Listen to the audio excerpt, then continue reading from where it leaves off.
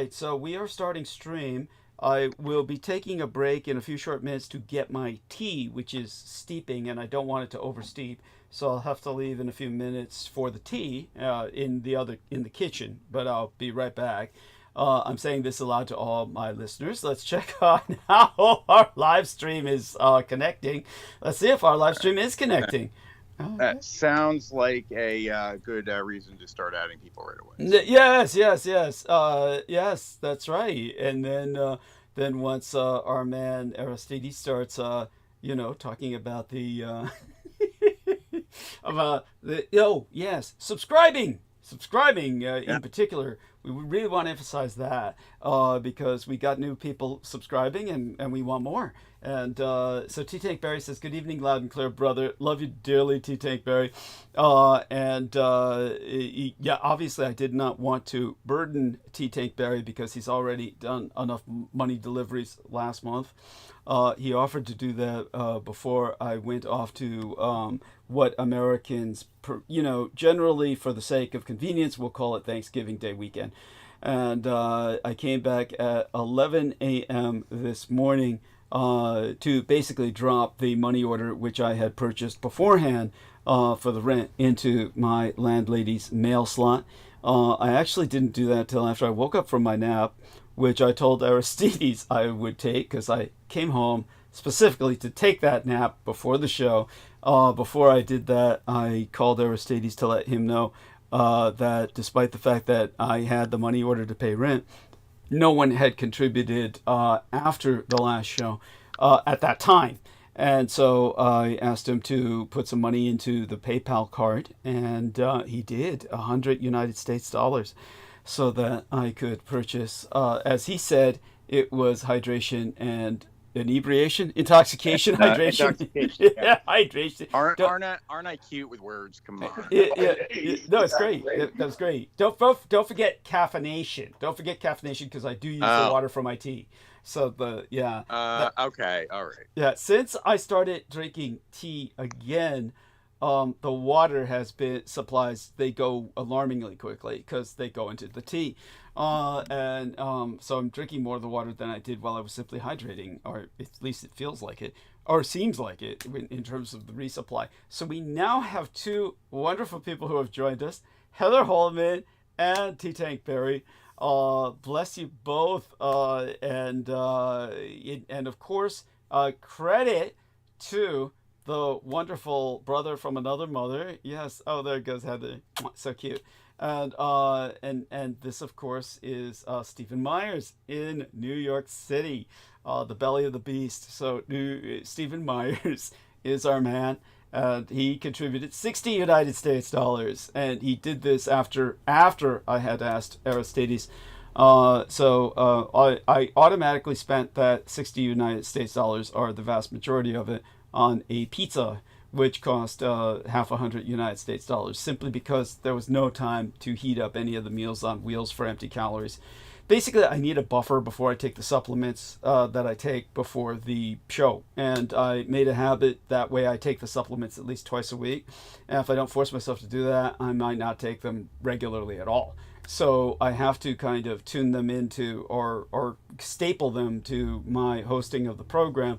So I make sure I take them at least twice a week, that I'm supplementing myself with the supplements that I feel are necessary for quality of life. And believe it or not, I'm only taking them twice a week, which most people would take supplements daily, but I don't feel that that's necessarily healthy. It's some cases it might be, like vitamin C, but in other cases it wouldn't be. I do take a lot of herbs, so my cosmetologist, who's very schooled in herbs, would warn that these are technically medicines.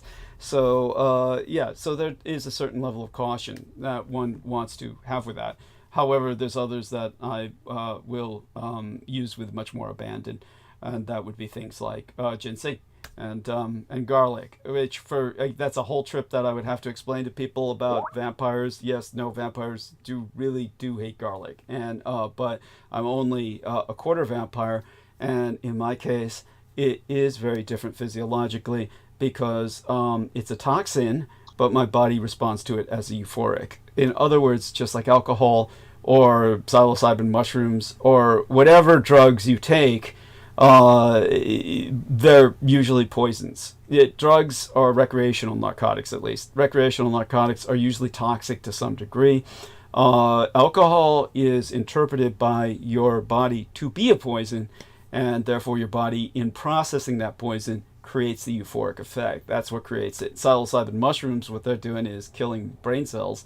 That's what creates the hallucinogenic. I disagree. No? I disagree. I'm sorry, but we can move on. No, by all means. No.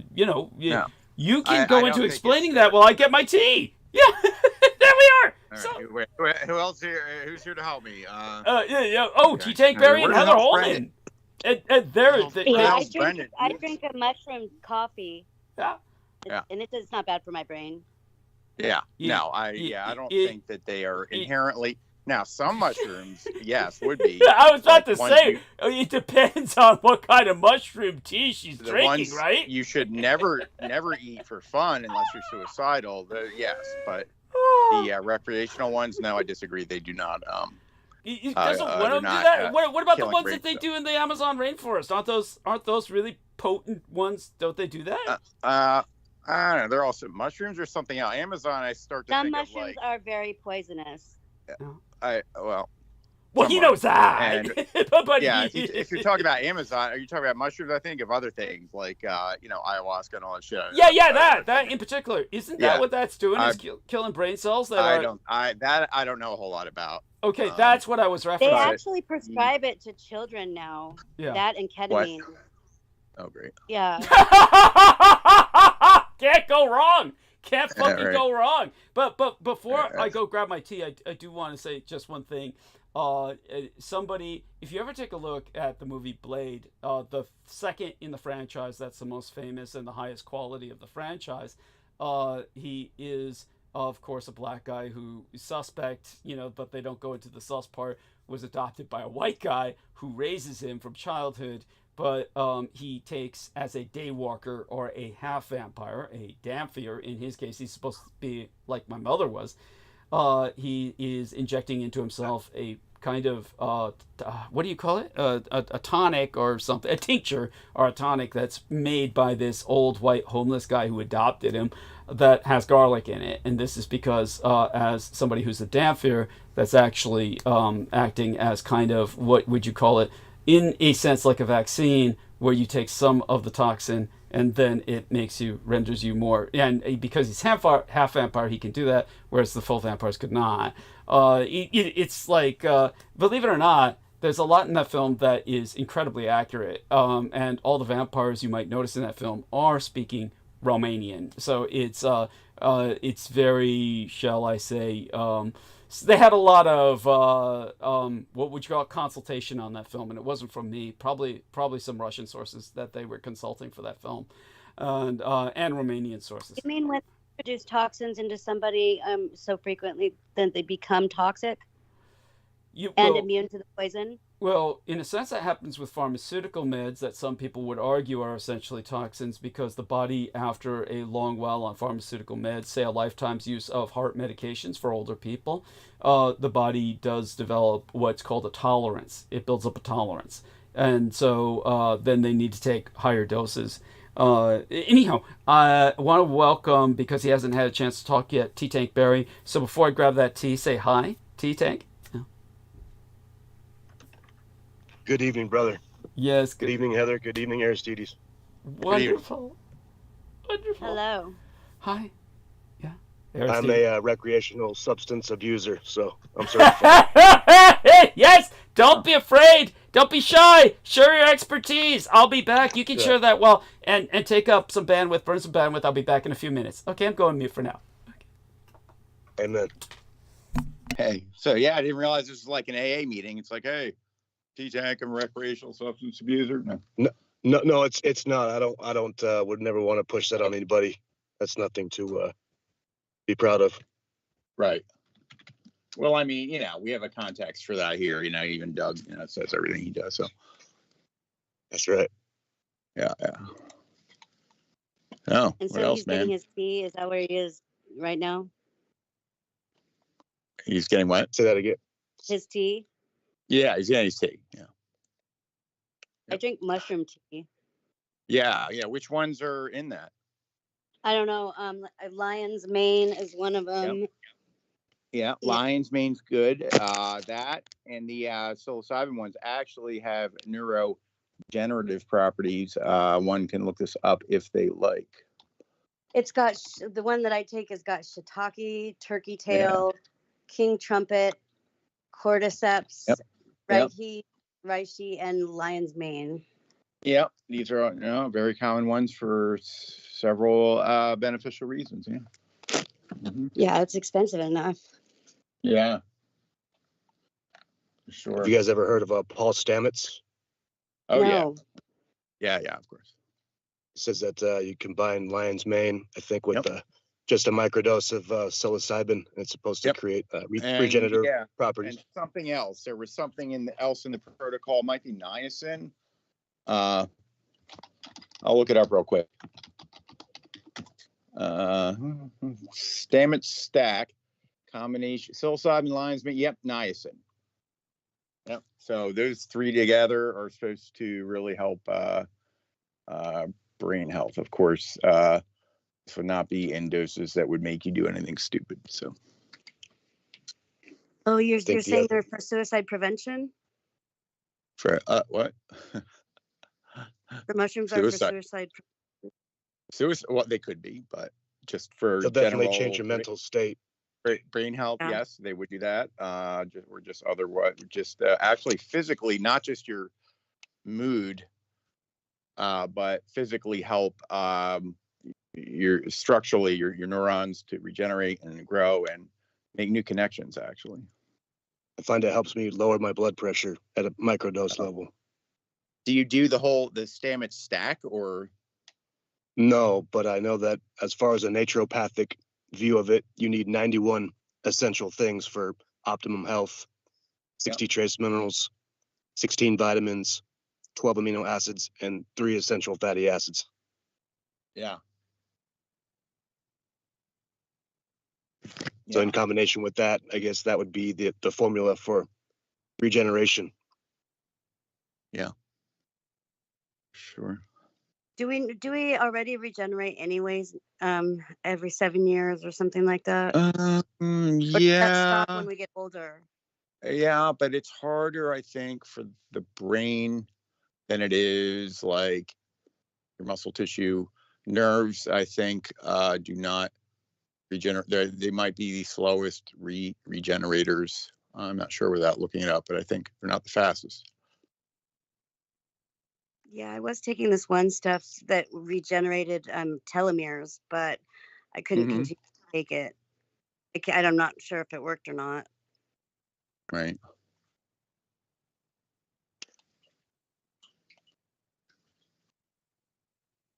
Right. Yeah, I keep going on mute because I don't want to. I want to block out background noise and stuff. Okay. Yeah, so you kind of can tell when I'm going to talk or not. Right. No worries. So you live in San Francisco? I don't. I pass through San Francisco. I pass through the whole Bay Area back up into the North State, and so I'm kind of all around this area, in different places. Yeah, I stay on the move. Well, that's good. I wish I could say this. Yeah, I don't stay in one spot. Is that good for you? I guess I could explain it more, but obviously not on record, the reasons for the security or the reasons for, why I found Douglas years ago. Obviously, if you were to type in certain subject matter years ago, Douglas came up with, I remember his name, Anthony Hilder. I don't know if you know who that is.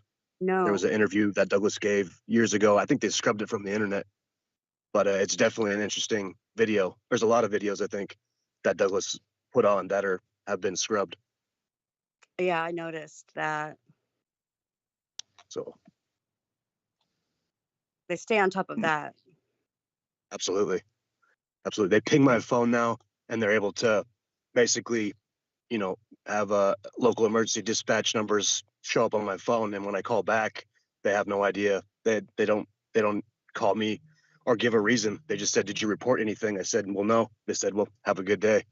So it's obviously important for them to do that at this point now. So they are concerned about the narrative. Yeah. I got some weird thing happen in my car the other day when I went to get in. As soon as I got in, it started doing that thing where they do emergency broadcast and a national weather alert or something, that one squelching sound. That was in my car. And I thought that was, and I was waiting for like an emergency broadcast, but of course nothing happened. I'm like, what's going on? I usually don't hear that in my car.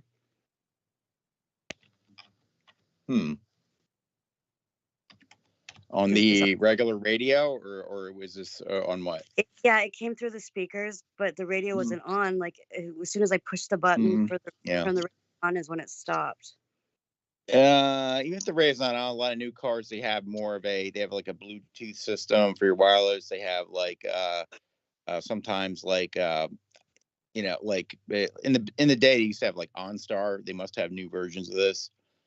So where it's like, even if your radio's off, if there's an emergency broadcast, it might pipe it through because it's tapped into these things. The cars have satellite radio these days. It's nuts. I mean, my car doesn't even have anything. My car's radio doesn't even fucking work, but I don't have any of that. But it's there. Yeah, it could. If it's is it a newer car? Yeah. Yeah, I could have a lot of that. I'm not real familiar with all that. I wouldn't be surprised. Okay, I came back in time to hear I wouldn't be surprised. About what? I wouldn't be surprised if like the newer cars have newer ways of transmitting broadcasts and things like that. Okay. All right. Well, I was thinking about how I heard a strange alarm go off in my car when I got into my car, and then by turning on the radio, it turned off the alarm. And I just thought it was strange because it sounded like the emergency broadcast system. Wow, cool. Yeah, that's all I was saying. Well, hey, well, I'll tell you what, my phone issued an emergency broadcast.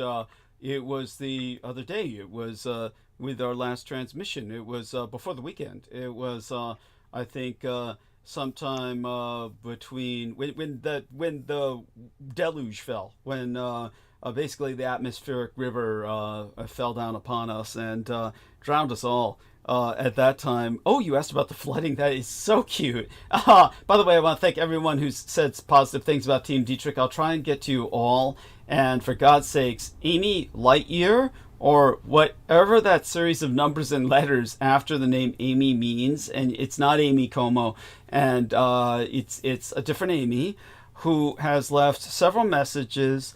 I do get those messages. They come through with two separate backups. One of them is the notification that originally comes when you enter the comment underneath the video, and the comment's public until you delete it. And I would encourage you, please don't delete your comments. There's no need. They're nice comments. They're wonderful comments. And then she deletes them. And but the notifications are inconsistent. Sometimes they display. Sometimes they display. And then sometimes they also disappear when the comment is deleted. But the comment is always permanent in the email. And the YouTube sends me an email of the comment. When the comment is entered, it comes to me in an email that cannot be deleted or retracted. So I see your messages, and please leave them up. Her first one was about Dr. Rita Louise and the interview I had with her. And I spoke to that, but we've got to remind Nemo and John Warrington to respond about that. And shout out to John Warrington as well, and I'll get to him later with further acknowledgments. He's been trying to update us as much on the case of his brother as possible, and hopefully other aspects of his life. And I noticed here on the old call that he apparently was talking with Aristides for only a brief exchange after the last episode. Okay, so it's intriguing. All right, so I think he wakes up at about 2 p.m. In the afternoon over there in England when I'm just shutting down the show, or something. That being said, Brendan Zoget has joined us, and before I ask him to say hi and forget everything else I was saying, I was on to something about Amy Lightyear, and then responding about. I'm looking also at incoming emails, so I'm multitasking brain-wise here because people are asking me about the photograph embedded in image of them in the thumbnail, of live stream. Okay, so I will answer that. And then at some point we'll have to get to Aristides saying the blurb. Remind everyone, of course, to upvote and subscribe, and we need all your upvotes as soon as possible. And yes, these people might as well do that now. Don't do my job for me. Yes. Yeah. Hit the upvote right next to the program window, the little thumbs up icon. As soon as you get here, make sure you're subscribed. There should be a subscribe button nearby. Right next to that, there should be a little bell icon. That's the notification bell. Turn that on so you get notified of the program starting. As a reminder for the regular time, or in unfortunate instances where there needs to be a restart, or Doug is late, etc. So please do all that, especially the upvote right away. And then if you are ambitious enough, because you have an account to do these things with YouTube or Google or whatever it is, you can go under your account settings and create sub channels to your main account without a new password or login or anything that you can easily switch between, and all of them can do separate upvoting, which is cool with one account. So just remember to switch back to your normal account that you want to get to know us in if you comment in the chat, and then you should be good. So that's that. That's wonderful. Thank you so much. You're getting so good at that. Always were. You and I depend on Aristides for so much, and T Tankberry, and of course Heather, and Brendan, of course all of you, and of course to give acknowledgement to wonderful people who at least haven't appeared on Bandwidth yet. The lovely Brooke Hagberg in Canada, and Dennis Marshall, a man who knew Peter Moon for a good long time, maybe longer, indeed longer than anyone else I know. And Dennis Marshall, and to know Peter is to hate him, and Dennis Marshall hates him. So shout out to Dennis Marshall, who basically his only complaints have been why it took me so goddamn long to get rid of Peter, and of course that's the only complaints I've ever received from anyone ever since Peter has left, is why didn't I get rid of him sooner. It's always the same question. I was trying to get the book done. It was that simple. And then of course he, for all his promises and taking money from people, he told me he had taken thousands and thousands of dollars of pre-orders on the book, and then he canceled the book. So when I say that Peter Moon is a criminal alias for Peter Barbaric, I'm not kidding. Vinny Barbaric is a criminal. He has taken thousands of dollars in pre-orders for the book he has decided not to spend money publishing. So I think that speaks for itself. But of course that can arise organically again in the near future, depending on the circumstances. Let's take a look at, we've got a comment coming in, an image from Heather Holman. That just came up on my phone. Oh, okay. Oh, that was it. That's what you were talking about. Yeah, your emergency broadcast signal. So I got one of those over my cell phone, and it's, maybe they can happen when you're, I don't think my phone was on when I got the emergency broadcast. So, signal for the time that the deluge was upon us. So maybe that's what happened over your radio in your car, right? Yes. Right. You say it's a deluge? Deluge. Well, it's not only for deluges, but for different warnings. So, okay, so this came over your phone. I'm about to turn this over to the police if you do not stop. Is that you, or somebody sent you that? I just got that, and it looks like there's 20 people included. And then somebody else made a comment, oh, I've been hacked too. And I just don't know what to think about all this. Should I ignore it? Guys? Yeah, you could. Is that wise? I don't know. I mean, I don't know. You have 20 different people on. I'm so Yes, silly. good evening. Yeah, Good evening. Brendan, your response to Heather's dilemma? I mean, it's like most likely just spammer. Just delete and report. no, but Yeah. it's weird. It's awfully weird for a spammer.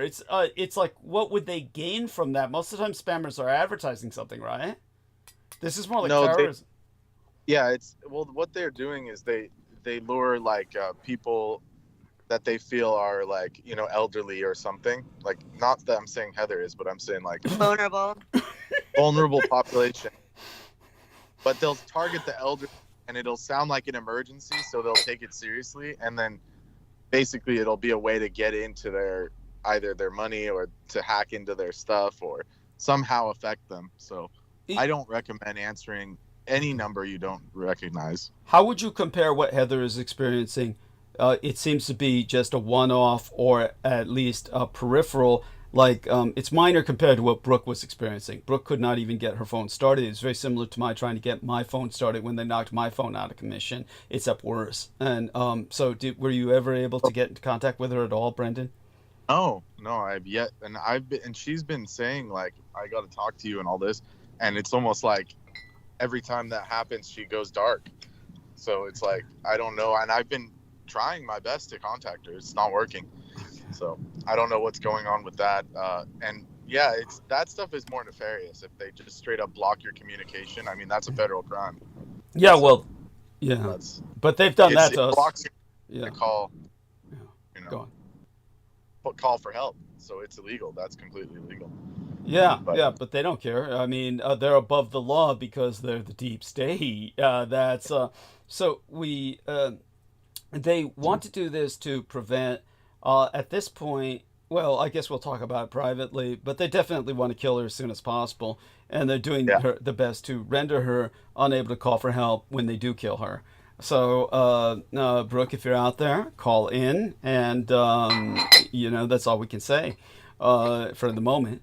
And privately, we'll speak to this issue as best we can, but obviously she's been rendered incommunicado, and I'm not quite sure if her daughter is helping at all. Have you reached out to her daughter at all? Yeah, no response from anybody. Well, you reached out to her, though.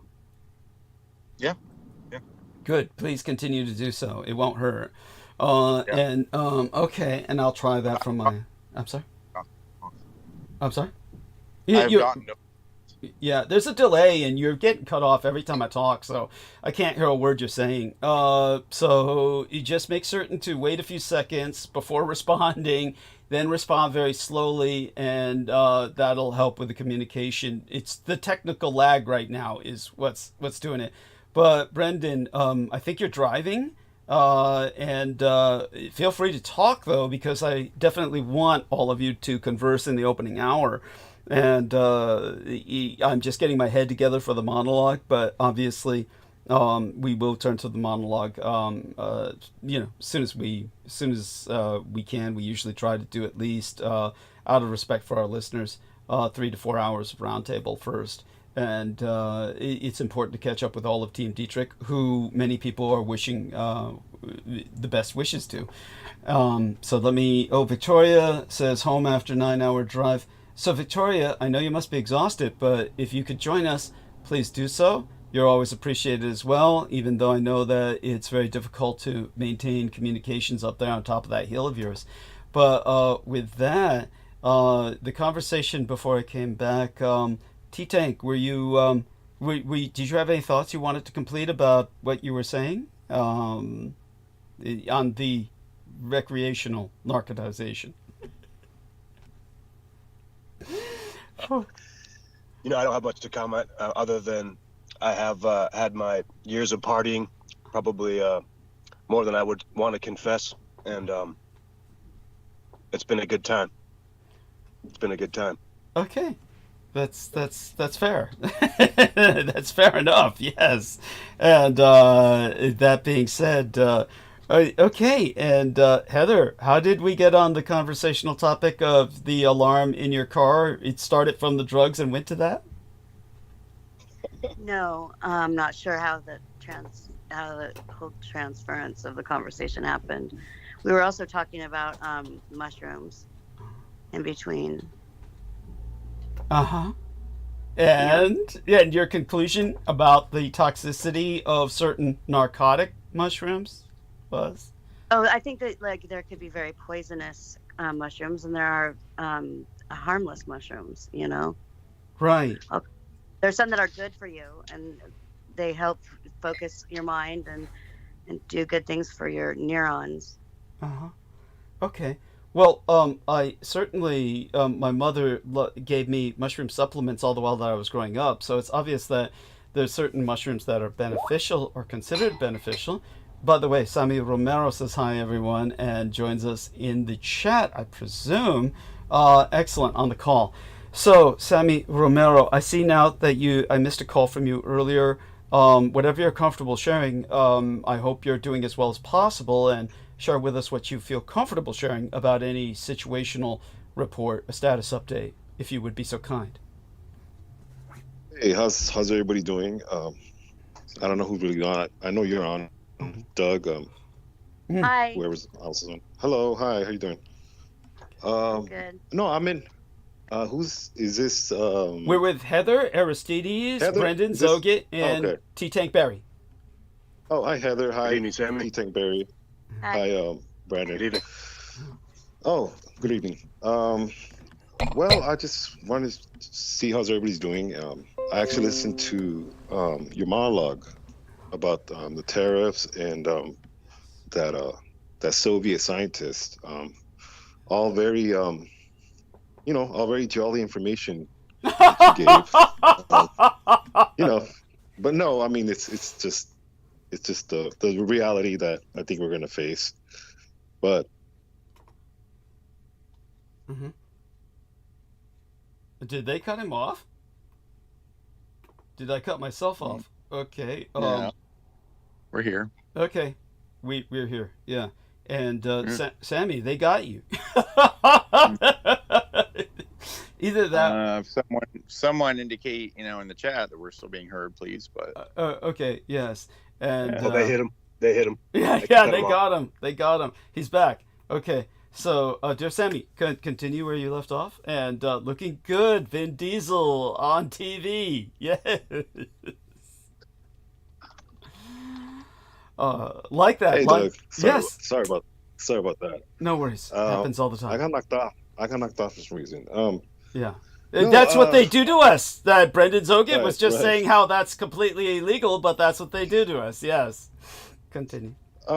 Hearing your monologue, it was very, very painful because it's like, oh man. But at the same time, I have to leave it in at least my faith that we hope for the best and expect the worst. But Yeah.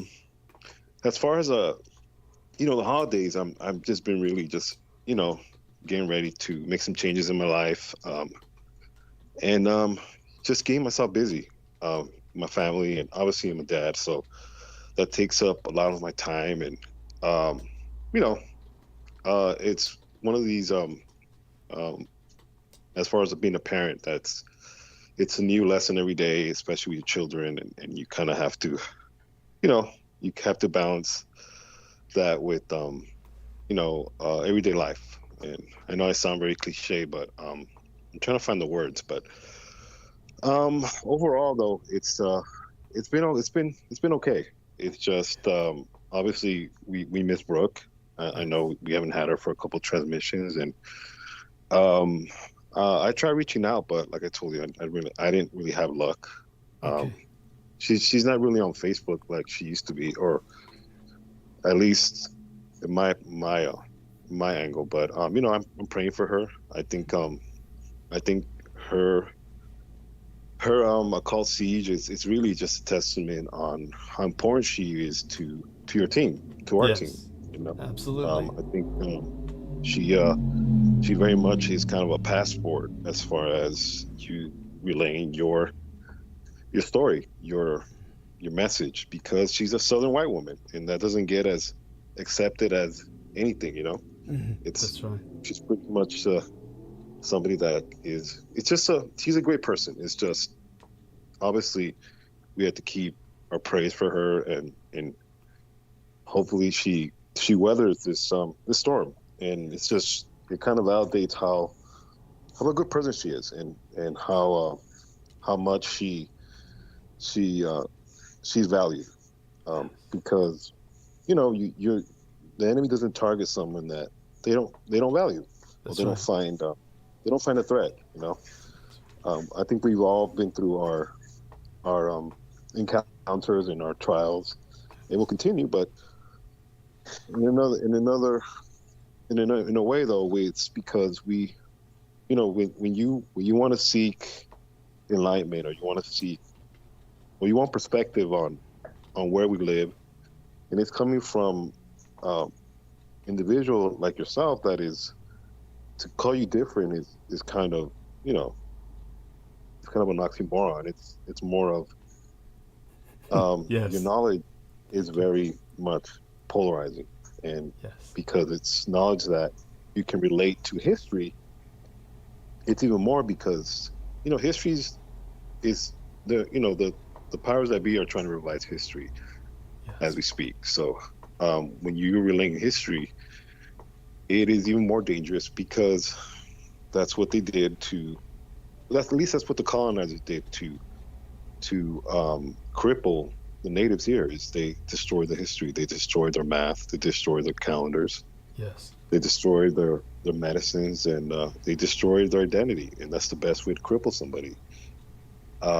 So that method hasn't changed, and we see it today. And I think, though, at least I try to put my best foot forward, because there's a reason why we're still alive. There's a reason why you're alive. Yes. It's not in vain. And there's purpose, is what I'm trying to say. So, I think we've got to put our best foot forward. And I know Brooke knows that we're trying to reach out and wish her luck in these prayers and these thoughts, really. I believe it's just right now she is still in the storm, and obviously because of the person that was associated with you, quote unquote. Yes. And really it was just a hindrance, and it is what it is. But we also weren't surprised. But I think I'm very I'm optimistic that there's a lot of good that's going to come from this, because you very much are free to continue your objective, and that is to educate and to get the word out there that we've been lied to, we've been deceived, in the sense of, or not even deceived, it's just our history's been hidden from us, and a lot of it's in plain sight. And that's the best way I can put it right now. But I'm very much not very great with words, but you're fine. It's definitely it's something that is a good way for me to come down here to Red California and just kind of pass the time hearing your breakdown of all these policies and changes that the new administration is, and it's quite a circus, but I think it's something that this country kind of overlooks, and will continue to overlook until, unfortunately, it's too late. And hopefully, there's still barriers that can at least contain this leader that we're going to have, because it's a lot of uncertainty is not good in the real world, is what I'm trying to say. Chaos is not good, because it leads to death. It leads to destruction. And even to say destruction, like even to warn somebody of destruction, it's a lot better than the uncertainty. The uncertainty is never good.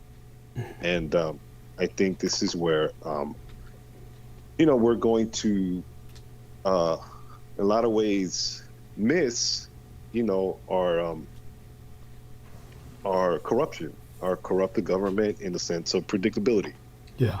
You know, in a lot of ways, when you were breaking down with the crypto currency being, you know, pretty much nationalized. Yes. With our gold reserves. Yes.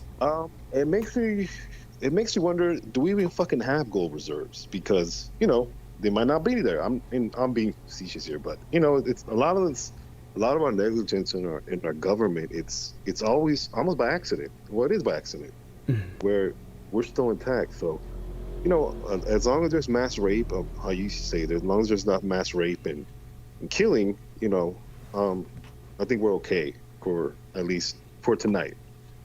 You Yes. know? And I think that's the best way I can probably put it, because, you know, we're not the first generation dealing with trying times. Well, we're not going to be the last either. I don't think there's ever going to be a time on Earth that, you know, is going to be peaceful and we're all going to be skipping, holding hands together. It's not going to happen.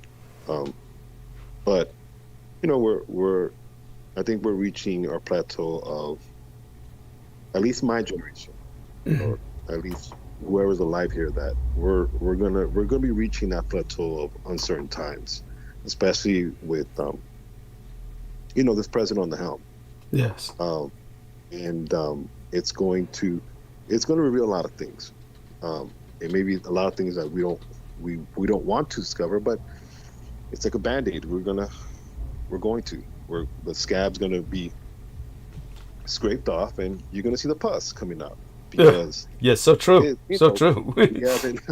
we haven't completely healed from all our bullshit, and you know, same old story. But at the end of the day, you know, I also have to count my blessings, and I think everybody, for the most part, in their own paradigm, whether, you know, religious or non-religious or etc., people also have to revert to their own paradigm to, if not, you know, cope with things, or at least find escape. Yes. You know, because you know, life's too short anyway. So, you know, why you know, break down and, you know, and rot when, you know, we can at least have a good time before everything burns down. You know, but yeah, definitely, it was a very great breakdown of you know, the administration coming in. But I always do enjoy that because it's educational, and at least, you know, it's the truth, and I don't like to be bullshit anyway. So it is what it is, and it's really pretty much something that I already know. But the nuances that you put with the Chinese famine, yes, and also the Soviet famines that you articulated, it kind of brings into light, and even also the Bush administration, which did a very good job, because it kind of gives perspective on how a president like George Bush reached over, and we ended up getting fucked by that sandpaper condom that, you know, we talked about. Youth protection, though, I give him that. But at the end of the day, I'm sorry, that's my apologies to the woman on I was, you know, just joking. Oh, that's quite all right. But yeah, it's because I can always hear my wife. My wife would probably be hitting me on my shoulder right now. But no, it's really just the fact that it's very, as much as I don't like hearing it, when I'm saying I'm not hearing it, it's very painful, because, like, damn, this is a possibility that I'm going to live through this. But, you know, you also have to, I also appreciate the forewarning. yes, And it's not like you didn't forewarn, it's just, it's here now. And, you know, we at least with me, the way I process it is, you're dealing with human negligence. You're dealing with human beings. We are lazy. Especially Americans, or the U.S. public, really, we're lazy. We quickly forget the consequences of uncertainty of this administration. We quickly forget pandemic, January 6th, so on and so forth. And in the middle of, you know, the campaign, how and a lot of it, what I noticed, during the campaign was a lot of memes, a lot of entertainment, a lot of poking fun of candidates, and not necessarily breaking down their message. And a lot of it, to me, social media has become, a propaganda tool. No. I can say, well, it's a bad one. No, it's actually a useful one. In the sense of, not the American public, or at least, I would say from 18 to, 55. And, that's being, rather generous. But as far as people thinking like adults, and what I mean by adults is, we need to, devise a plan to where, we're not all, homeless and, in chaos. But at the end of the day, it's what this country, it's the result, it's this country in the result of just the miseducation that we have. And at the end of the day, that's how I process it. We're dealing with human beings. I'm dealing with this U.S. public that, and I'm not saying I'm any better. Obviously, I'm human as well. I can say I'm the number one hypocrite. I can say that, in my own way. But we're going to be dealing with uncertain times, and it's one of these times that if I make it out, God willing, I'm going to tell my children that we need to, you encourage being thinkers, encourage being people that that seek knowledge, and not necessarily knowledge to just know it, but to strengthen you. And a lot of the times, unfortunately, when you seek this type of knowledge that you convey, and it's a lot of it when you talk about it, it's very cut to chase. Forget the magic and in the anti-gods and the Naga milk that you talked about. I remember, and fanatifage and all this crazy stuff that you talk about. Go figure, right? All the Lovecraftian stuff.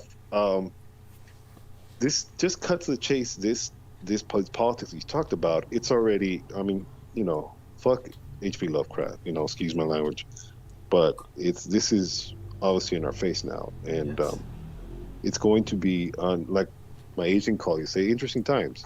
Yes. But like I told you, how I deal with it is I'm dealing with human beings, and I'm dealing with the president who very much is human. At least part of him is. The other one might be, an animal. I don't know, ape. Like you said. But nevertheless, they have no excuse now. This administration is mandated, and they're out to get the job done. Well, I'm gonna clap and see, where the cookie crumbles. Yes. And I think that's pretty much my best bet is, expect the worst and pray for, God's mercy.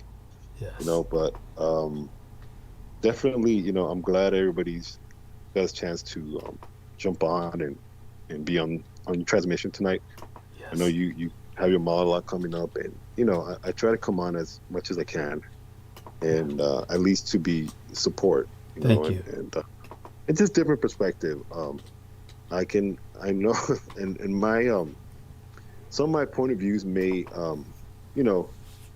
be a little different in a sense that I can come off as very how to say it, very, I want to say anti-white, or it just I might say anti-establishment in the sense of the way I look at things, but it's because it's my point of view, and either way, at the end of the day, it's really support. It's support for you as far as your platform and being productive in helping you push your book or your story or whatever you need help with, because when people find out that there's a chance for the fierce son, yes, is still alive, and there's meaning behind that. When I say that, it's people are also figuring out that your biological father wasn't the tyrant that propaganda portrayed him. He was a man of the world. He's a man of sophistication in the way he planned to escape to Winterland and so on and so forth. And to this day, his name rings out and it carries weight for a reason. I think this is where the world's going to rediscover all this in the mix of all this, because Trump is part of that era. He's going to be 80 years old. He's not a spring chicken. That's right. And a lot of the stuff that he brings up has to relate to that era, and it's inescapable. And eventually it's going to come to full circle where it has to be explained. And if not explained, then the American public has its way of quote unquote outrage, but in a lot of ways, we're the modern day Rome. We want to be entertained, and we want blood, and we want entertainment. And this administration, from what you were talking about, Trump overreaching, when it gets to that point, which it will. Yes. I'm sorry, I hate to be to be the bearer of bad news, or not that it matters, but he will. Yes. He will overreach. Yes. And the problem with Trump is when he is not being admonished or he's not being admired, he's cornered like a rat. Yes. Well, then that's where head's going to fly. Yes. And this is where January 6th came into play, where he pretty much is going to murder all the government, including Pence. Yeah. And his horde of followers were like zombies, and they were like roaches. Yeah. And it was surreal. It was almost to me it was almost worse than 9/11, because it's almost in HD where this is actually happening. Yeah. And it's almost like a play-by-play, and it was surreal, but it was also it's very much privileged, the people that did that. Yes. Absolutely. They were doctors and all kinds of privileged people. Go on. And I think of the Manfred Act, the Manfred Act, where the only gun policy that the NRA supported was against coloreds. Yes. That was very interesting. God forbid they have guns. No.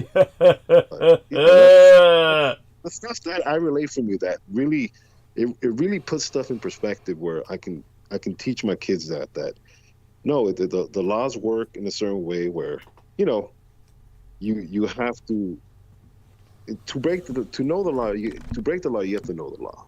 Yes. And even then, it's not enough. Where you have to fit in where you can, and it's going to be. And it's interesting that you talked about the tariffs, because I was hearing other YouTubers talk about the tariffs, where they pretty much related the same breakdown that you did, where we're gonna pay the cost. Anything that we are getting, it's going to be at least 0.25% more expensive. Yes. And when prices are increased and jobs are scarce and poverty is increased, this is where things get ugly. Yes. And this is where you talked about where chaos. Yeah. This is where it doesn't matter how much food you have. What matters is if you can protect it. Yes. I had training a couple weeks ago, and now in anything involving corporate or any job, you have to have a shooting drill for any mass shooting. That's so awful. Standard now. Yes. It's standard now. You can be flipping burgers. Hell, you can be turning tricks. You can be a prostitute. Everybody has a first person training now. At least that's standard. And really, honestly, I have to tip my hat to the adult workers. They're probably more prepared. But Yes. seriously, you know, they're probably more prepared to protect themselves. But what the instructor, because he was a former Marine, and you know, there's old retired Marines that they think it's, you know, they're commando and, you know, they know everything. It's hilarious. He talked about, you know, I only sit where I can see the door. I don't have my door to the back, you know, I don't have my back towards the door, and in my training and this and that. And, you know, it's just, you know, you just listen to them and you nod your head. But in a lot of ways, it's sad that we have to go through this now. And it's almost like a third world nation that we live in now, which we really do. Almost? Yes, go on. Yeah. Continue. But at the end of the day, I laughed because the stuff that he's relaying to me, it was almost comical because I almost wanted to tell this instructor, then why the fuck do we even have military? Like, Thank you. Where's all this training going to? Why are we paying for your fucking? Why are we paying the military? You know, but like, where's all this money going to? Like, they just be a welfare state in that case, you know. Gosh, you know. Which is what they are. Which is what they are. Yes. Yeah, but I want to be, you know, I want to be part of this welfare state. What the heck? This is the American dream, right? Yeah. Right. I mean, let's keep it real. Like, we're not inventing anything. You know, the prostitutes are probably the worst. Not the worst, but the most hardworking industry probably in this country. It's probably more legitimate than definitely Congress in that case.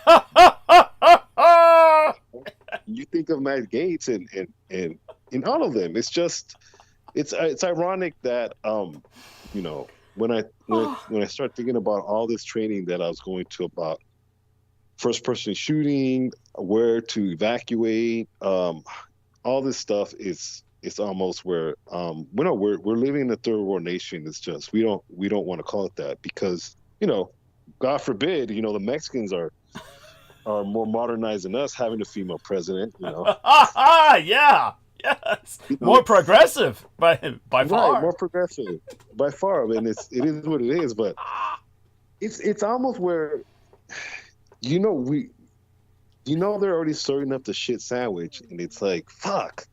Can I at least have, you know, can I at least put some cheese on that? Or, I don't know, slather mayo?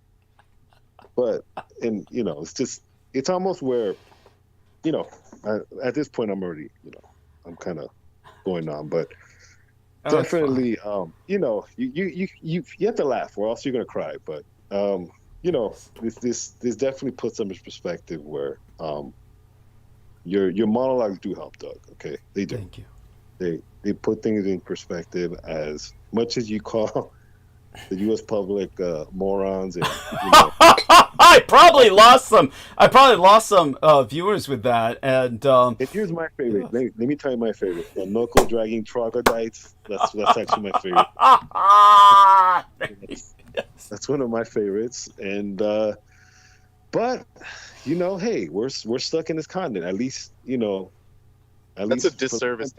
He's as Brendan says, a disservice to the lower primates. Yes, to compare the. Of course. Yes. Of course.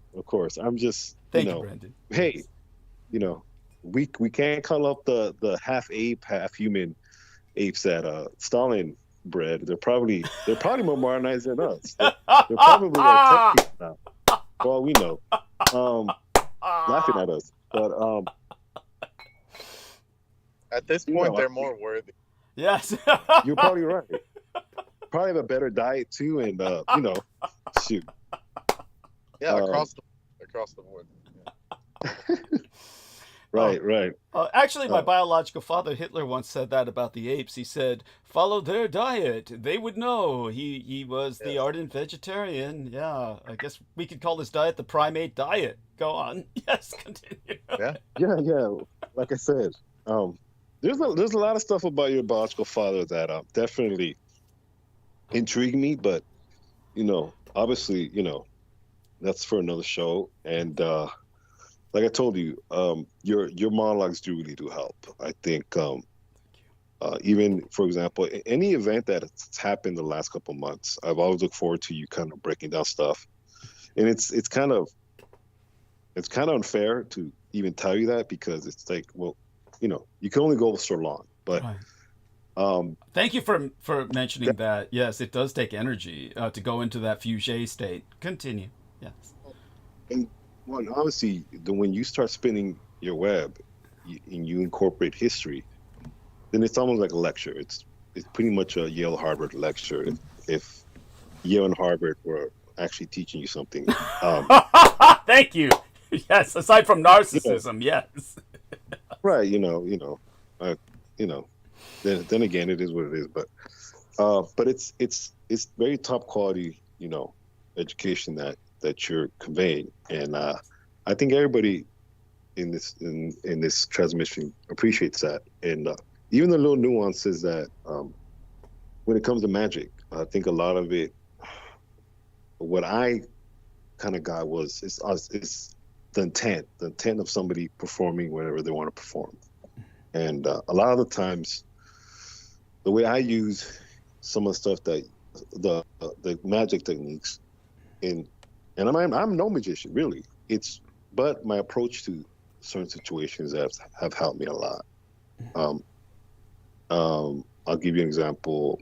Dealing with politicking with my big family, my sisters. I have a lot of sisters. Of course. When I approach them lovingly, and I approach them almost in a sense of catering. Right. The best way I can put it. It's never, you know, I don't come out guns blazing. And that goes the same way with my wife. You know, it's a lot of times I just shut up and listen. It's the best advice I've gotten. Just to shut up and listen. You know, because it helps me kind of maneuver, you know, her emotions, the way she feels, and really find a solution and how I can be a man of solution without, you know, creating chaos and arguments, and also not spreading that energy to my children.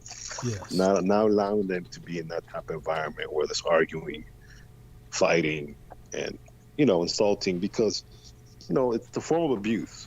You know, I'm abusing my children by doing that. So, you know, I try to be cognizant of that, because in a way, these magical techniques that you talk about, I'm not casting spells on you, Doug. Doug, you know, stop wearing women's lingerie and stop drinking blood and, you know, get baptized now. But no, that's not how it works, in the sense of how how I relate. It's just these techniques you talk about with magic, definitely intent is very important. And I use that in a way of really with my family, because it's the best way I can create peace in my life. Because, you know, this loss that we've been through it's devastating, in the sense that it's a bomb. It's like a bomb that goes off, and, you know, the grieving process is very different from all 9 individuals. You know, and since I live I have a very close family, you know, this is where I have to, you know, create boundaries. And sometimes, a lot of times, is dealing with them individually. And that's helped me a lot. And, you know, at the end of the day, you know, you have to, you know, you can also dissolve into a ball and give up. So anyways, definitely you've helped a lot. And, you know, I know I say that a lot and repeat it, but you really did help me a lot, even kind of, even at the moment in time when it happened, because, you know, my theological education is limited, in the sense of that evangelical type of Christianity. Yes. It's very day, cut and dry, heaven or hell. If you don't do X, Y, and Z, you're going to burn in hell. And it's part of that programming that I've been working on, where, like you've talked about, there's many shades of gray out in the world. And when talking to you and the way you help me and walk me through understanding death, it validates you a lot in my world, okay? Because it's very important, because people die, okay? People can die of grief, people can die of sorrow, whether losing a loved one, a child. People are no longer the same, and or people can also turn dangerous. Yes. Where someone has nothing to lose. It's probably the worst. The worst person you want to encounter is somebody that lost it all. I know there's individuals here that are very strong, and I respect a lot. And they might think I don't know them, and I'm not going to name names, and just people. Everybody here is lost, okay? And I have a lot of respect. I have a lot of respect for people that have lost somebody, because to carry that, that sorrow, and you're always going to carry it. It's never going to go away, but it definitely validates you, at least in my opinion, as a human being. Thank you. Because you deal with mortality, you deal with just loss, and I can only imagine even how you felt, losing your dad in 2007, and losing your mother in 2011, if I'm not mistaken. Yes, thank you. Going through her things, seeing her things, her spell books, her her literature, her clothes. It's like mourning every day. Yes. And I think we learn to understand that there's purpose to us being here. There's purpose to us mourning. There's purpose to us remembering them, because if not, we wouldn't be here. Yes. And I have to also, I try to take myself out of my experiences, because I've noticed I can fall deep in them. I can fall deep in my own thoughts. I'm very much an introvert. Yes. But it's very easy to lose yourself, because it's just convenient.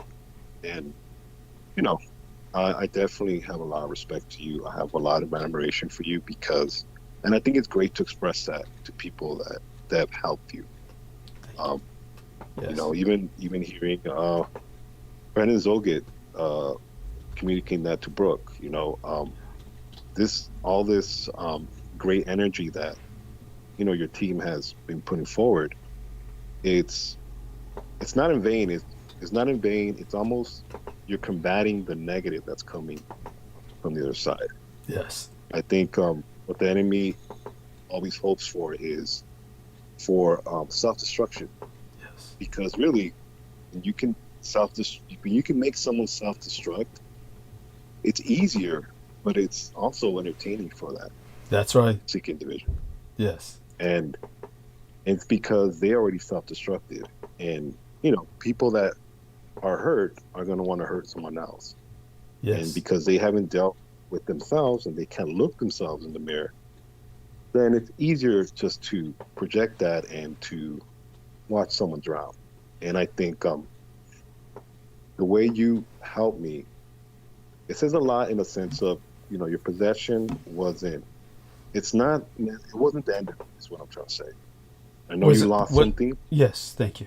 Yeah. Your possession by Peacock Angel. Understood. Thank you. I'm sure you lost maybe something, but like I told you, you definitely have love in you, and that is that's a miracle upon miracle, is what I'm trying to say. And obviously your life depicts that. And I think it's a good way to kind of leave this conversation, because I always like to leave in hope, because it's really, I think, what humanity is thrives in, when there's hope, when there's something to work towards. Even though the pile of shit and the Mount Everest of shit is in front of us, we use it as fertilizer, grow our plants.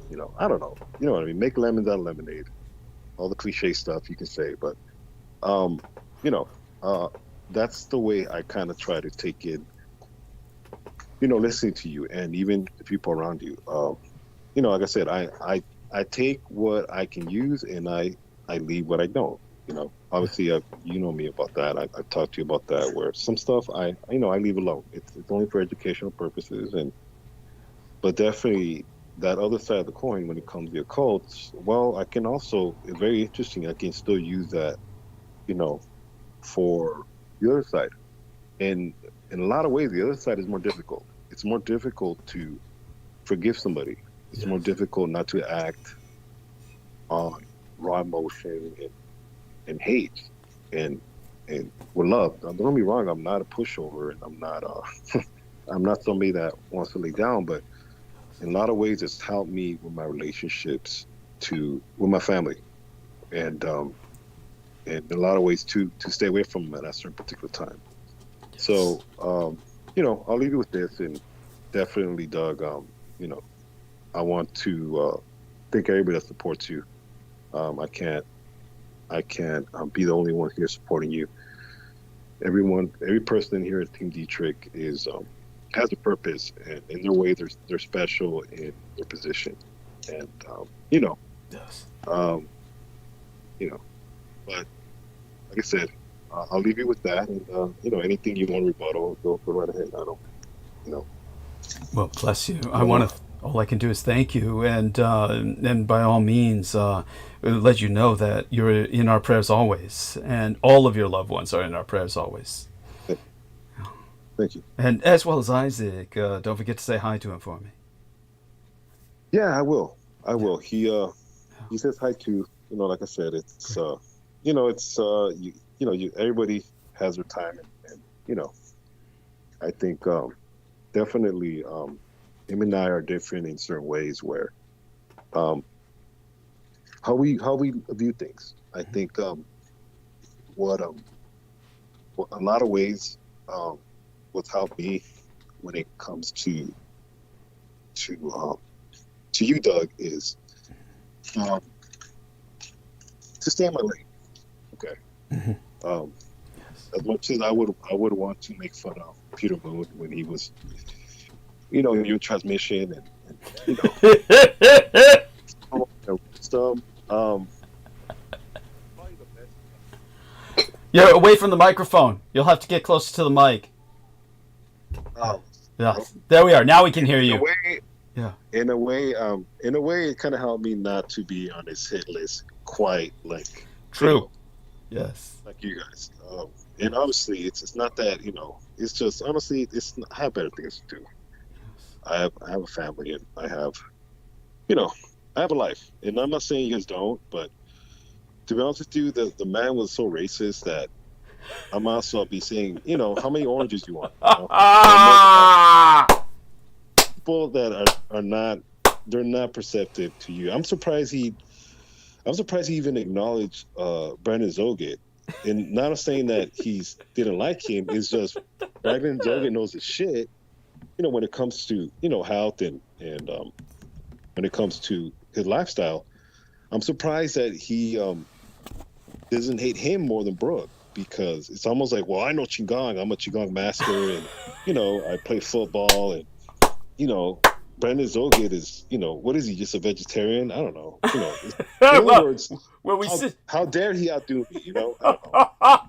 Well, we see what Peter Moon's health discipline brought him in the end. First off, he had a stroke that it didn't help him with, and he kept on pushing himself without seeking medical care until he got a second, more serious stroke, which was part of the occult backfire of his own doing, which we can go into another time again, as we will ultimately have to return to at some point, simply because that's the nature of the beast. Organically, that will happen. I will say this: the enemy fears Brooke Gibson more than any of us, because they're afraid that with all of the reports that she's been making to the authorities concerning the individual who has now become basically a stalker in her life, and more connections are drawn, they fear that she's going to be reporting them to the authorities. They're trying to kill her before that's done. And obviously, this is something that we all need to pray for her, that she survives this. If they just the fact that they hate her so with such ferocity shows that we need to treasure her more than ever. And as you said, and there we are. Well, yeah, and no, most definitely.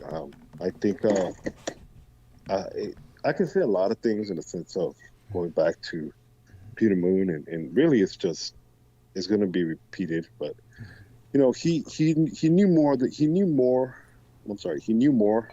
than he let on, obviously. Yes. He knew, and the problem is in the end, it started, the lies weren't adding up. Right. And I can remember when it's very interesting that when Brandon wasn't around, he would start relaying things that he wouldn't in front of Brandon. That's right. So, yeah. So it's almost where in the end though, it just started, everything started mixing up, and the stunt he pulled with that coven was pretty much, it was almost, I'll put it this way, okay? It was almost where it was inevitable, but it was almost cowardly. Yes. Because as much as he, quote unquote, studied you and knew about you, he didn't know instructions. He did not know how to follow instructions. That's right. And in the end, like any practical magician, when you don't follow instructions, it's going to turn into shit. That's right. And there's been plenty of examples in the past, and you know, it didn't matter. It just turned into crap.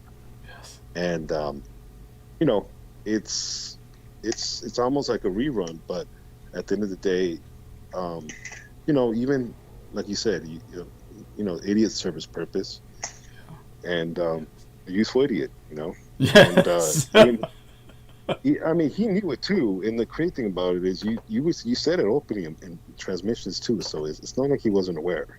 Yes. And you know, what only thing I want to leave you with is, you know, just words of encouragement in the sense of your monologues are very much needed in these times. Okay. Thank you. I think everybody can say that.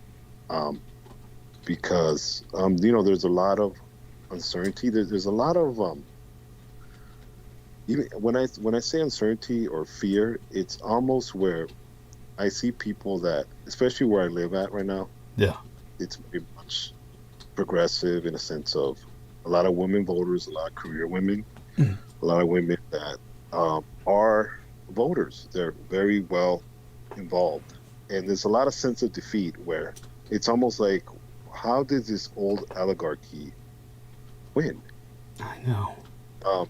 And a lot of what I always tell some of my friends that are women and are educated is, your education is not going to save you in the sense of dealing with, you know, this old guard. It's not about education.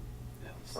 It's understanding what history really means and why history is not complete. Yes. Especially with this country. Thank you. And you know, I've reverted to recommending you to listen to you. And it's, I think the reactions really is, who is this guy? Yes. He speaks a lot of deep, you know, a lot of stuff that you speak about is very polarizing in the sense of it's different. And I think this is where this generation, I think, is going to really have a rude awakening, where there's a reason why they call it this old guard, this old generation is still alive and kicking, because they know the past. As much as brain dead as they are, they're still aware. And I think the more and more you become more public, especially now that you're really independent now of, you know, Basically my assigned handler. Yes. Moon butt, Yes. pecker moon, Yes. or pecker butt, whatever. Yes. You can definitely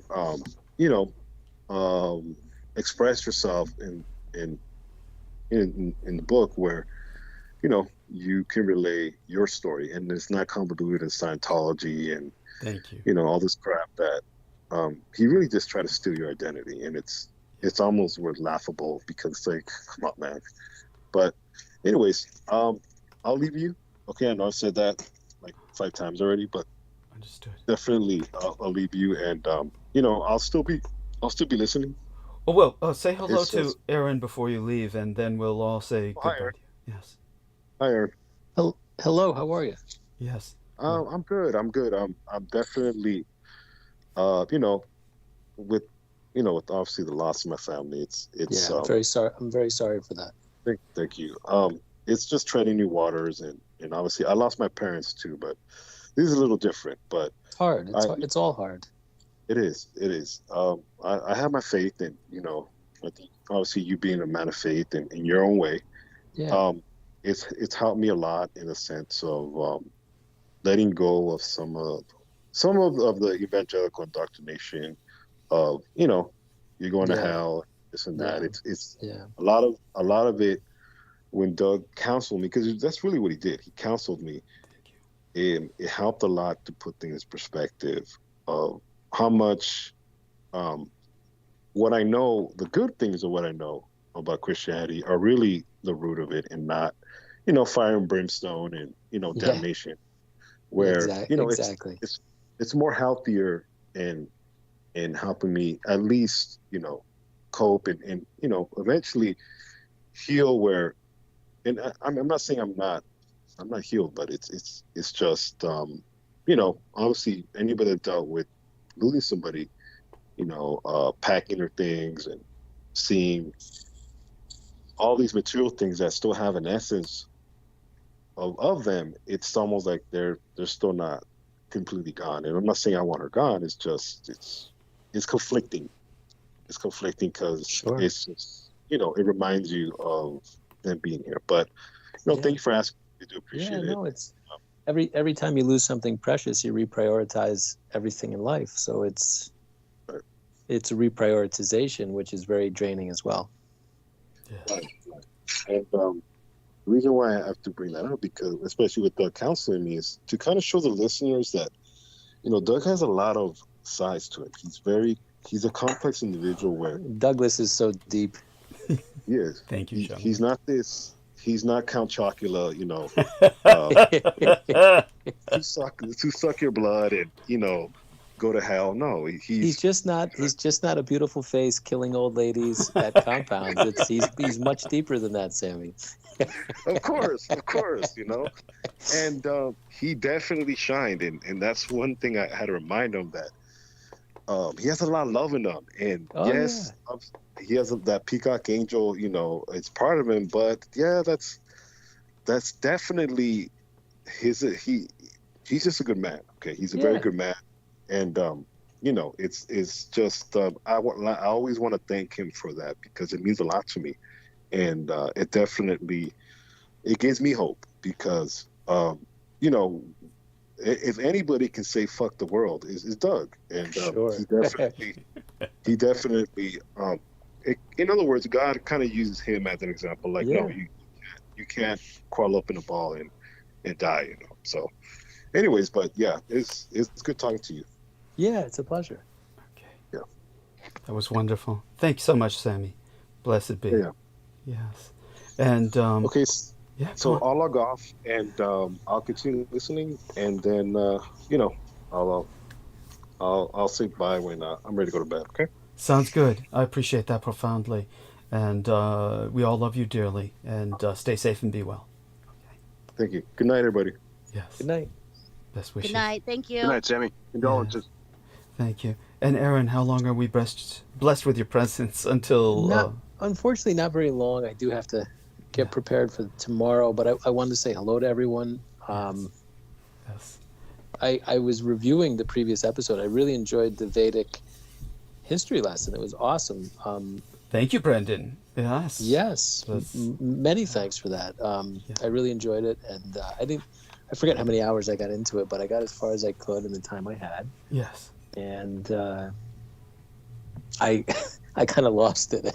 I just started laughing at the Dr. Oz kills puppies. I'm sorry about this. Yes, that's yeah. It was as funny as that is. It's so indicative of the vulnerability that Vinnie Barbarick had.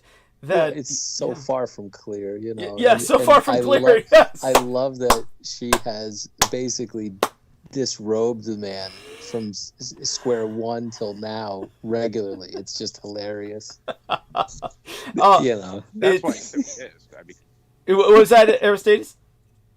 That's why he's so pissed. Yes. So you know, that's such a vile hatred because it's personal. Yeah, because she fucking unrobed him in fewer words than I've seen anyone disrobe anyone in many years, you know. So it's just like, I get it now, you know. And then I did not know that the coup d'etat was the Paula leaving. I'm leaving for Brooke. And I'm like, so, you know, if you have an addled paranoid mind, these are like kill shots. So I enjoyed learning the details of the demise. Like, I get it now. I really do. Like, well played. The females in his life, it was, and I think that was ultimately why he was more dead set than ever, or dedicated to try and arrange for this fantasy construct, this house of cards, where Marina Saren would be his beard, but he was going to have this relationship with myself. All he had to do was, in his mind, get rid of Brooke. And towards that end, he may have been earnest and sincere when he took all of those pre-orders, because he did tell me, "Oh, I've got thousands already in pre-orders, and Douglas, this will go to you." And of course, that was never. It was always something I took with a grain of salt. Never really took it seriously. But I have been getting messages from people that they pre-ordered the books and they're asking me for the money, and I'm like, "Yeah, I never got any money from them. You're not going to get it from me." Yeah. So apparently, he did collect quite a bit in pre-orders.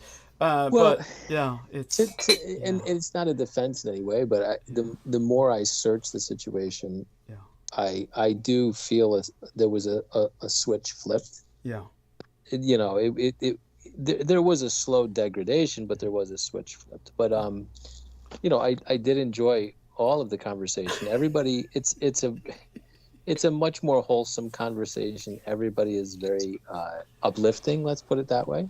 Yes.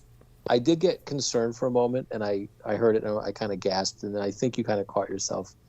You know, you gave away your travel plans to the minute within 12 hours, you know, or so. And I was, you know, probably not the best idea, but for your own safety, that is. But yeah, other than that, I've been enjoying the episodes. Thank you. No, I appreciate you reminding me of that, and I do have to catch myself at times, because I do begin to take myself rather casually. And later on, when we're speaking privately, Team Dietrich, I will share a kind of bizarre encounter that relates to all of this. But I'm not ready to share that publicly just yet, if ever. But yeah, privately I will share that. And but all that being said, Aaron, by all means, continue. I don't know if you caught the part where I went deep into crypto coin in my monologue, but no, I want to hear that too. I have to do that. Was that the previous transmission? Just yeah, it was Wednesday the previous night? transmission. That's right. It's Okay. yeah. I know this is going to sound bizarre, but it's only 4.5 hours compared to how long I can go. So within within that 4.5 hours, I did delve deep into the cryptocurrency and why that's so dire. And Sammy Romero did ask a legitimate question: is there gold in Fort Knox? And to tell you the truth, I don't know if any of us outside of certain privileged parties really know that. We don't really know if there's gold in Fort Knox, and I'll get to that again later, but it's an important point. But what matters is the assumption that the gold is in Fort Knox is what our money is based on to a degree. And I was going into why cryptocurrency at this point is meant to basically rob us of that. And so, were you able to hear that, Aristides? Just curious, that part of my monologue. Yeah, I'm sorry? yeah, of course, because I listened to the whole damn thing. Oh, okay, thank you. Yeah, yeah, I did, and I mean, you do know that they officially detached our currency from, metal, from gold. Yeah, thank you. Right. Thank you. You know, at a point, Nixon, I believe it was right, Nixon that that took was done because the money used to say redeemable. You know, you can go get your silver with this. This is just a placeholder note for that gold or silver because it's been both with the dollar, and now it's completely detached. So, of course, there's still an indirect relationship, but and good question. Yeah, is there anything really in Fort Knox or what? So. But by the way, well, the underground rumors are that it's empty.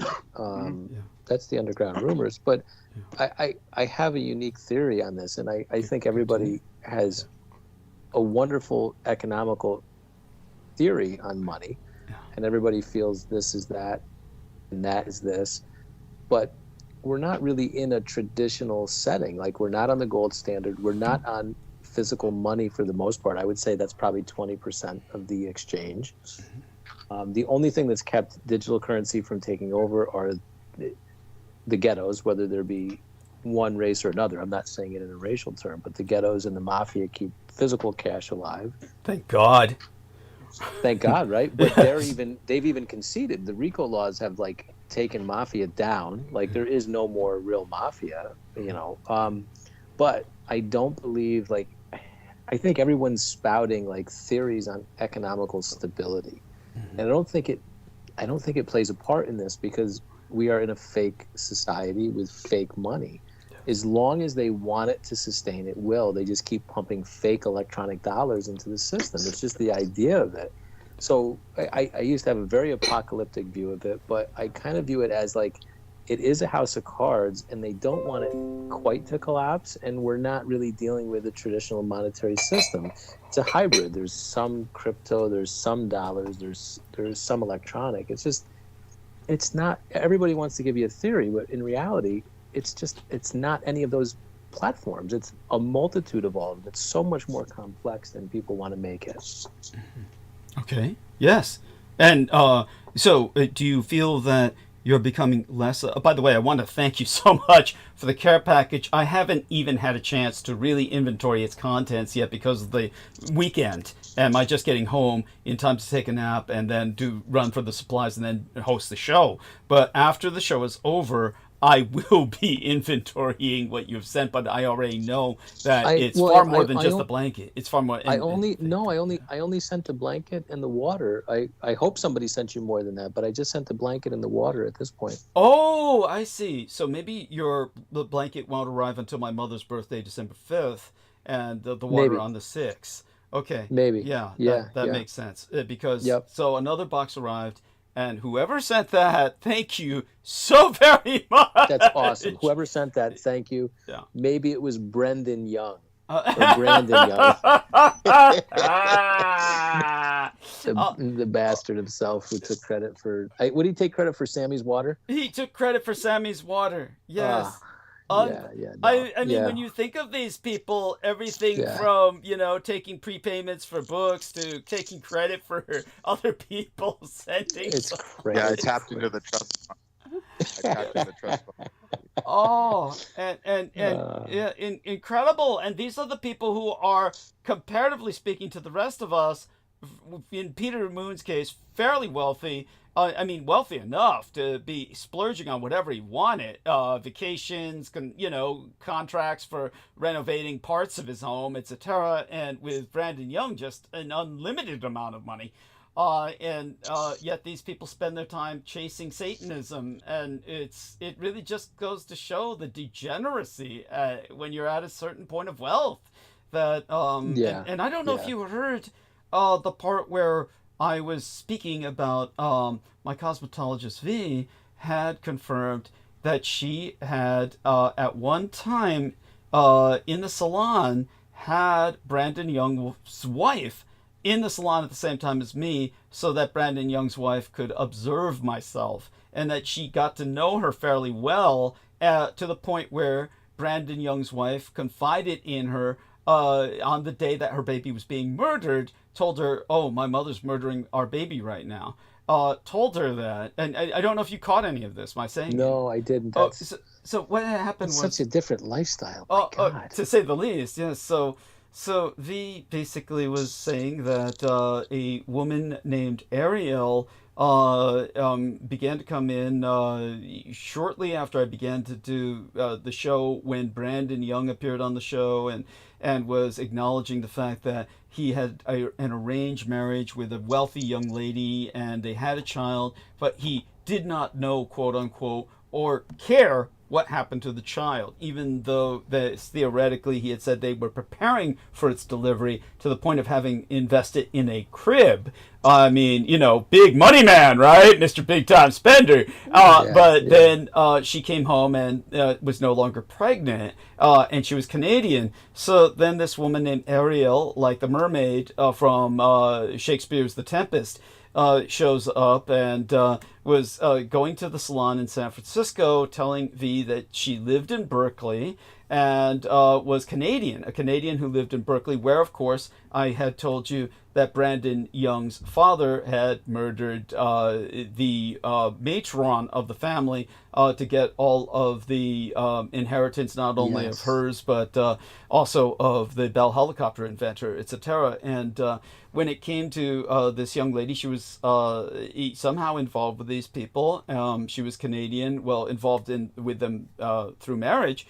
And then she was pregnant, and so V was serving her throughout as a client throughout that time that she was pregnant. And then at one point when she came in, having obviously delivered the child, no longer being pregnant, as Brandon Young would describe it, then she was telling V, "Oh, well, the baby's in a hotel room," where her mother was using a dildo to rape it to death. She was going to impale it to death with this dildo in a hotel room. And that's what she shared with V. She had 2 tattoos, one on either leg, of angels, and V, being a bit of an occultist, to say the least, I was fairly familiar with angelology, and said, what are those? And she said, "Oh, they're angels." And she said, "What are their names?" And she said, she gave the names for them, but it was names that V had never heard for angels. So if they were angels, they were not angels in any, shall we say, recognized angelology. And so she had one angel tattooed on the back calf of both of her legs, and either leg had one. So there we have that. I mean, yeah, this was the wife of Brandon Young, and she said she was the wife of Brandon Young and wanted to see me. So V never even shared the fact that this woman had been in the room with me, staring at me. She said, "Oh, when you were in the room, she was just staring at you with a gaze that was hard enough to penetrate walls or something of that nature." And but this is the kind of individual that V is. She never shared this with me until recently. And it's one of those things that the way her mind processes or works is like these things are like things that she compartmentalizes and then blurts out at various times. But the detail was such, I know she didn't make it up, because she never listens to me. You couldn't pay her to listen to the show. And believe me, it doesn't matter how much, I would try and persuade her to listen. She will never listen. And this was after a certain point. In the early days, she would. Then after a certain point, it all stopped because of her obsession with Richard K. Cole Jr. and concluding that he was somehow affiliated with her. As I've expressed to you privately, just her own mania in that sense. But that's because, of course, all of these women, they go to that site, and then half of them become just indoctrinated, and they become lost in some bizarre hallucinatory fantasy, because insanity spreads like a disease, and if you're going on the web, it'll go straight through your eye and into your brain. This is why Australia cut off the internet for younger kids. But anyhow, so smart. Continue back to you. It's smart. It is. That's smart. I've seen so many children impacted by the dopamine dumps from the screen time. Oh, it's awful. Yeah. And they're inventing new new titles for psychological disorders for children, and it's like there's a million different things that's wrong with them now. But it's I think it's a dysregulation of hormones based on screen time dumping dopamine, to say the least. and a lack of reality. So it's really sad. I would call it childhood cyberpsychosis is what I would call it for the That's general. another great title. That's great. Yeah, well done. But yeah, I would agree with that. So yeah, no, I've just been listening and enjoying. I have to say, like, the biggest thing, I think it was mentioned, maybe the last one or the previous to last one, Antarctica. Antarctica intrigues me because it really is like, it's the jumping off of the Third Reich, but it's also like the only agreement that every nation is under currently. Yeah. So like the Antarctica, that really intrigues me at this point because everything else is conjecture, but we know that everybody's aligned on one item, and that one item is Antarctica. Yes. There we have that. Yeah. So when we get some more answers on that, I'll be really excited, but I'm not holding my breath. Well, one lady who has asked me never to give her name on as related to that subject had a daughter who was working down there forever. Her daughter just worked down there for years and years, and ultimately met somebody down there that she married, because who else are you going to meet down there? You're going to meet somebody at work, right? You're going to meet somebody else that's down there. But such being said, what she was saying was that America is pulling out, that America is abandoning it. They seem to be retaining nothing but a military presence there, but they're abandoning all science in Antarctica. And so I can tell you that much as an update, is that wow, yeah, straight from the horse's mouth, that happened starting maybe half a decade ago. They began the process of closing down all science bases in Antarctica, and that America, at the very least, is Antarctica is they're pulling out. And so she did say that she didn't say they were necessarily mobilizing a larger military presence, but that the military presence that there was might be being reinforced, which was my impression, but not necessarily to any massive degree, but was being reinforced in replacement of anything scientific. And this was because the Americans had already concluded that it's over, that the climate change is in, and that Antarctica is basically their science, an investigation of climate, which is offered by the environment of Antarctica, is no longer useful because it only reinforces what they already know, is apparently the overall impression with that. But that being said, back to you, Aaron, and it gives you some input. Yeah, it does. No, and I appreciate it. I just remember, you can find the Admiral Byrd. I think he gave us a talk, and one of the last things he said was, World War III won't ensue until somebody disagrees with the accord concerning Antarctica. And I think it was not long after that he died. I don't know what he died of, but that was the last thing he said. And it's just such an odd statement from somebody who explored the land, if that was indeed him. But it was television. Who knows? But it's just interesting to me. Well, I can tell you this much. I don't know if you remember this, but when I worked at the Department of Defense, I was basically one of the people who was consulted to update or amend the war game for Antarctica that was developed by Simulations Publications Incorporated, which was a defense contractor that produced war games for the Pentagon. But when the Pentagon was finished with them, they would redact whatever the Pentagon felt was just vital as a secret, and then they would allow the company to sell them to the public, which was, you wouldn't get the black line redactions, you'd get a completely revised document that would be instructions for how to play this war game. For those people who don't remember those days, it wasn't necessarily a popular pastime as, say, for instance, today's video games at all, because those are universally accessible. But it was games that would be played by doctors, attorneys, military hobbyists, but far, far more people than people would realize. It was the beginning crowd around, it was the nucleus around which the Dungeons and Dragons crowd would later form, because many of those people were actually occultists who were involved with the Department of Defense and they went from DoD, that was a joke made by Gary Gygax, the man who designed Dungeons and Dragons.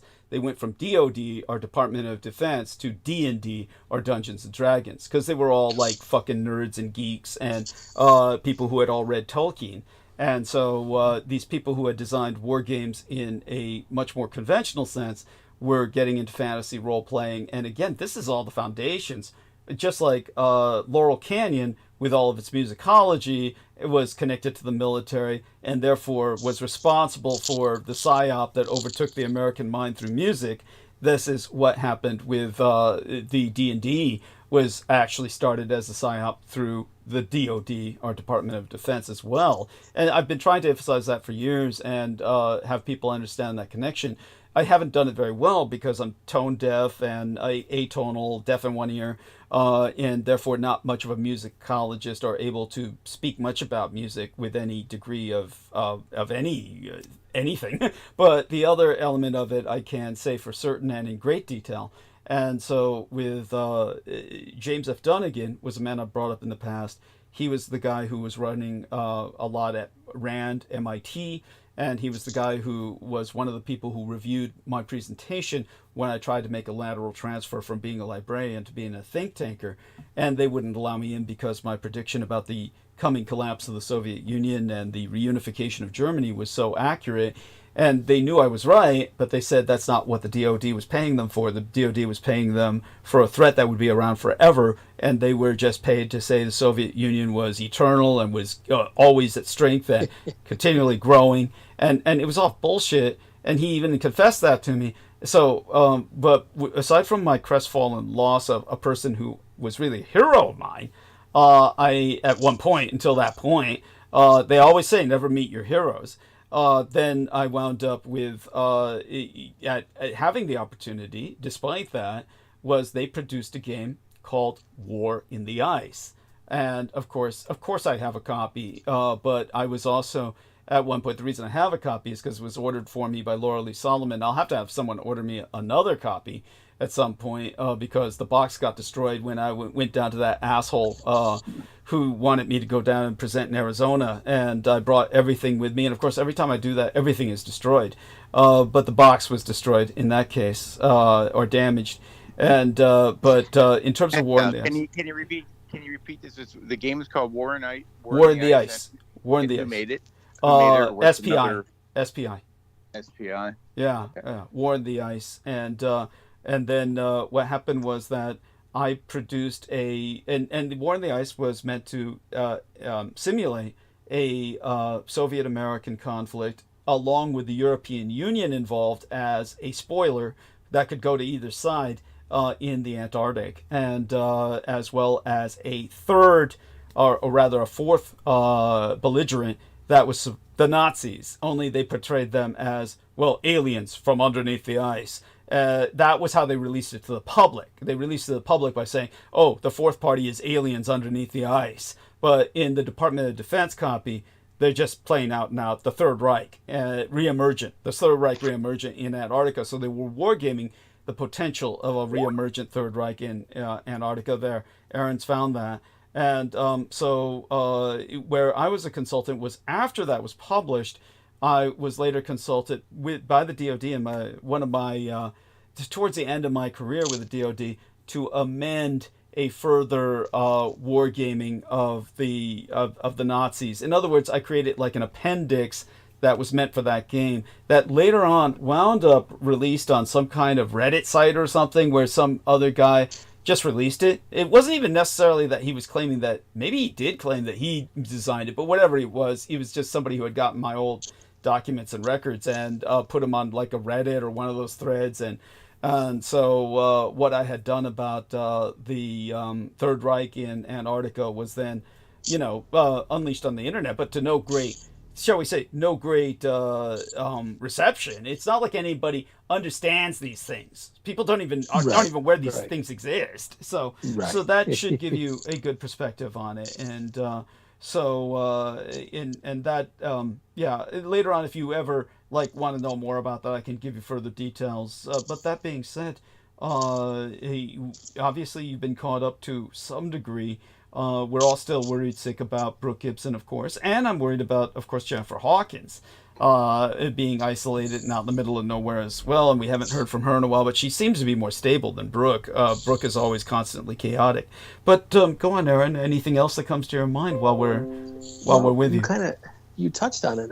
I did a deep dive on music, and the mafia took over music, and the government controlled the mafia. So basically, every agent, like let's say Jimi Hendrix and et cetera, expand out. They were all basically ex-CIA or ex-military people that were like basically handling these artists.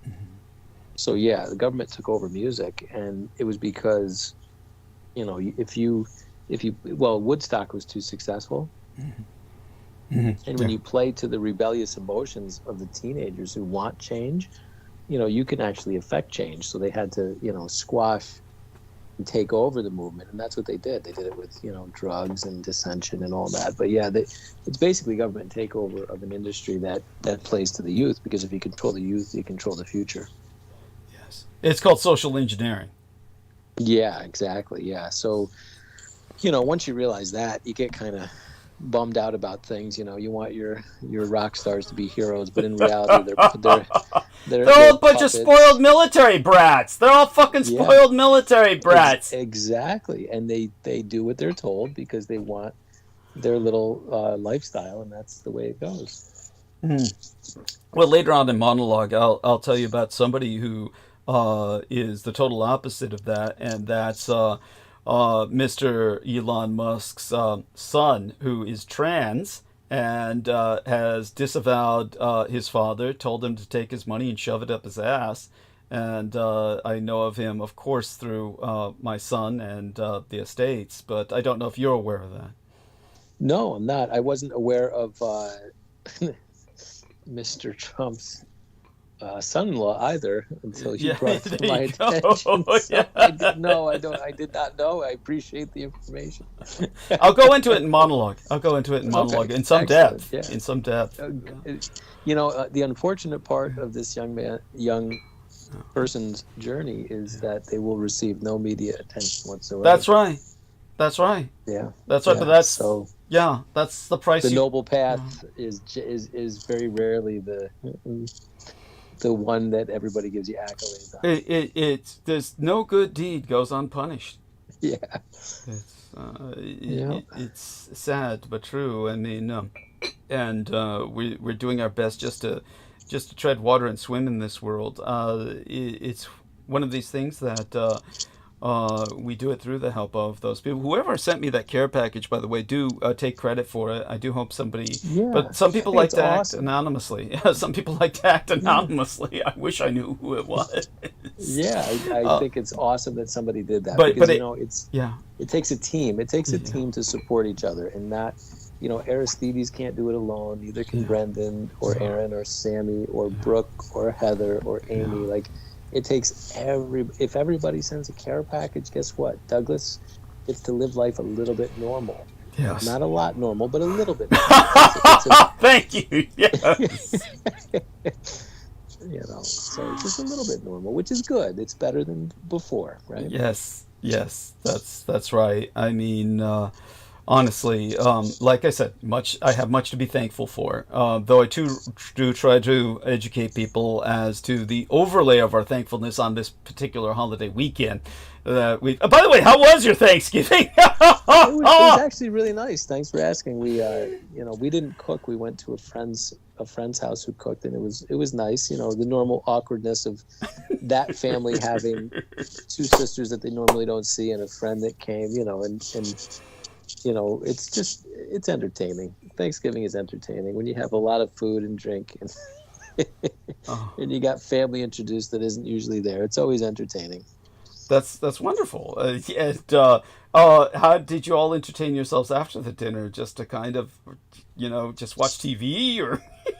Yeah, just kind of chilled out. When you have a 6-year-old, your job's kind of never done. So yes, of course. You get him off to sleep and then you have to get to bed in time to entertain in the morning and make sure he's good to go. So the time just flies. When you're a parent, when I wasn't a parent, I had a lot of free time. now that I'm a parent, there's very little extra time laying around. There is. Oh my God. I can't imagine. I cannot imagine, but you're a better man than I, as is Sammy. As is Aristides, who's also had a child and raised her successfully. And and now he raises several four-legged children. Correct, Aristides? Yes, Aristides. True, but I don't want to talk about it. How are you doing, though, Aaron? I really appreciate your insight. Thanks, I appreciate it. Yeah, no, we appreciate your efforts. I would love to be in the position where I could help more, like you are doing, but I just don't have the time or the energy. So I'm grateful that somebody as solid as yourself is doing it. Like, it takes a village, right? It takes a village for everything, and I'm just happy that there's people pitching in. It makes me very happy. Yeah. And happy that we're here as a family in this particular weekend. It has even further meaning. It does. It's very nuanced. Yeah, it really does. And I'm glad. I feel really bad for Sammy. Losing as much as he's lost recently is very difficult, and I can't imagine what he's going through. So I really, my heart breaks for him, because it's just not easy to process all that. Well, in his case, Tabitha was her name. She was younger than myself, in her mid-40s at the oldest, and she was actually a loss to the community. She was just about to graduate with a degree in agro bioengineering, basically agronomy, to increase the produce or the productivity of California's farm areas, and so the entire community got together to pay for her funeral. So she truly was a loss to the community.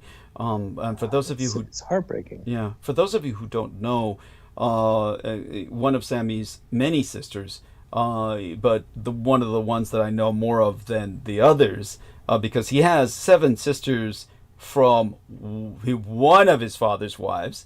His father was married before that and had some other children, mostly also girls. So I think that he might have been he and Isaac as twins were the only boys his one testicled father ever produced, and his father had one testicle and was determined was determined to prove that he could use it. And now of course my own biological father was rumored to have one testicle as well, and apparently was in the same frame of mind. For those of you who don't know, he also had lots of kids, which I won't go into right now, but in terms of my impression of this other sister that I do know a bit about, she actually is for lack of a better word, a mortician. I'm not quite sure if that's the title she uses, but she definitely is a mortician, and she runs a funeral business. Director, possibly funeral director. No, she works with the bodies. She works with the bodies, and so she also call it a funeral director. Okay, there we are. She's a funeral directress then, and so she works actually at the diplomatic level with many diplomatic. In other words, the consulates that are in Los Angeles from Latin America. When they have staff or working people who die, they hire her. But one of the things that he pointed out was her business is sadly booming because of the suicides. He said the suicide rates have gone up astronomically. So there's a lot of suicides going on during the holidays, and it's so sad, the loneliness epidemic. You, of course, Aaron, will never feel that. And loneliness, that is. I do get it. There was a gentleman I used to work with, and he was a very sweet man. Yeah. He did have PTSD, but he never leaned on it. You know what I mean? Like, thank God. It's always bad. Thank you. I admire that when they don't lean on it. Thank you. He took the meds. He would go to his appointments, but he was always working hard. Yeah.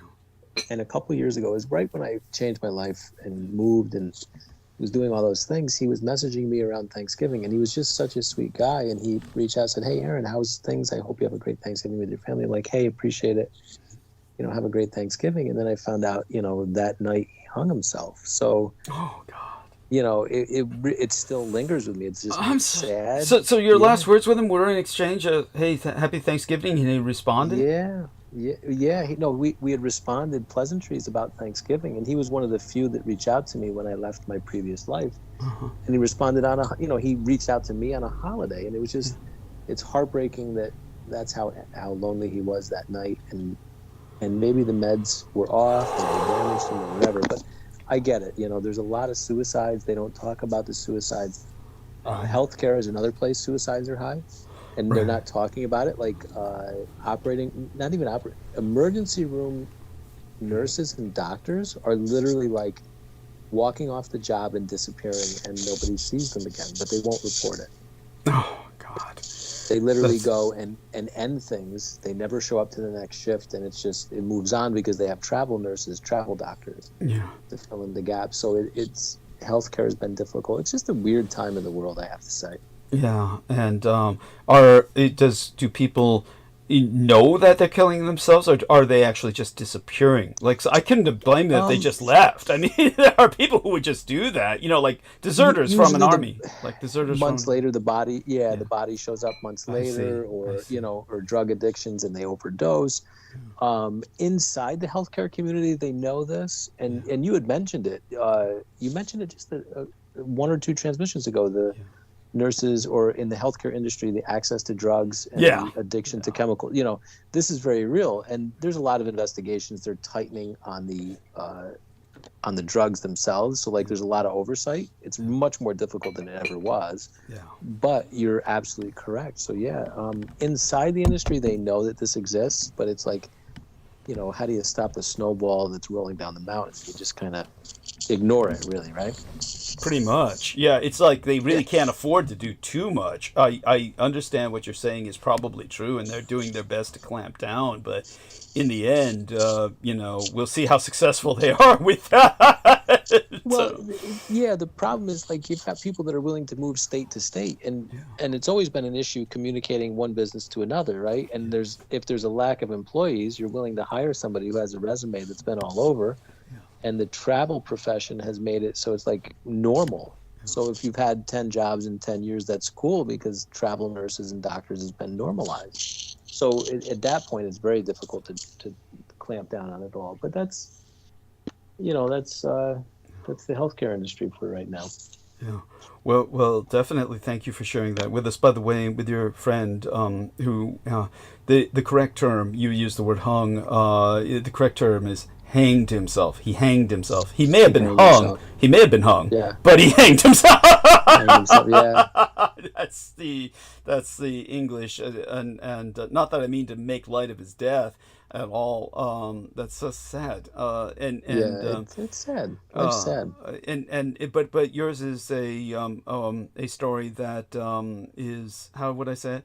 That it's so haunting when we have moments like that, where when we're likely the last person to have spoken to someone. That's always haunting. Definitely, I appreciate your ability to maintain the holiday cheer. As Sammy was saying, you both have kind of a similar background, though I feel that yours was a bit more extreme than his when it came to the religious cultism or the nature. Ours was pretty extreme, but you never know. You don't know until you walk a mile in someone else's shoes. Sammy's might have been more extreme. You never know. I don't know. From the impression that I get, I'm sure it was what it was, and he was forced to confront the corruption and hypocrisy of many of its practitioners. But in your case, no, it's hard to beat that, your case. It's hard to beat your case. That's like... The interesting thing, and this is so interesting, the tie that binds, and I can't write anything on it, I can't tie it together, but I can articulate it here. The thread that is there is, in the hierarchy of the religion that I experienced, was men who were women hating, kind of like, did you ever see the Three Stooges episode, The Women Haters Club? I did when I was young. I remember it only because you titled it. Yeah. So anyway, you've got all these men that are leading a church that hate women, right? Yeah. and they profess verbally to hate homosexuality, but they're all homosexual. Right. But it's not just in that right-wing religion. Like, this is what we have with your ex-handler, right? Yes. Like, it's everywhere. It's not just the hatred of women. It's not just the homosexuality. It's the departure in reality of embracing your homosexuality, hating it, as well as hating women. Like, I don't know what that thread tells us, but I can tell you that the hierarchy of most groups that I've encountered that are not positive hate women and hide the fact that they love homosexuality. They actually detest it verbally. So whatever that means, wherever it takes us further down the road, I don't know, but that's what I've encountered. No, it's an important point, and we will get back to that organically, because again, it's the nature of the beast, and it seems to be it is such a part of the present politics. It is such a yes.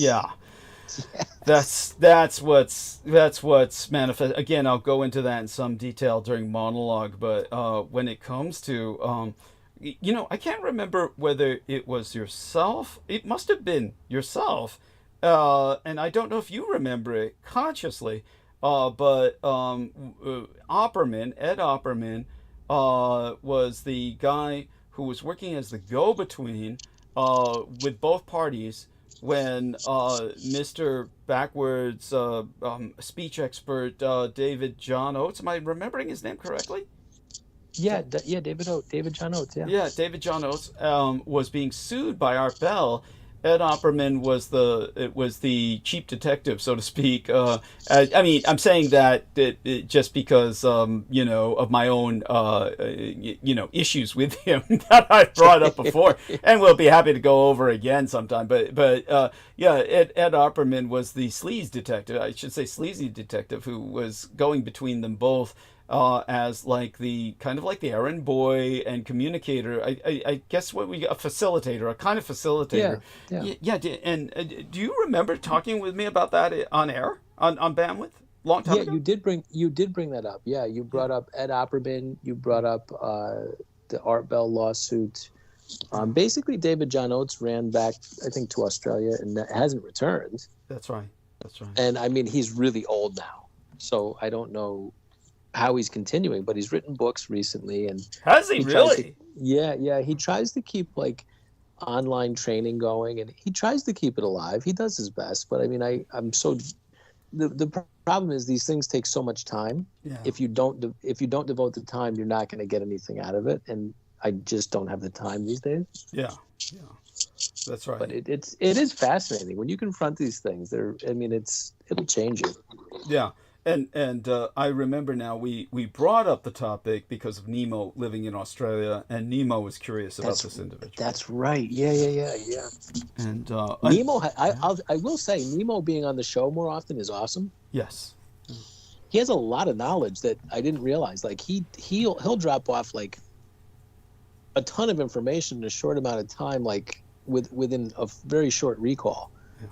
And I'm like, how did he just do that? So I'm impressed with his recall. He is impressive, yes, and of course we have to give credit to his social isolation for that. Yes, we'll see what happens with his future. We're trying to at least get him to go out of the house once in a while. We'll see. Does he stay in the house all the time? Does he not leave really? He stays in the house far too much for his mental and physical health, as far as I'm concerned. Okay. So, well, that's fixable. Yeah. The good news is, you know what? You can fix that. Yeah, that's right. That's right. Yeah. And we'll see what happens to him in the future as we try to groom him in that direction of being a bit more social. So in terms of, let's see now, Brendan brought up something. Taiwan's president says war has no winners. Okay, diplomatic thing to say. And of course, we'll see if I make it to get to Taiwan tonight in the monologue. I always, try and work my way towards that. But with your own experience with the online work. I don't know if you've tried, like you said, you get out of something what you put into it. And when it came to the reverse speech, there's so much effort in anything, including that if you're not investing that amount of effort, and it requires time, you're just not going to, you could easily dismiss it. And I don't feel, whereas in the past, when Art Bell was, of course, helping David John Oates to promote it, it was a thing. It was like a fad. Everybody was doing it, and it's since disappeared, and it's almost like nobody even thinks about it now. Very strange. Very strange how something like that could just, like, disappear. Well, it's the media that is allowed to be pushes the narrative, and most things stay hidden. So when you go into most, and I've said it before, but when you go to a satanic mass, you're speaking backwards, you're walking backwards, you're probably dressed inversely. Yeah. So these things, and most shamanic cultures have a walking backwards thing. Yes. It usually a figure eight walking backwards. It does something rewiring the brain. So backwards is very important to anything that is secret, as far as attaining enlightenment or whatever the goal is in your secret sect. So I think backwards is important. I think the fact that it was exciting, and he was deconstructing Harlot the witch, and Bill Clinton with the improprieties in the White House. I think it was exciting. I think as soon as he turned it upon the person who was leveling him up, it was a problem. He should have realized that. Anyway, I mean, I get it. What overcame him? I mean, it was it's like how you bite the hand that feeds you, right? I mean, I get it. It's kind of like Serpico. I never understood Frank Serpico, and I did meet him, and he used to hang out in my hometown. Right. And for those who don't know who Frank Serpico is, he's a guy who was hired by he was a New York policeman, New York City policeman, and he was affronted by the corruption there, and he went against not only his police department but the mafia.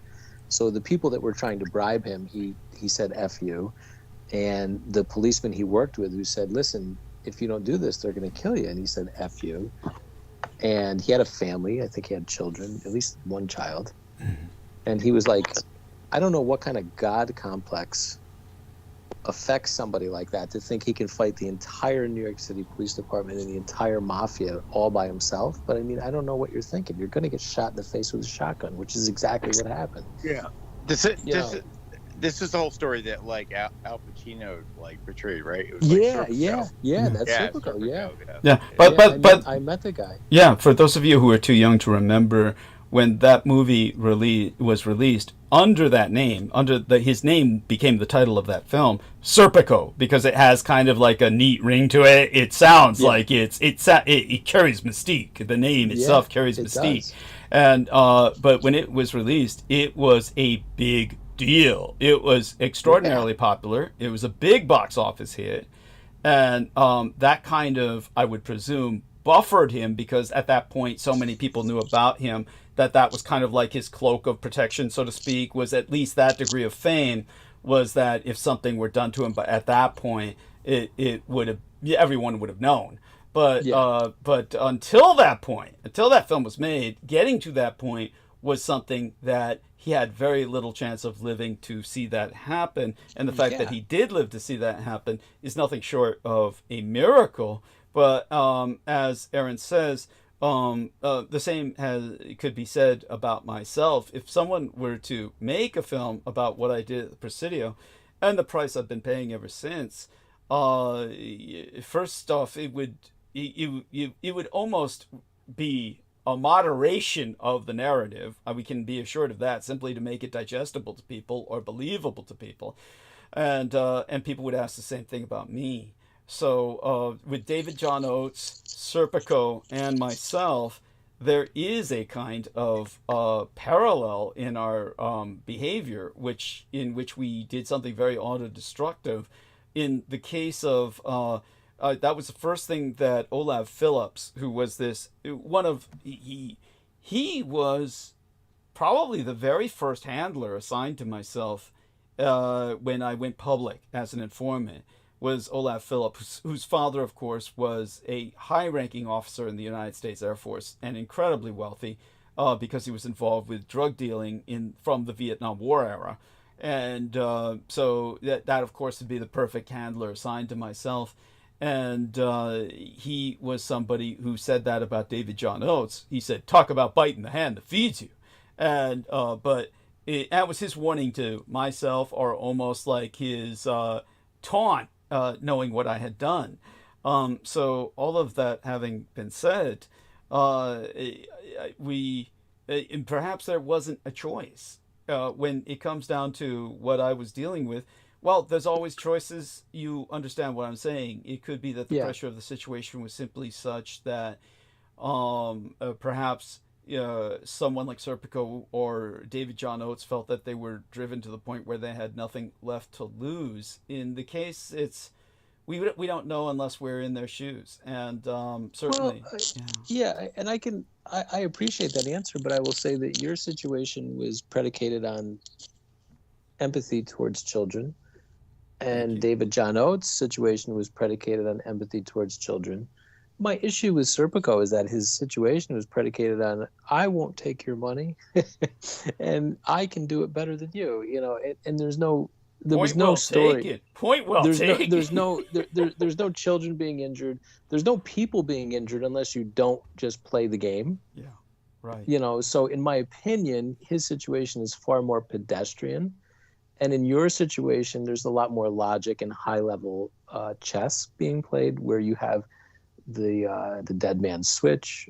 You're empathetic to the children. You've thought this through. Like, I have options out. Very different. I see these on different levels, but again, I really appreciate the answer. But I appreciate that even more. Believe me, I appreciate what you say in return even more, I assure you. Also, what is the parallel that you would find between him and the man who established the Guardian Angels? Was a very similar personality profile to Serpico. There was something about both of them that rings to me as very parallel in terms of the personality. That's difficult because I haven't studied the Guardian Angels in so long. I'll have to review that. Yeah, the guy who established the Guardian Angels, which maybe people don't even know who we're talking about by now, but the Red Beanie Boys, as the cops used to call them. The Guardian Angels were a thing, and they even impacted my life to a degree. In other words, I encountered them, and they were a thing. They were around. I mean, we're talking about a nationwide paramilitary force that is not... I remember that, man. Yeah, I remember that. Yeah, it's crazy, right, Aristides? Yeah, and it was it was odd, and the man who established it had also a movie made about him that made him a much more sympathetic character, but my understanding is that he was not at all the way he was portrayed in the film, that he was highly... it was like Serpico. Somebody with some kind of a god complex decided he was going to stir shit up, and he also was shot a lot. He was a guy who was also shot a lot, and and survived miraculously or semi-miraculously, as Serpico did. So I mean, they're both just odd characters, almost like you said, they didn't need to do what they were doing as opposed to. Yeah, with David John Oates, though, I will say this. I think now that we're discussing it, he must have felt he was confronted with knowing Art Bell as well as he did at that point, knowing him better than Art Bell knew himself, simply because he was reversing his speech and basically getting Art Bell's real talk instead of the bullshit facade. He probably felt he was so sickened, so tainted and tarnished by that evil, that sickness, he had to purge himself. That's what I feel it was. Well, I agree with you, because when you do the reverse speech, it is that feeling. You are sickened, you are overwhelmed. It is very otherworldly. I'll put it that way. It's otherworldly. You enter a different realm when you hear these things, and it's very off-putting to the human being. It's not pleasant in any way. So I agree with you 100% on that. Thank you. And it's so. Would you also tell people, if one were to do it a lot like David John Oates did, is there like a toxic, almost radiological effect, like Röntgen's increasing, like too much exposure to X-ray radiation to the point where something happens? Because I would say you've described it, occult radiation. I really do feel that's a thing. You've labeled it for me. You've labeled so many things for me. I love it. I appreciate your labels. Occult radiation is a thing, and I would highly recommend getting in touch with Brendan for protection, because you need to do certain things for yourself and your location. I mean, at the time I knew very basic, simple things, but they helped. I think it was, I put salt cubes in each corner of I would only do this in one room. Yeah. And I would have a salt cube in each of the four corners, also a glass of water with salt in it in that room, and I would only do it in that room. And it was still the most painful, probably, when I did that, it was probably the most painful 2 years of my life, because I published the findings on a website, and that might have been what brought you did it, David John Oates. Was that before yeah. him or after his action against Art Bell that you did that? After. Far after. Yeah, this was probably 10 years ago, 10 or 12 years ago I did that. Yeah. By the way, Troy Bellamy says that Curtis Sliwa was the Guardian Angels guy. Yes, okay. Thank you, Troy. Appreciate that. I hadn't heard his name in forever. Yes, thank you. But when you were preparing yourself, I'm wondering if you took better care of yourself than David John Oates did. My impression would be yes, and that David John Oates... maybe, but in reality, I was playing with a low-level player, and he was playing with like a world-level player. You've got a guy who's syndicated on several hundred radio shows. Yeah. You're attracting different attention. I targeted a pastor who touched maybe a few thousand people, 20,000 people, 50,000 people. It's a lot. Yeah, but it's not as much as Art Bell. No, no. Yeah, Art Bell was worldwide. Yeah, when you're doing the worldwide, tag football game, you're gonna get clipped a little bit harder. So, I think it's just the level of the game you're in.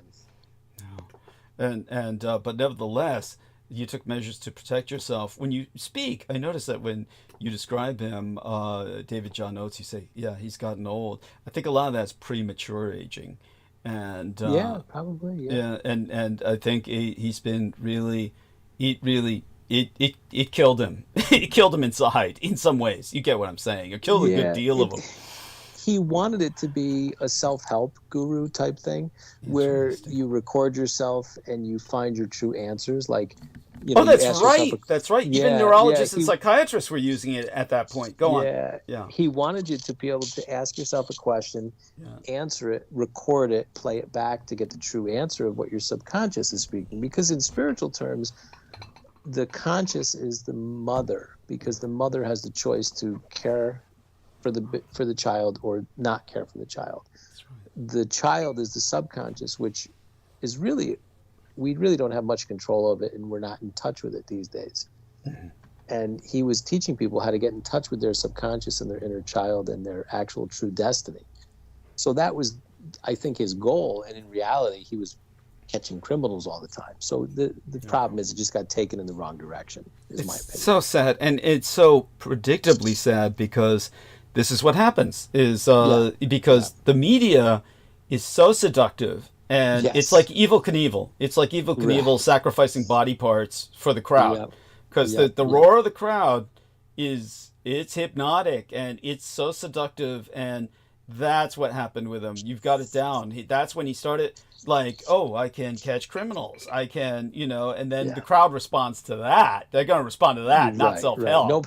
Nobody wants to change their trajectory, but they want to hear they want to hear what Harlot the witch is saying about a child going to hell. Yes. So it's like it's the age-old issue. Yeah.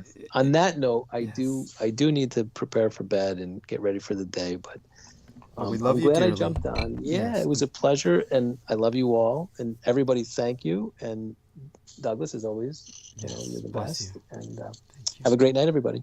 Yes. Okay. Good night, Aaron. Thank you. Bye. Good night. Yeah, stay safe and be well. And that's Aaron Tice. Thank you so much. And with that, now let's see if Brendan has found himself a nice, good reception area. I want to thank, of course, Amy Como for her wonderful message. She lent me 300 United States dollars. I'm going to try and pay her back about $100 a month for the next 3 months. But of course, we'll wait until my check deposits before I can even think about doing that. And with that won't be till the 3rd, which is why I required help through this desert until the 3rd. Let's see how many days we have left. And thanks to Aristides and, of course, oh God, Sean, is he? Forgive me. Every once in a while, there's so many people I'm dealing with, I forget. What is our friend's name in New York City again? If anybody remembers before I look it up. Sean. Tech Geek. No, not real. God, Real Tech Geek. Yeah, I'd be lucky to get a penny out of that guy. Stephen Myers. Stephen Myers. Yeah, Stephen Myers. 60 United States dollars. God bless you, Stephen Myers. Mea culpa, mea maxima culpa. It takes a while. And don't forget, Stephen Myers, you're always welcome on the show. He has actually been on the show a few times in the past. So blessings to him, and hopefully he reappears in the future again. And but in the meantime, yeah, Real Tech Geek, we love him. But yeah, he's also what I call not exactly a fountain of contributions, and he contributes his time. And has a high tolerance for pain.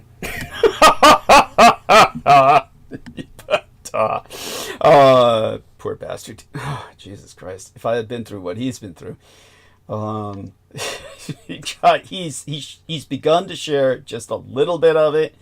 Yeah, but at the moment, probably best for me to not go too deeply into his trauma. Besides, that guy needs all the money he can get for dental reconstruction. Half his teeth. I mean, like, literally, evenly. Like, if you ever see the Batman villain from Gotham City, Two-Face?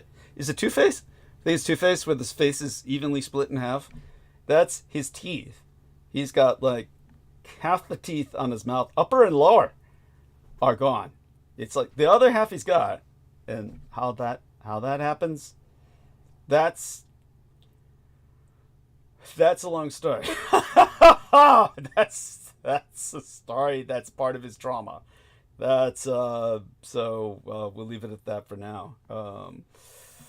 Gotta breathe with that one. Poor bastard. We love you there, Real Tech, and feel free to join us whenever you wish. So okay, that having been said, there's always shocking things that come on when somebody turns on their camera accidentally, and so such being said, all right, feel free to take up the slack with I mean, I'm happy to ramble about different subjects, but Brendan Zoget, you're our talker. You're in a good cell now, or how you doing? He's typing. He's typing. Not a good sign. He says, I am unable to talk. Oh, okay. Okay. I hope that's not medical. You have our, yeah, he's, so let me... Yeah, I feel like Brendan's having a difficult night out there. You mean technically, yeah. Yeah, like we haven't heard from him. No, we heard from him, but hopefully he's not. Yeah, but like if he's feeling good, like he's all here, like something's going on. What the fuck's going on, Brian? I think he's doing okay. Yeah, I think he's feeling okay. I think okay. He says, no, I'm sure he's feeling okay, but like what the fuck's going on? He says mixing herbs for anti-anxiety reasons. Oh my gosh, I feel okay. Well, yeah, maybe he had a tough day. Sorry. Yeah. He's allowed. He's allowed. Okay, let's give him the prayer hands. Yeah, that's do I have the prayer hands on this thing? My selection of emojis for the Skype. I don't believe they're part of the base selection. They should be part of the base selection for the emojis on Skype, but I guess they're not. No, you have to go digging for those. Okay. So I guess I'll just give him a heart. Oh, he didn't sound like he was too anxious. Oh, well, okay. Incoming emails. We're asking about the photograph embedded in thumbnail of live stream. No, actually, unlike many people assuming, that's actually not my son. That's one of the blood boys who somewhat favors him, but is about to graduate. They've turned 18. And I was asking for my last feed. And of course, it's become a running joke about my diabetes. So he tries to bribe me with a sucker or one of these awful candies that I can't stand. And I threw him over my lap and started spanking him for that. His being 18 be damned. In a very real sense, I helped to raise these lads. And of course, then I realized all too quickly that he was enjoying it too much and promptly threw him off my lap at that point and proceeded to feed. Okay, so there you go. Story behind that photograph. For people who are asking. So, no, it's truffles. They're awful. Oh my God, I hate those things. They're covered with like white chocolate. I mean, it's like sickeningly sweet. I think chocolate already is just too rich. I don't know why they mix it in these concoctions that just takes it to a whole new level of, you may as well be rubbing honey on your chest or something. It's like, at any rate, so, okay. Well, that was shared. Now, moving right along, with the, anything else, or am I going to be forced to retreat into monologue? Go collect on anything else. Hold on, wait. I gotta go back to the computer. Sure. And as for Troy Bellamy, I can do that. Yeah, sure. As for Troy Bellamy, why don't you join us? By all means, dear Troy. After all, your state rules fucking America now. Trump is installing a Florida government over America. I'll go a bit into that in monologue. And it's, believe me, I'm not happy about it. Yeah, right wing like douche bros. Yeah. Yes, I'll go more into that. Oh, by the way, that was the joke. Yes. With this, I don't name them for security reasons, and there's no point in giving them like affectionate names or nicknames because it actually is disrespectful because it makes them sound like dogs or something. So I avoid like pet names. But with this particular blood boy, I guess I deserved it. I was giving him a hard time about getting a little chunky or gaining a little weight. He has been getting a little heavier as he's near graduation. Maybe some of that has to do with natural growth. I don't know, but honestly, so then he's trying to get back at me by offering these awful sweets. You can see just barely the top of another truffle in that photograph, but he had a whole cup full of them. If you actually look at his throat, I have one of his little tines. You know, those little plastic tines is what they're called, these forks. I have one of those pointed at his throat. If you can see that in the photograph. I didn't point the pointed ends towards him now. It was the blunt end.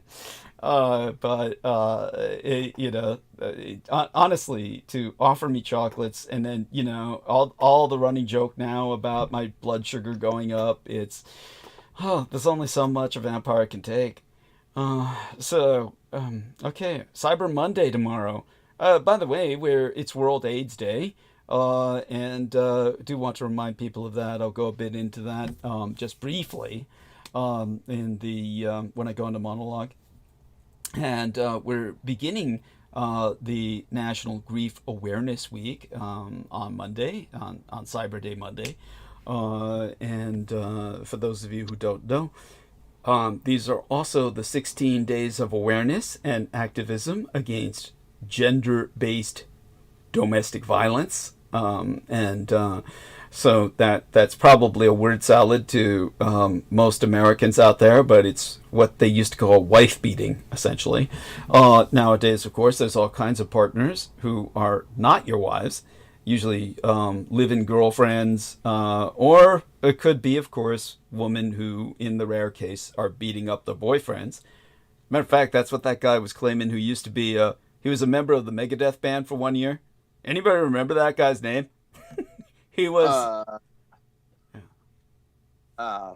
Wow, which guy? Say more about him. He had one testicle removed due to cancer, and I remember Laura Lee Solomon would never let that go. Yeah, fucking shows on him. Yeah, anyhow, he claimed his girlfriend was beating him up all the time. He was like trying to portray himself as a domestic violence victim. Jeff Young. Yeah, Jeff. Yeah, I found it, Jeff. That's what I found, Jeff. Jeff Young. Not Mustaine. Not Jeff Mustaine. Okay, right. I know. Mustaine was the first guy I thought of because it's like the only one I know. Actually, I hearted it because it's coming from Brendan, but I've got to replace that with a haha, and also replace there we are. Get the right thing going with Mustaine here. By the way, for those of you who don't know, Mustaine is the gay lover of Alex Jones. And they rendezvoused quite openly multiple times and would sleep in hotel rooms together. Openly. It's not something they were even hiding. Yet nobody reported it. It's incredible the leeway that's given to certain individuals when they're groomed as propagandists.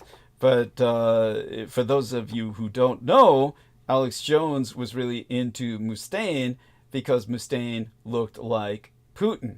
That was the big thing, was that if he held himself just right and put his hair back, bowed it, and so that it was flat against his scalp rather than all curly and wavy, he looked like Putin.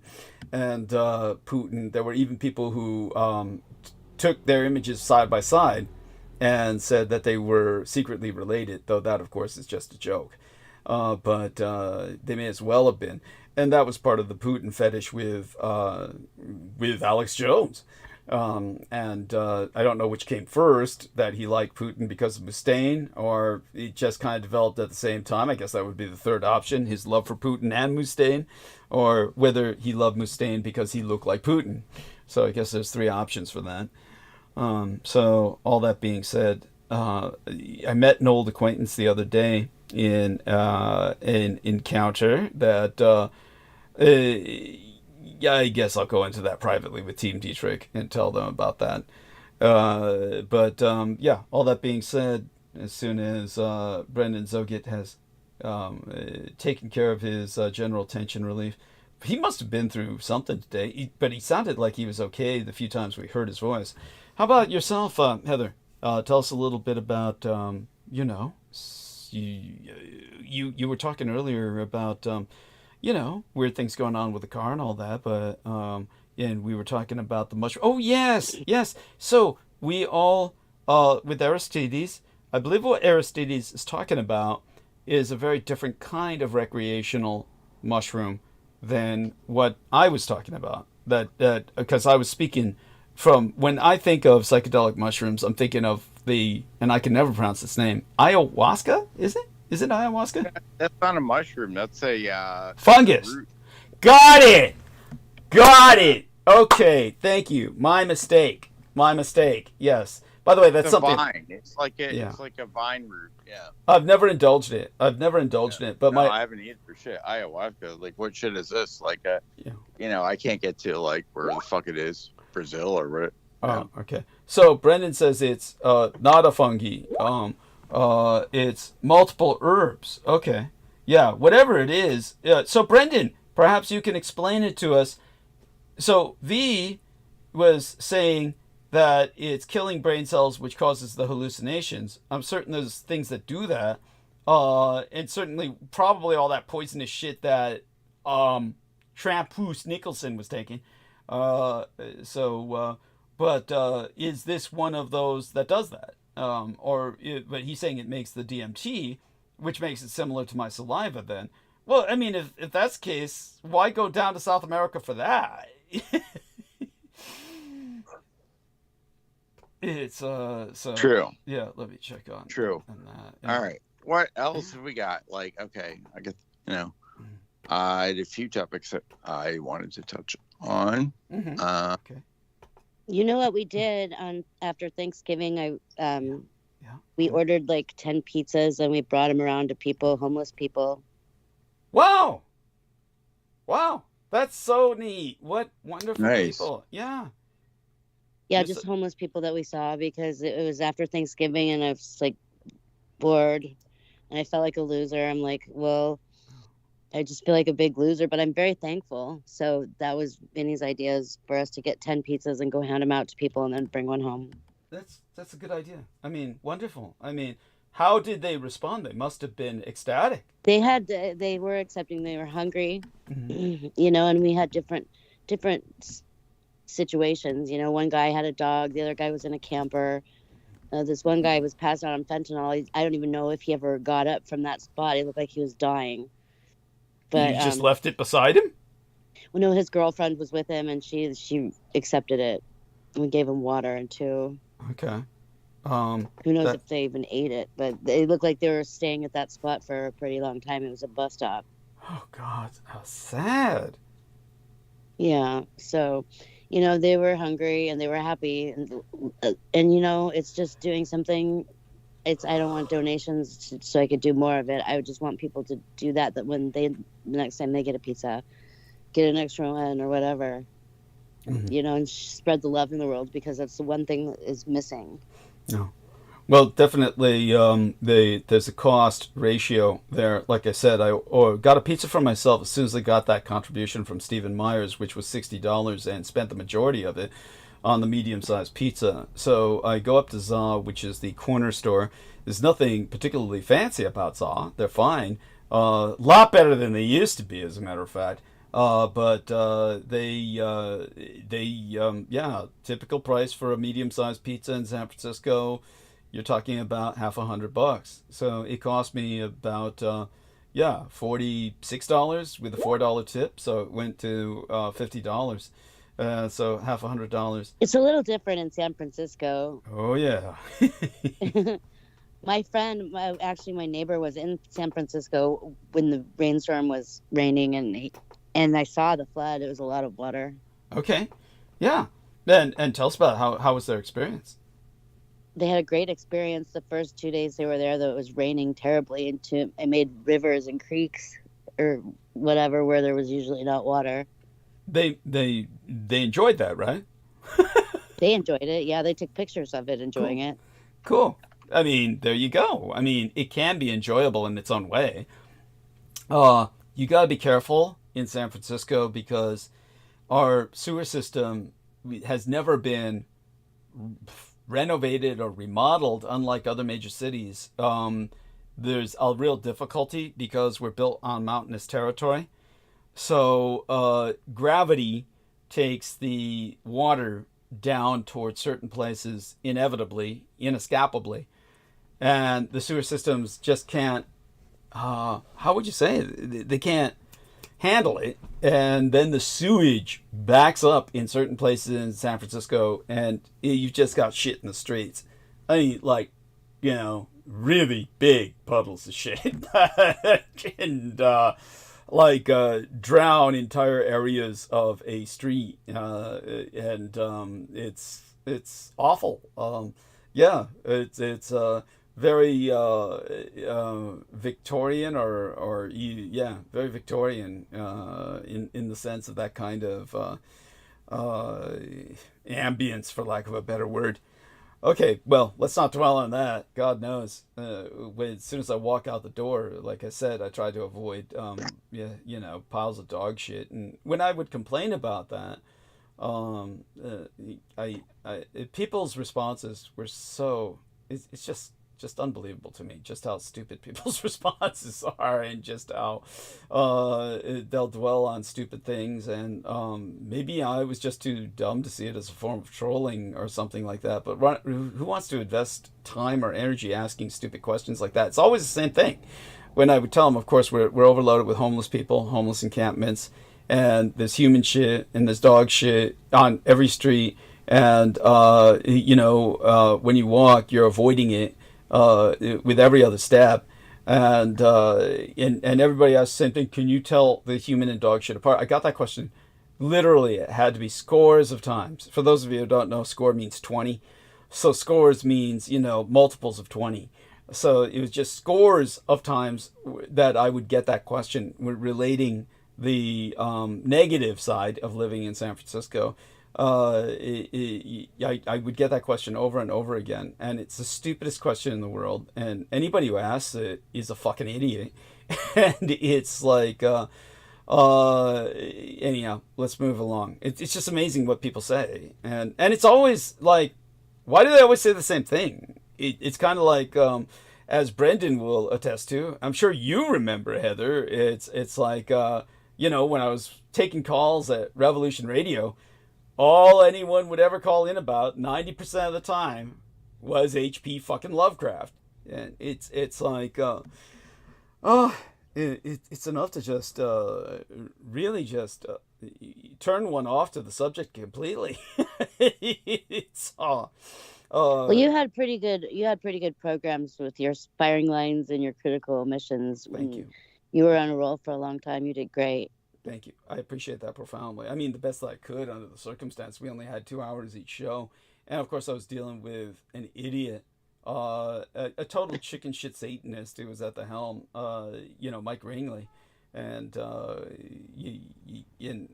my God, it was just so. He died the way he deserved to die, just miserable and in pain, and knowing it was coming. he knew it was coming, and I can only take solace in that. He was knowing of his death, and not in a sense you could say he wasn't in denial of it. He had that one last party or quote unquote blowout in which he indulged himself in his fantasy of being a rock star, which he claimed to have been for a period of time. Obviously no one that anyone had ever heard of.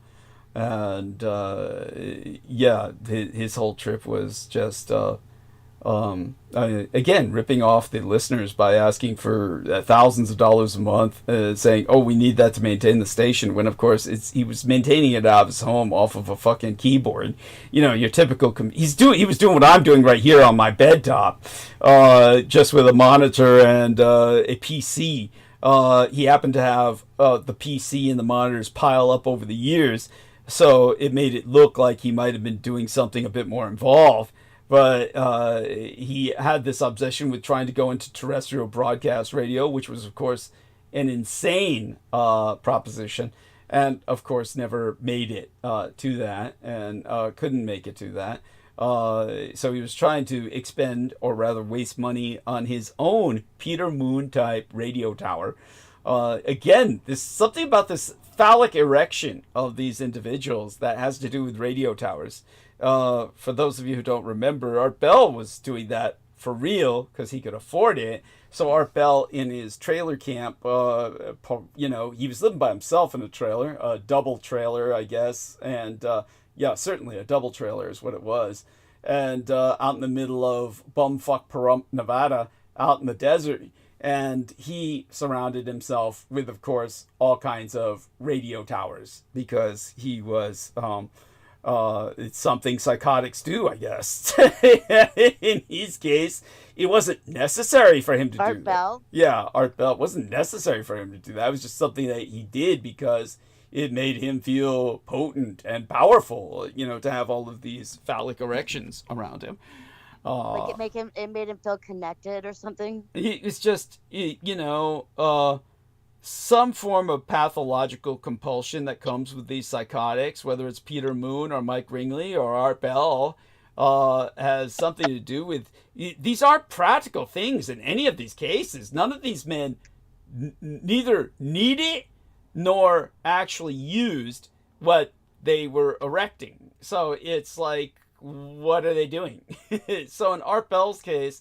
You might claim that he used it if you were a fan. If somebody was a fan of Art Bell, they might claim he was getting some use out of it, but it was redundant. It was a redundant mechanism. He did not need it. But all such being said, it's interesting that you say what you did, Heather, that it might have been some form of protection because that's what happened with Andrew Bartzi's, was he started erecting all these crystals extremely large crystals. I mean, bigger than him fucking crystals, all over, which are like, we're talking, you know, ultimately the amount of money he spent on those crystals. No exaggeration. It had to be millions of dollars. Yeah, Dr. Fred Bell, who's related to him, Dr. Fred Bell had mines in Arkansas with those huge crystals, those like caverns of crystals. That's right. You say Andrew Barthes, like how do you spell his name, Barthes? Yeah, Andrew Barthes had sorry, Aristides, what was it? No, I'm just like trying to find. Oh, Barthes is Andrew Barthes spelled B-A-R-T-Z-I-S. Yeah, Bartzis, right, Heather? Yeah. Okay. Yeah. Thank you. Yeah, Andrew Barthes, and that was, of course, that's someone who Aaron brings up as the first interview that he heard myself on was with Andrew Barthes. I believe that was what Aaron said, that was the first thing. That was with Peter Moon and Andrew Barthes. And so Andrew Barthes, he was like, you know, he was an okay guy, okay in a way. He did a reading for me one time that was pretty good, you know. I think he did readings a lot. It was kind of. What did he tell you? Are you willing to share some of what he told you? Oh, no, I think it was just something like I needed to repair my relationship with my dad, or something about a past life or something. I don't know, but he was pretty accurate. Okay, I repaired it. I'm sorry, the last thing you said? I repaired it. Okay, good. Yeah. I mean, he was not necessarily a charlatan in the sense of psychic abilities. He probably was sensitive. By that I mean empathic, to a kind of psychic degree. He was definitely so many things just wrong. His universe was not my universe. That's not the point of my contention. It was rather he was like someone else, like Peter Moon. They got very involved. I wouldn't say that they were in any way sexually involved. It wasn't like they were physically intimate, but they got really involved, and it was, again, something completely fucking stupid that didn't make any fucking sense. With Andrew Barthes, he got ripped off Jordan Maxwell style, where he was basically employing somebody in Mexico. By the way, nothing against Mexicans in general, but we've got to accept the fact that that's not normally the place you would go to for somebody to work on your website. It's okay, people will argue with that. People will say, of course you would. That's cheap labor. Yes, if you're a major corporation, somebody like Comcast can afford to hire people who are working their lines. Like, by that I mean customer service response in Mexico. They can do that because they're working at scale. Your average individual, it's not something that I would consider advisable to hire someone to work on your website in Mexico. Well, the Barthes experience is proof of that. So he paid this person tens of thousands of dollars, and they took the money. And it ended that, well, it ended there. I mean, it ended at that. They took the money and didn't do anything for his website. And this, like, set him back for a while. Then he somehow became involved with, that might have been even after he was doing some weird-ass shit with some website that he was enamored of, some kind of service that maybe worked for him because he was raking in money hand over fist, albeit at the expense of his health. And then he talked Peter Moon into getting that same service. And Peter Moon then spent the same amount of money Andrew Bartzi's did and had to spend like $50,000 a month to maintain that website, which was always a money loss for him because it never served him any purpose. Because it was like for people who are raking in money hand over fist, providing a like call service, which is essentially what Andrew Bartzi's was doing. See, if a minicam girl gets on a minicam, spreads her legs, and plays with herself, then she's performing a kind of service for a clientele that then sends her money.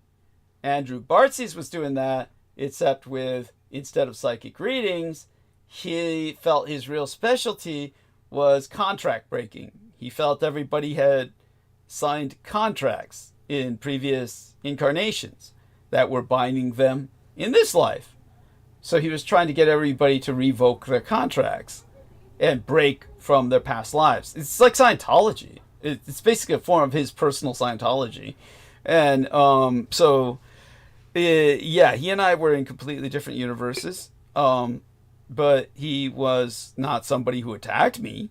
But at the same time, I always felt that he was burning himself out by doing this because he would actually invest time and energy in doing a kind of reading with people so that he could tell them to break their contract with past lives. He would get into a reading state, kind of like Edgar Cayce. Well, that killed Edgar Cayce. So he was killing himself. And it was so obvious. He just became more and more physically, impacted. I mean, forget David John Oates going old because of the stress. This guy was like, burning himself out at both ends. A candle burning at both ends is the stereotype. That's what he was doing. He was, So, and you would just see him age, disintegrate, to the point where he's not even showing himself on camera, which in the old days he would. And so, all that being said, so there you go with that. And so other than that, Brendan has dropped off. Hope he's okay. And it might be just technological. But other than that, okay, go on there, Steve. When we look for like miscellaneous stuff. Sure. For a few moments. I mean, other than that, what I might do is just dive into the monologue. Yeah. I think how many weeks ago you mentioned this book by Ignatius Donnelly? Mm-hmm. 2 weeks ago, something like that. Oh, we've been mentioning him a few times over the past few months. Yeah. Yeah. I also. Yeah, I found the book. Yeah, I found that one. Okay. Wonderful. Yeah, Ragnarok. Was it Ragnarok? The Age of Yes, Fire? Ragnarok was the book about the comet. Yeah. Age of Fire and Ice. So I found that, and the guy's Ignatius Donnelly, Ignatius Donnelly, 2 N's, 2 L's. Mm-hmm. Atlantis, the antediluvian world. I thought that sounded interesting, so I grabbed that too. Yes, wonderful. Yes, one of the classics. Yeah. Yeah. So yeah, got those. Just wanted you to know. Yeah. Yeah. I did ask you to remind me to speak of the procession of equinoxes. Yeah. Yeah. Okay. You're just looking at my notes, and I just laid eyes on that. So yeah. Wonderful. Great minds think alike. Yeah. Go ahead. Oh, take it away, sir. Take it away. Sure. I might take a trip to the lavatory first. So I'm hoping Heather and yourself can have a good conversation. Somebody. Okay. Give me somebody to bullshit with. Oh my God. Let's see if I'm here. Okay, good. That's wonderful. And how about T-Tank if he's in the mood? If not, don't worry, T-Tank. We understand. And Heather, no need to go mute, Heather. We're gonna need you off mute. So I'll get ready to go mute myself. So I'll leave you with Aristides, and the both of you have a lovely conversation. I'll be right back to all my listeners. And when I go back, I'll probably dive into Procession of Equinoxes, monologue, and until somebody else might show up, or until I just go on throughout the night. And my thanks to all of you who have said such wonderful things about Team Dietrich. Plenty of people have left comments that are including all of Team Dietrich, saying how much they love Team Dietrich, and of course my monologues. So the majority of people gather here for that, so I'll get right into it in a sense. Probably meander towards it with speaking of the procession of equinoxes. But okay, I'll be back and we'll dive into Right. that and then go into full monologue with the geopolitics, of course. All right then. All right. I'm going mute. Okay, take a break. Is here. Heather? I'm here. Hey, thanks for being here. Hi. It's You're appreciated. welcome. How are You you? want to do your normal It's, ad? yeah. Well, I mean, it's a Yeah. little late now, but yeah, my normal ad. Yeah, if you haven't for some pathetic reason yet, hit the upvote. Please do that. Make sure you're subscribed. Turn the notification bell on. Go into your account stuff and make extra sub channels to give us more upvotes, and that's it.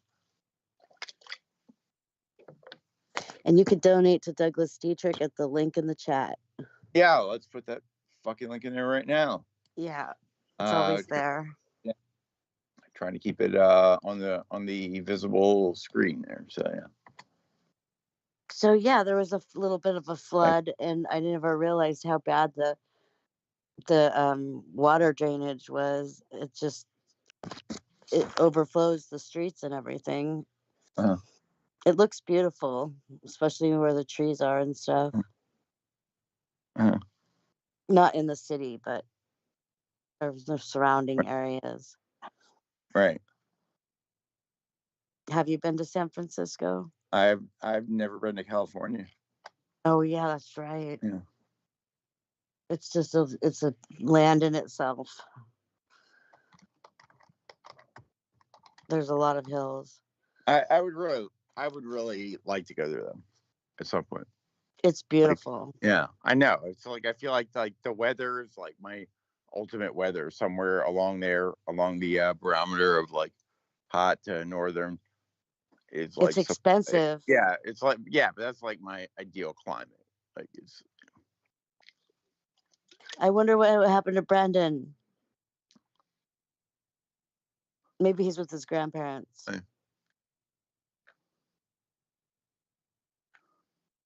Hello.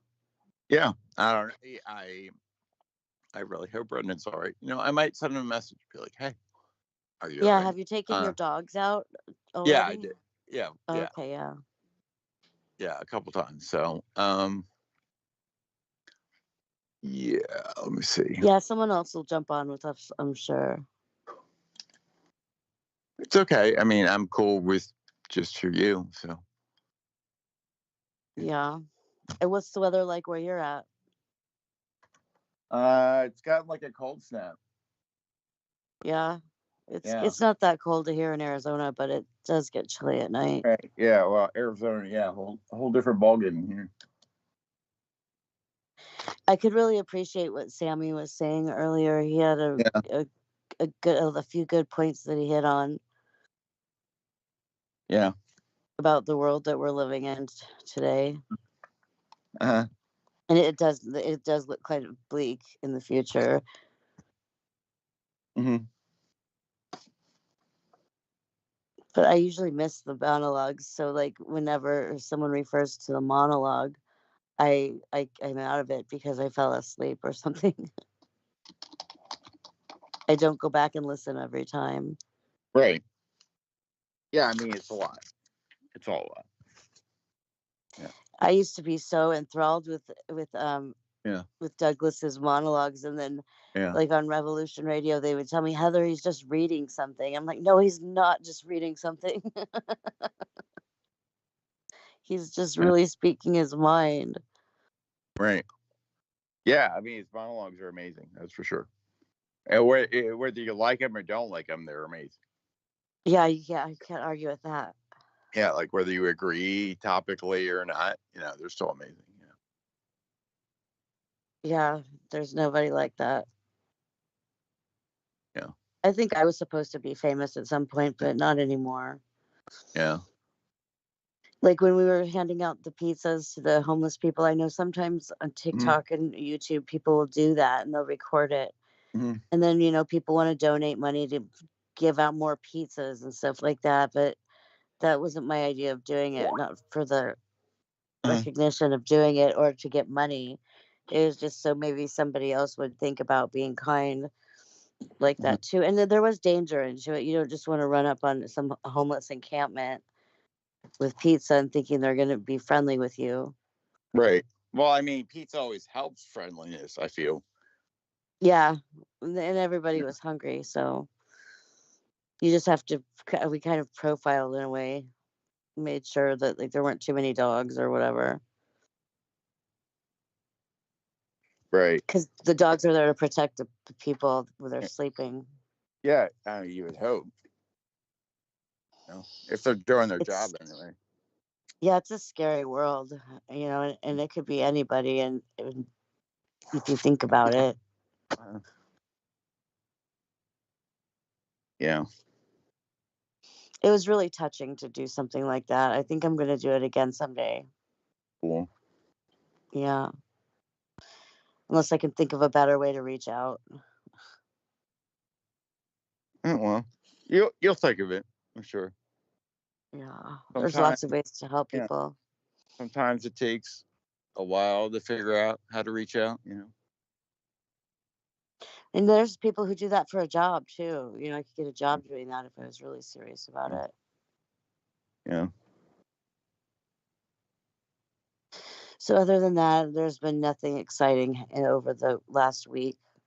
Well, good. I mean, you know, there is that element of no news is good news. So. Yeah, just what's happening to the country every day is something different with what's happening. It's just like, oh my God, you're kidding me. What's happening?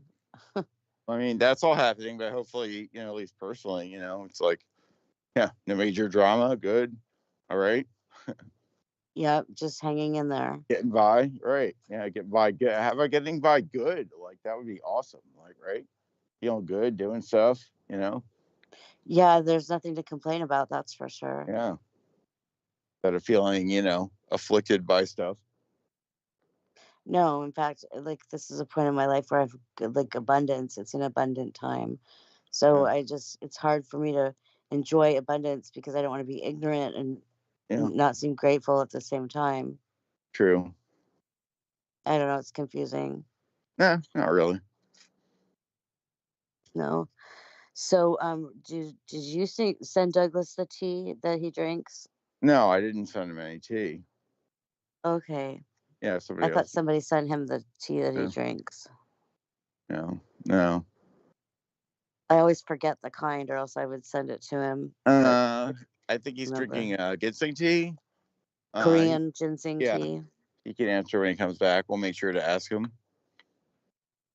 It has a Chinese name, so that's why I can never remember it. It's like Kwang or Guang or something like that. Right. Is it caffeine? I don't think ginseng has caffeine by itself. Okay. Yeah. We'll find out. Yeah, it's its own compound. It's unrelated to caffeine, as far as I know. We've made a little bit more money in crypto. Oh, good. Yeah, moving it around. It's kind of like the stock exchange in a way, but for invisible, etheric money. Yeah. So strange. Is it crashing the economy? It's what? In crypto? No, I don't think it's crushing it. It's making it a little more complex. Yeah. Yeah. A lot more complex. Yeah, probably. For sure. Not that many people, except for Real Tech Geek. I've never heard that many people talk about it on Douglas's show. Right.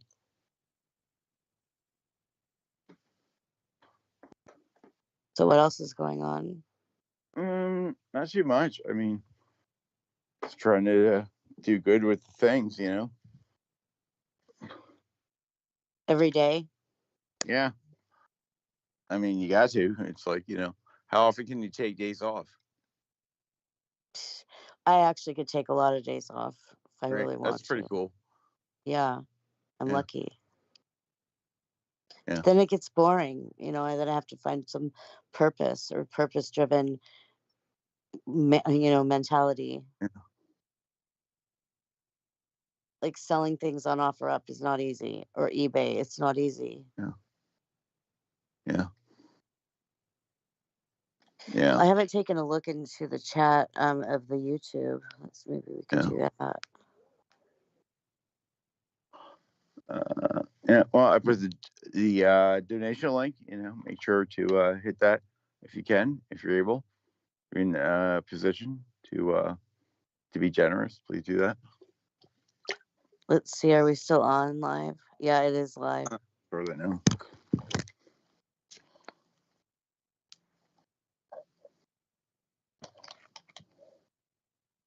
Yeah, the pizzas were from Little Caesars, John. We got the pizzas for $6.49 each. We ended up spending like $48 for the pizzas, and put some waters and paper towels in a bag and went and handed them out. Next time, we're thinking about getting some dog food, because a lot of the people had dogs too. Yeah. That where we handed out the pizzas. Yeah. So we went to we went to Little Caesars. They were $6.49 each. Yeah. And we spend like that amount on like a cheesesteak and a large pizza from the place that we normally go to. So it wasn't even like, didn't take a dent out of our pocket at all. Right. It was just redistributing it. Yeah. And then so it made a good impression on these old church ladies who are neighbors. They went out like the next day to do it, because they go and give charity to the homeless, and they were handing out pizza by the slice. We just handed out the whole pizza. Nice. It's way more convenient. Yeah, just take the whole box.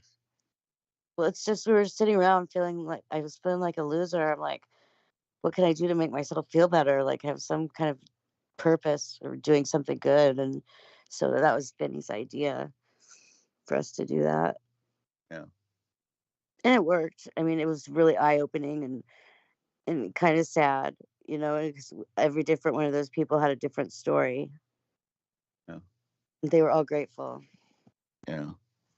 Whether they were really hungry or not, I'm sure they were hungry. They might have just not realized it. Yeah. And that was the first time that I had done something like that. Right. So it was pretty interesting.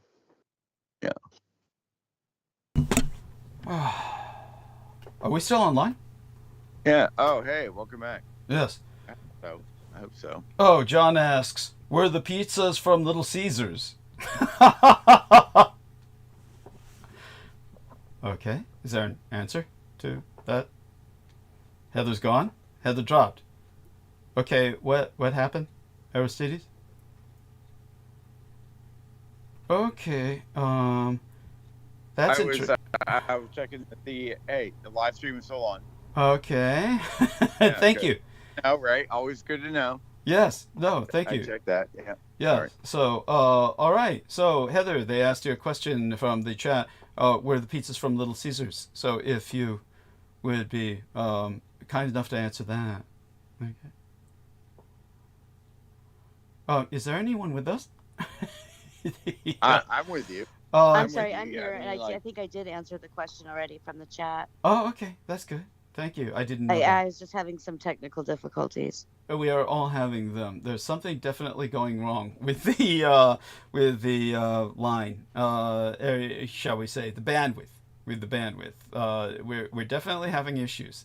So I hope everyone maintains their patience with us. And in the interim, we're going to try and get Heather and Aristides to talk a little while longer while I try and deal with the technical issues here on this side, see if I can regain control over production to a degree higher than what I feel I presently have. Just a few things going glitchy here on my side. So all that being said, please continue whatever line of conversation the both of you were on. I'll be here to, of course, add in my 2 cents. Okay. Yeah, we can have for a bit. Okay. Okay. And what are you gonna be doing? I'm just trying to tend to a few, just trying to see, Okay. some things Tend to here. a Just few things, multitasking. right. Yeah, just multitasking. Tend to some thing, yeah. Yeah. Return some videotape. Just something like that. Yeah. So to speak. Yeah. Oh my God.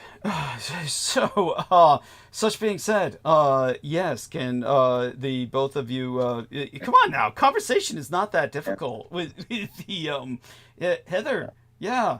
So you answered that question, and you still have a cat, right? You still have a pet cat, right? Yeah, I still have a cat. Okay, good. Talk pet. Can you talk pet, Aristides? Your chihuahuas? Or you don't want to talk that? Yeah. I mean, Heather can go first. Yeah, sure. I guess I can talk about that. But Yeah. I don't know. I don't have chihuahuas, and chihuahuas, I've never had one either. Uh-huh. I've had Irish setters. I've had pit bulls. Uh-huh. Labs. Pit bulls. How was your experience with the pits? Pugs. Pugs. Okay. The pit bulls was not a good experience. Oh, sorry to hear that. Who did they kill? My brother. You're kidding, right? No, they didn't kill my brother, but they bit his ear off. Okay. I bet he loves dogs.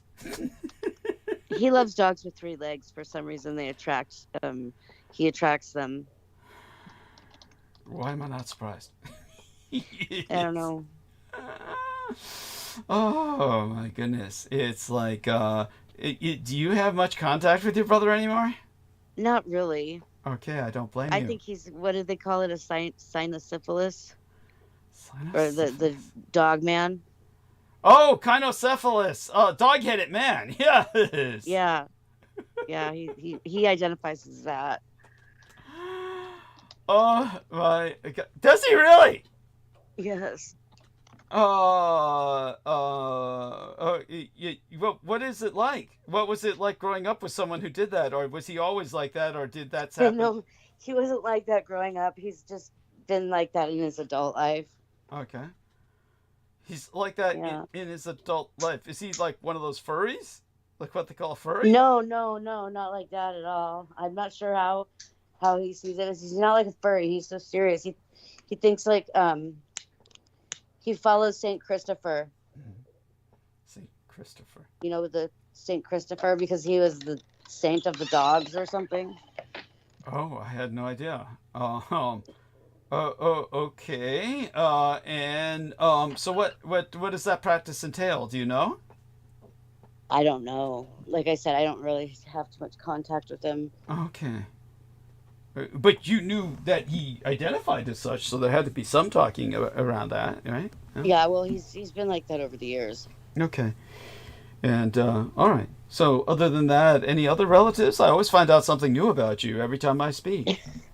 How's Vinny doing? Is he okay? It seems like he's doing all right. Vinny's right here. Here you go. I'm right here, Douglas. How are you? Oh, fine. Much the better for speaking with you. I mean, Heather's great, but you can always add some spice to the conversation. Sounds like you guys had quite an adventure. I'm so proud of both of you going out and... Oh, we did. It was Crip Mac that inspired us. I mean, it was just funny. Crip Mac is a guy that we saw on YouTube, and he's a Crip, and they have a series of videos on Channel 5 is the name of their video channel. Okay. And he goes out and he donates to people in his community. He donates pizza. I don't know if it's his community service or if he just chooses to do it.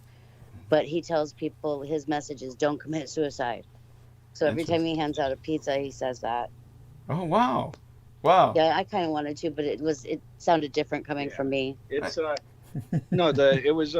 it was really good. I mean, some of the people we saw, I mean, you know, they had been there for a while, but there was a couple people that you could tell hadn't been there that long. And, you know, the one dude that was just walking had one like military style backpack, you know, big sea bag and another bag. We just pulled up next to him. I saw him and I turned around and we came back and I'm like, dude, you need a pizza? And I mean, this is a big guy that looks like, you know, pretty good shape, was probably working a couple months ago. And he's like, yeah, man, I do.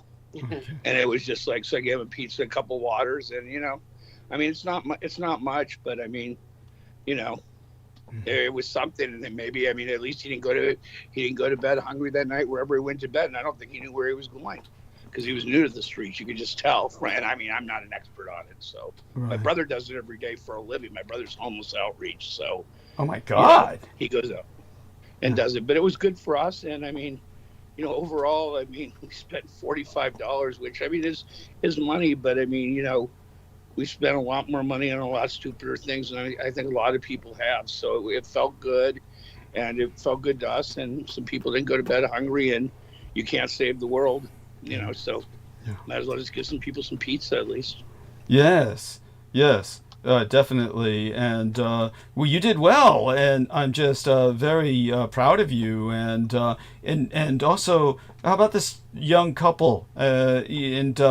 That Heather feels like the boy was dying, the lad was dying, but his girlfriend took the pizza for both of them, I guess, and you also gave them some water. Wait, what was your impression of that? Yeah. We had a bunch of water, so we gave a couple waters, you know, and pizza. And I mean, you know, it's not bad here in Phoenix. It's hard in the summer, and I mean, my mother does the same thing in a little different way. She doesn't give it directly, but she doesn't. You know, she donates her 10%, but it's not to the church. It's to different outreaches and stuff. So my whole family sort of does it, and, you know, in a way. And I mean, we just do it because we feel blessed. Yeah, and those people that were, like the guy that was behind, I mean, when you've been on the street a long time, I mean, he's not going to make next summer. You can just sort of, you know, you can sort of tell sometime if he doesn't. And I don't know if it's too late, you know, if it's too late for him or not. Some people, you've been there so long, it is. But on a funny note, my brother and me were talking because he has homeless outreach, and we were wondering, why do all the homeless, when they build their tents out of sheets, why are there always children's sheets with like teddy bears and stuff on them? Little Mermaid. So that's a question we were pondering that maybe you can give us some insight into, Douglas. Oh God, no! I. Or do you know what the Tongue Tavern is? Tongue Tavern. Tongue Tavern. Yeah. Wait, can you explain to us Tongue Tavern? Yeah, Vinny, explain that if you would be so kind. Oh no, it's just it's where the Marine Corps was founded. You know, Marine Corps was founded in a bar in 1775.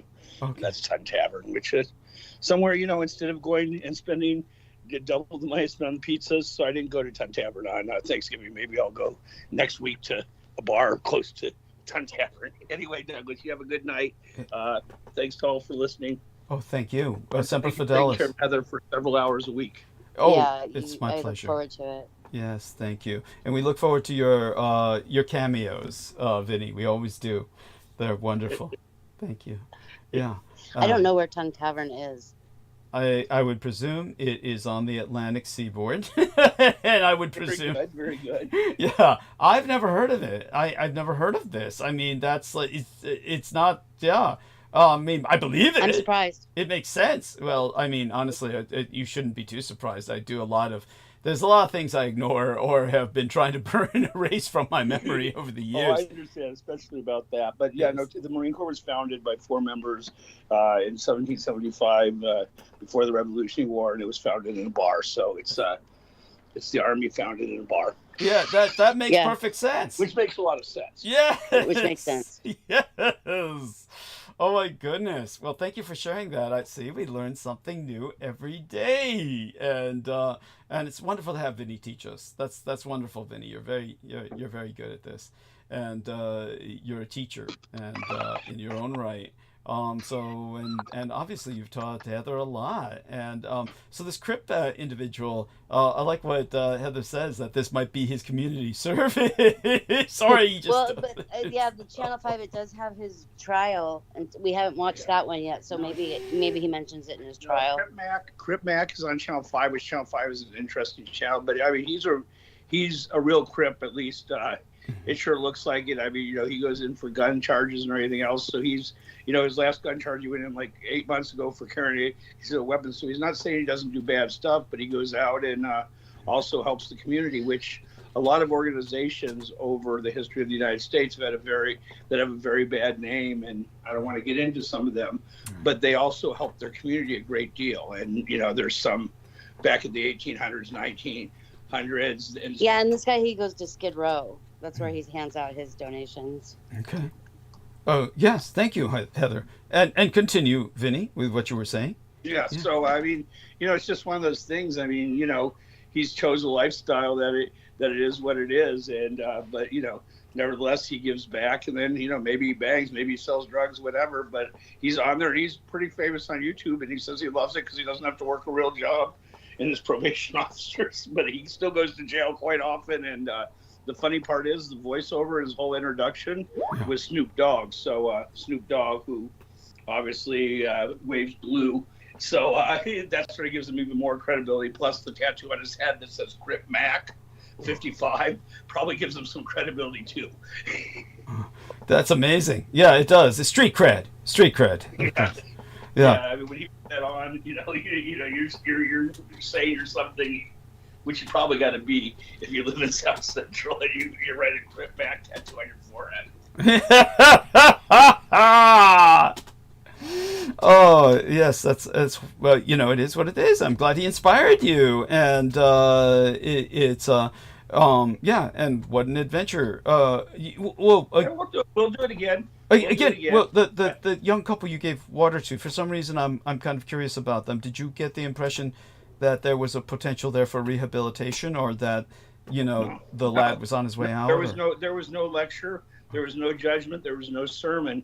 It's like, dude, you're hungry, here's a pizza. For the last couple guys, I was just going like the guy in the van and the guy that was like sitting, there, that it was almost, I'm like, hey man, I got a pizza delivery for you. Take care, brother. And they're like, thank you, brother. Right. That's all it is. I mean, I see you. I know, I see you. I feel you. I mean, I'm lucky I'm not hungry. I mean, we bought 8 pizzas, only gave out 6. We brought 2 home. So, I mean. Yeah, your belly's full. I'm self-flagellated at home while I'm giving them pizza. So. Yes. Oh, that's wonderful. And by the way, how are things going with your pain, the rehabilitation, improving it? It's going okay. I mean, it's far better than I thought. I mean, once again, shout out to the VA and everyone who is a taxpayer on your station for helping me with my. Yes. No, that's wonderful that it works for you. Yes. Yeah, it worked. I mean, looking like I'll get 95% back. And then we're just probably, I know I'm gonna have to do a knee, but I'm not even sure. I mean, I probably won't be able to walk in 10 years. That's like humbling because I didn't see my retirement as not being able to walk, but that's okay. But as far as the shoulder, I mean, 2 arms that you can lift over your head and wipe your own butt's a pretty good deal. It is. The wiping is not the right way. You need a bidet because you don't wipe your hands, you wash your hands. Yes. So why wouldn't you wash your butt? But that's my whole second thing. Indeed. If I could give bidets to everyone, I would. Yes. That would be my community service and my mark on the world that I would like to leave. Well, you'd like to leave the world a more civilized place than when you well, just for less smelly butts, whatever you like. Oh my goodness. Yeah. Well, I'm glad that you're that you appreciate bidets, and a lot of Americans just don't get them. But yeah. So that having been said, yeah, go on. And the last thing. So my nephew came, who's actually 45, who's a trucker. So he was in town. He was actually driving through. So he came for Thanksgiving. And he couldn't find the flush handle because it was like covered by our shower curtain. We don't have a very big bathroom. So he turned the bidet handle and shot himself near his crotch with a big thing of water. He was standing up looking at the toilet and he turned on the bidet. But he lives in Missouri. But, I'm not saying anything about that. But he came out. So all in all, a great Thanksgiving too, and that was probably the highlight. Oh my God, that is delightful. Thank you again for sharing. You're welcome. With that, I'll let you go. My cameo is now over, and that's what Douglas is saying too. Yes. Well, you did great. That was a wonderfully entertaining cameo and very informative and educational. So thank you to Vinny for that, and thanks to you, Heather, for being such a wonderful person that you are. You deserve such good company. And yes, I do. Yes, thank you for writing what you did. Yes, you responded. I'll have to heart both those comments of yours. And yes, I'm not being too kind at all when I said, of course, how wonderful you're doing for the show. And she was hoping the flooding's under control. Believe me, that was never an issue for me. Like I said, it was the landlady's problem. They just needed me there to flush the toilet. It couldn't have been that bad. I mean, obviously for them, it's bad.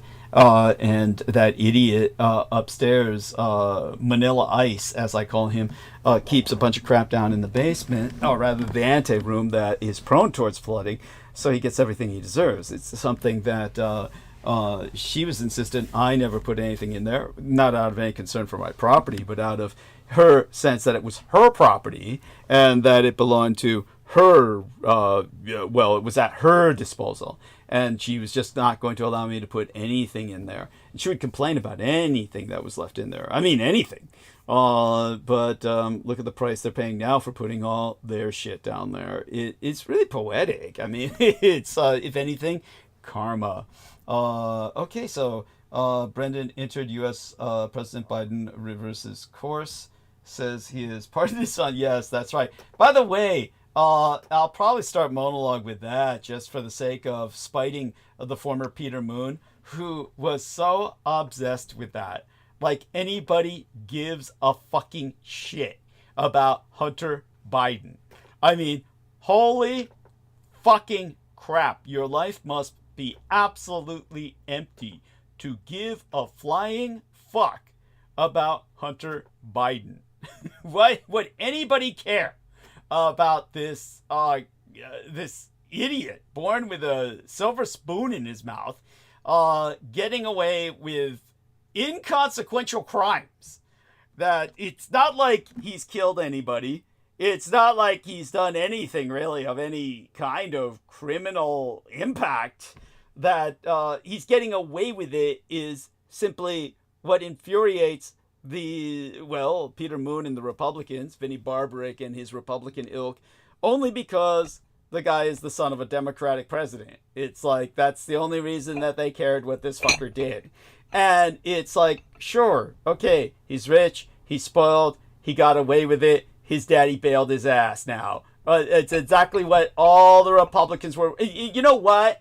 It's, of course, Biden did it, because it's all the Republicans ever talked about. If the Republicans had ignored it, this guy just would have gone through the legal system and his dad would have let him maybe pay. He would have been at most fined or given some kind of, community service. He would have been passing out pizzas along with, Vinny and Heather. But no!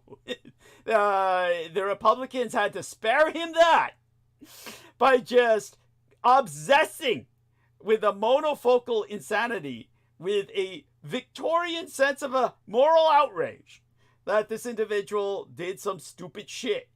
Unlike, of course, the exact same thing, except orders of magnitude worse, being done by Donald Trump's son, doesn't bother those same Republicans. But the Democrats aren't fixated on that son of a bitch. Because the Democrats, as fucked as they may be in other ways, are above that. So there we go with that. And so whatever's going on with Brendan, he's invited to jump back on the call. And if he's not, then I'll probably go into monologue. And so such being said, once I go into monologue, as people know, I pretty much stay the course. There's very little that's going to throw me off. I pretty much lose myself in that fugé state. I might need to take a break to make another crock of tea before I go into that direction, but we'll probably at least start with a bit of the monologue first and progress to the point where I need to do that. Brendan says, too much valerian. Maybe he's conking out. I guess that's supposed to make you sleepy, supposedly, right, Brendan? Yeah, valerian makes you go to sleep. Okay. So poor guy, he's conking out. Well, we love you dearly, Brendan. We'll see you in your dreams. Okay, then. This would be the earliest that I've started monologue in a while. So like I said, I better get to the point first where I can make another crock of tea. So I'll start with a rather tame subject and work my way towards a monologue. The problem is even a tame subject can be pretty involving, and it can demand a lot from me. By the way, I'm looking at something that was basically gifted to me from this latest encounter that I had with someone I used to know, that I'll speak of privately with Team Dietrich later. And it was their, I don't know how to describe it. They were trying to put their entire philosophy into a single page, and I guess that's their project, their little challenge in life. And, you know, more power to them, I suppose. I guess it's something we should all pursue, is to be able to summarize our philosophy of life in a single page or two. He's putting on 2 pages, really. So, you know, maybe that's what he's doing in his retirement. Oh my God. So we're getting a Valerian definition from our man, Brendan. And so that's cute. Hey, you can see that, right, Heather? Can you see that? No. Let me look. Yeah, in the text box. Yeah. Let's see. Mm-hmm. Yes, I do see. Yeah, you want to read that out loud? Valerian is Latin for Publius Licinius Valerianus, Oh, that's lovely. a Roman emperor from 253 to spring 260 AD.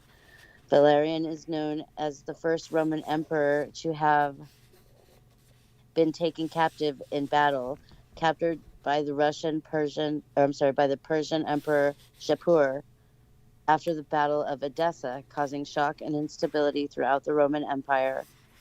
The unprecedented event and his unknown fate generated a variety of different reactions and new narratives about the Roman Empire in diverse contexts. Thank you. Delightful. You have such a nice little voice, and I'm so glad you. to give it vent here on this platform. And Valerian does work really good at putting you to sleep. Okay, that's adorable, and it stinks to high heaven. Have you ever gotten it? Does. Yes, it is awful, and most people think it's intolerable. Most people just can't tolerate that stench. So, okay. All of that being said, what I can do is, like I said, go a bit into the procession of equinoxes till I'm ready to make that next, till I finish this crock of tea. Then I'll take another break to make the next crock of tea, and then come back and go deep into geopolitics for the night. So a little explanation of what our friend Aristides was going into before. Basically, it starts with that star map that I have spoken of in the past. If a star map is superimposed over a polar projection of the Earth, and this is something that I will try and explain to people. Say, for instance, if I reference my own notes that I made to, so Brendan's saying something else. Here we are. See if you can read that out loud while I recover this note about my mother's star map. Dear Heather, can you see that in the text box? Okay. Yes. Yeah, according to Greek legend, the goddess Aphrodite gifted valerian root to the Greek physician Galen as a treatment for his insomnia. In Norse mythology, valerian was used as an ingredient in the love potion brewed by the goddess Freya to make her suitors fall in love with her. Okay, yeah, all right. So it might have also been an aphrodisiac. Oh my God, yes. And okay then. Let me think now about what it was that my mother used to say. Basically, when I think of, let me see, thousands of years ago, going back in time, the Hakenkreuz. This is what we were speaking of. And what our dear friend Aristides was talking about was the Hakenkreuz is not permanent. It is a very long time, but the stars are wrong for the anti-gods, but they are right for man. And when it comes to the heavenly Hakenkreuz, that swastika in the skies, people can look up the seasonal swastika in the skies based on the Big Dipper, as most Americans would know it, or the Great Bear. And the Great Bear is what creates the elder sign of the heavenly Hakenkreuz, the hooked cross or the swastika. Hakenkreuz is hooked cross in the Die Deutschen Sprache, or the German. It holds the anti-gods at bay. And it has been there for a long time and will continue revolving as the swastika for a while yet, millions of years, but will ultimately change in the future with another, another astrological age. So if you take a transparent star map, as my mother had possession of, and superimposed it over the Earth with the Stella Polaris, meaning the pole star, placed over the terrestrial North Pole. That means that you would have to have a polar projection map as is used by the United Nations on their flag. And that is not representative of a flat Earth map. So please do not think that that is somehow a flat Earth or indicative of a flat Earth. It is simply a polar projection map centered on the North Pole. And it is one of the most useful maps in the world. And this is because it is a map that enables the entire northern hemisphere to come into focus, because all maps have distortion, and the polar projection map makes certain that the northern hemisphere is one of the least distorted areas of Earth on that map. The other southern hemisphere becomes radically distorted on the polar projection map. Its proper name is a polar azimuthal equidistant projection map. And it is abused by flat earthers as a map of the flat Earth. And of course, the Antarctica is often portrayed as a ring around the edge of the Earth that the flat earthers claim is the Great Ice Wall. Okay, this is, of course, lunatic thinking, has nothing to do with what that map represents. But because the map is shall we say, universally recognized as a proper way to project the Earth in terms of maintaining the northern hemisphere at proper, shall we say, configuration to each other, gives the northern hemisphere less distortion. It is exceedingly important because of the importance of the North Pole. And the North Pole is it is important because it's in areas around the North Pole that you do have entrances to Unterland, not a hollow Earth, but an inner Earth. And that's important for people to remember. So little background with that, and hopefully everybody is keeping up with what I'm saying regarding that. And that, again, take that map and superimpose the transparent star map of constellations, or constellae, over that map, so long as you have the Stella Polaris, the North Star, placed over the terrestrial North Pole, and you would have to use the Great Pyramid of Giza as the noon point of the map. In other words, that would be the true prime meridian in this case. The true prime meridian, of course, as I've exposited before, is definitively not the Greenwich line. That's artificially imposed through London by British imperialism.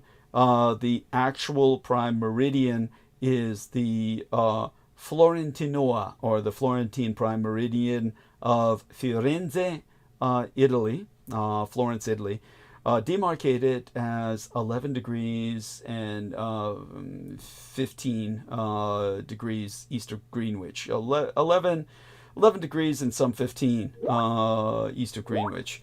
And so Brendan Zogid is also presenting us something here, some kind of map. Let me take a look at that. He just entered that.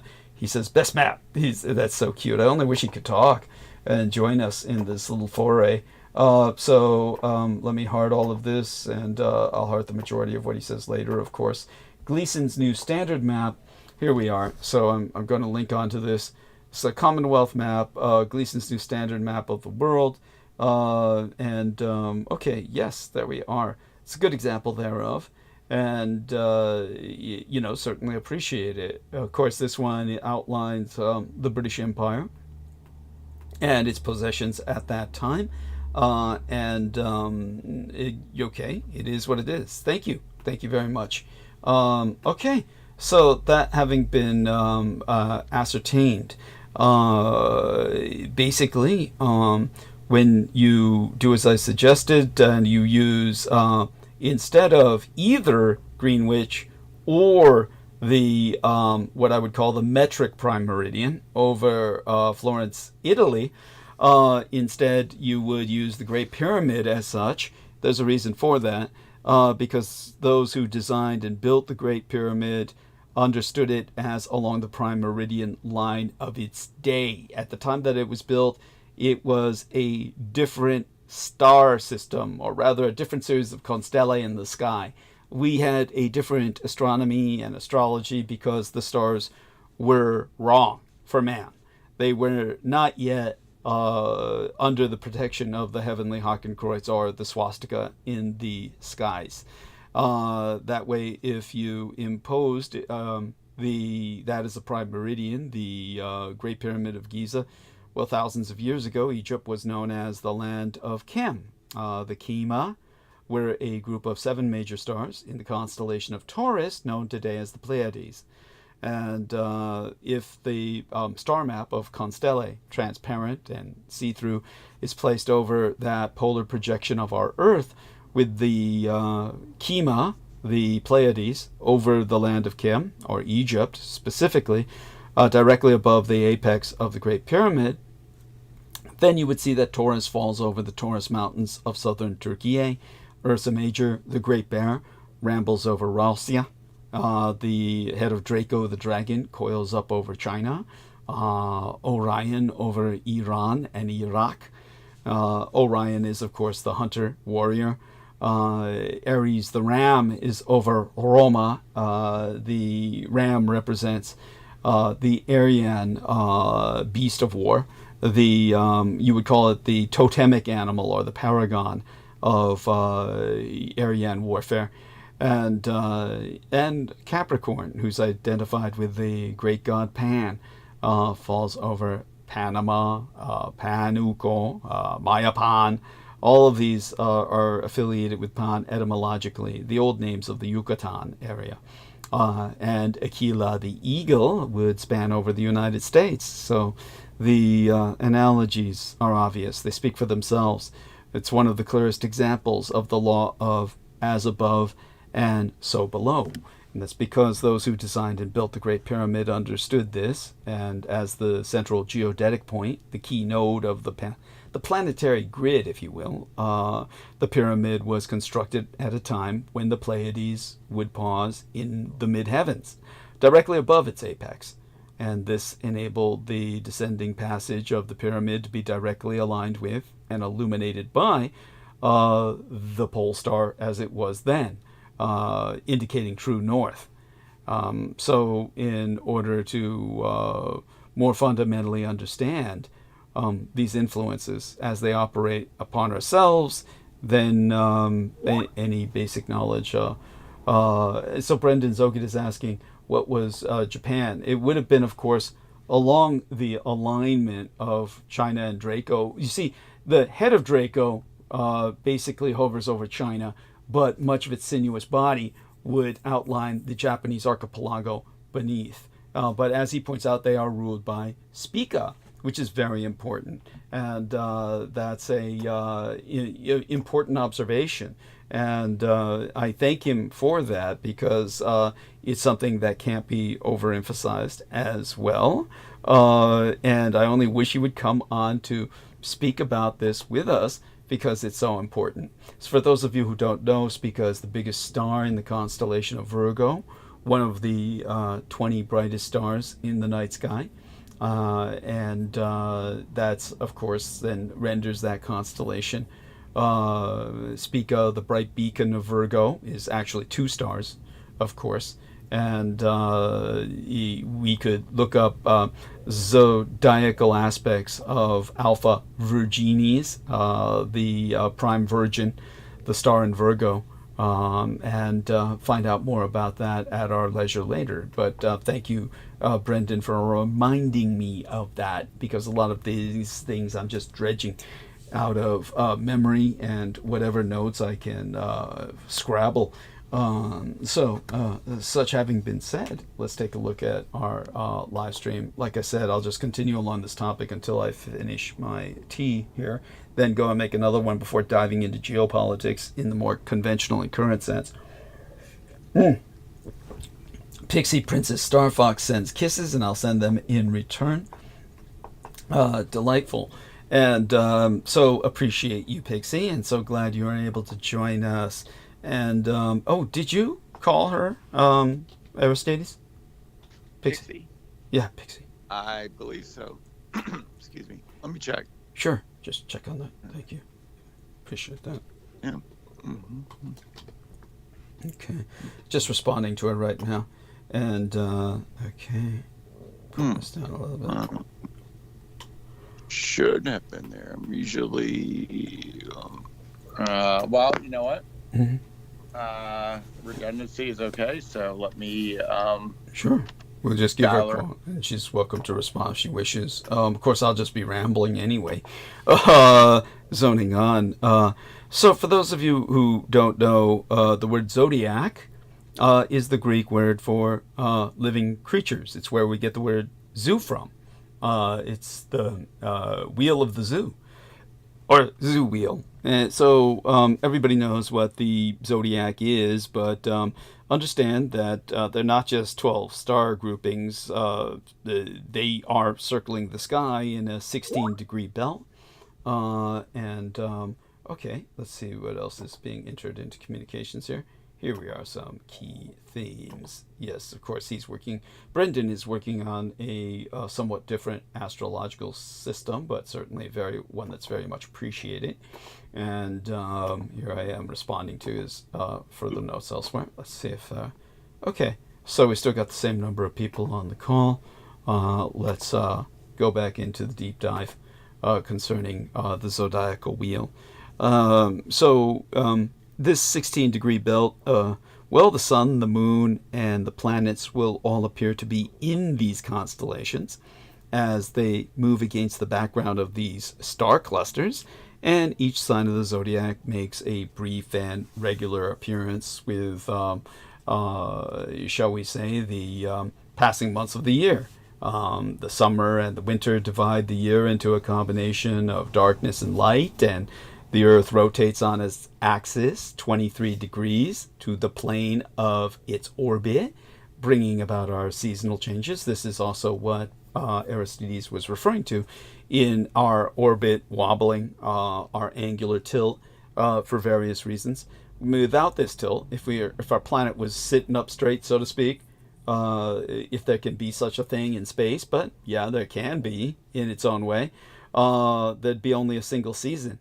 Because the sun's rays would always fall directly at the equator, and Earth would be effectively unlivable except for certain bands of, circling the Earth like a beach ball that was striped horizontally. It would be horizontal bands of habitability in the temperate zones only for mankind, that mankind could live on. The rest would be uninhabitable. They'd be too hot or too cold. The equator would be unlivable for man. It would be simply too hot. Of course, we're going to experience that unlivability with the climate catastrophe anyway, to a degree. But the elliptical orbit of the Earth's annual rotation around the sun, it warms and lengthens the days approaching the summer solstice, and spring and autumn equinoxes. They mark the midpoint between these two extremes. Then day and night are of equal duration. So this model of the celestial, the celestial timetable, it applies on a much larger scale as well, a galactic scale. There's an astrological age comprised of what's been measured to be 2,152 years. Now, of course, this would be complicated by something that I've come to accept and believe in to an extent. Pardon me while I move around here and bring my heated poncho to bear, because I know I'll need that later. I should probably do that when I go on my next break to basically make my next crock of tea, but I'm just kind of positioning it into place. But because, believe me, it gets colder at night than you would expect in San Francisco. It's always winter here as far as I'm concerned. Now, I do accept the existence of Ophiuchus, or a 13th sign.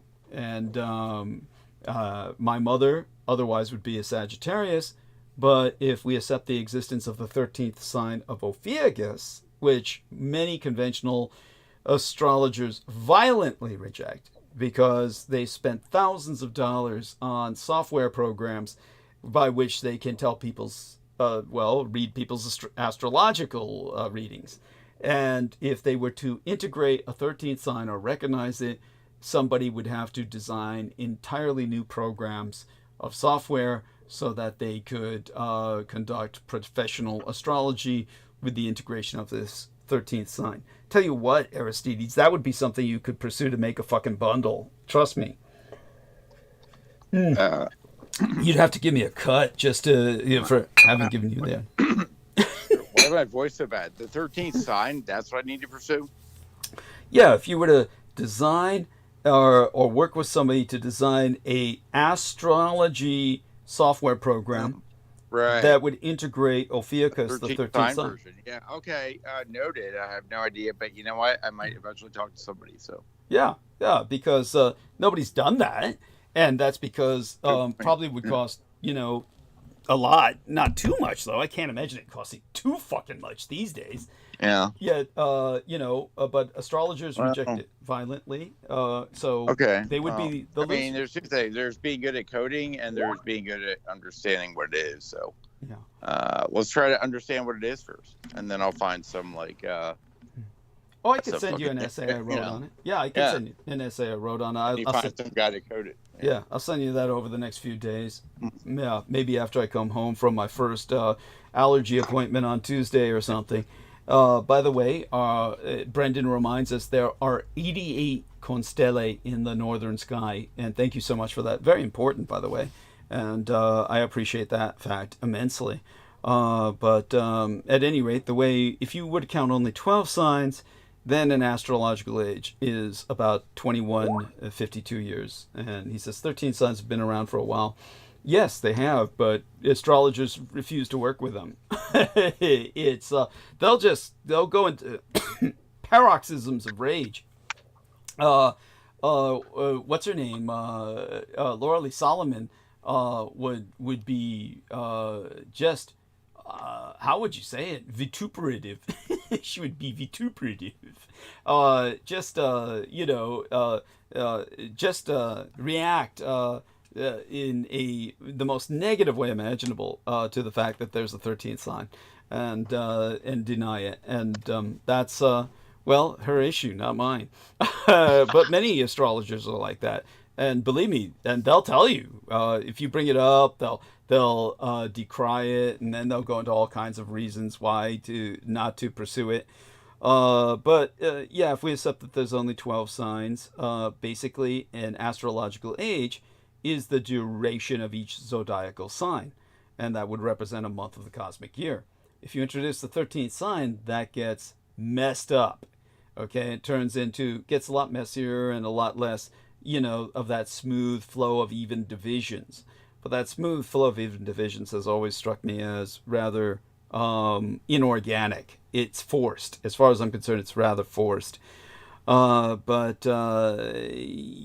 other words, just as with the Chinese astrology, people are familiar with the 12 animals of the Chinese zodiac, that's also reflected on the clock.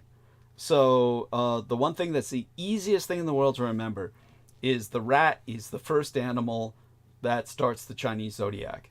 It all started with the rat because all the animals that are on the Chinese zodiac were going to be blessed by Buddha. And with the Chinese zodiac, or the Sinoviet zodiac, or the Siamese zodiac, and you would call it such because both the Chinese and the Vietnamese are Sinitic peoples, and they both use it, as do the Koreans and the Japanese, and others in Asia. But the difference is that the Vietnamese recognize a 13th sign, the year of the cat. In the Chinese zodiac, there is no cat on the zodiac. But in the Vietnamese zodiac, there is a cat, and therefore there is a year of the cat. It wasn't just some song made during the Vietnam War era. It's an actual thing. So the Chinese instead have the year of the rabbit, and all of this follows up with not just the years, but also the months and the hours. In other words, the old Chinese clocks would have the 12 animals on them. And the first animal to be blessed by Buddha was the rat, because it jumped in front of the line. That's basically what happened. The first animal that was supposed to be blessed by Buddha was the ox, because the ox is man's best friend in Asia, because Asia is an intensively sustenance agrarian economy. And Pixie Princess Star Fox has joined us. Now, so honey, before I suck all the oxygen out of the room, you can help me finish this cronk of tea here. How are you? I just love who you guys are so much. I just love exposing my roommate. If you can hear him hacking up in the toilet there. Wow, holy shit.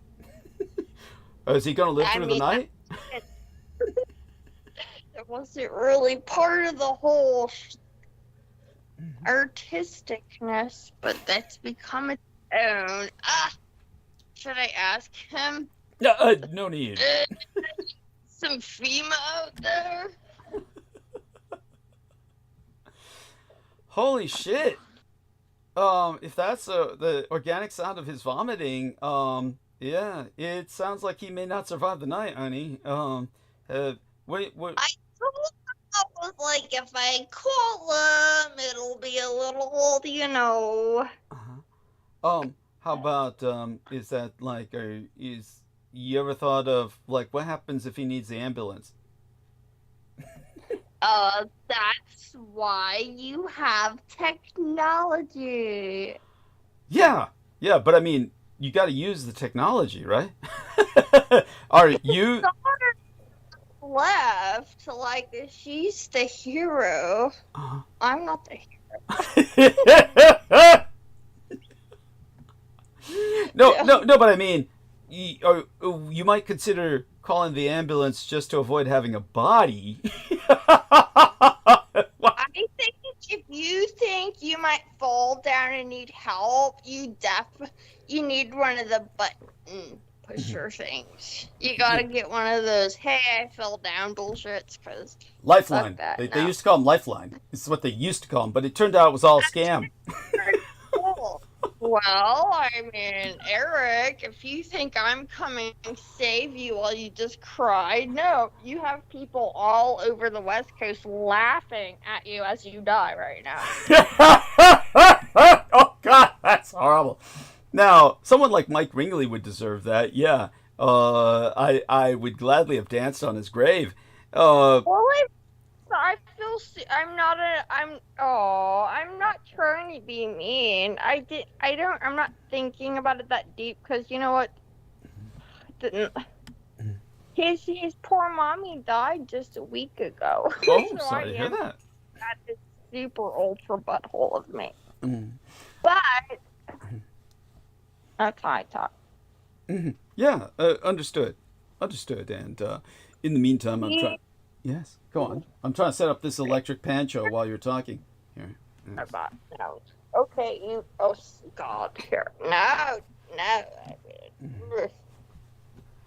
Well, I am anti-social. I've been going through like the spirit quest of like. Wow. Oh my God! Like it doesn't end. I don't know what you people want from me.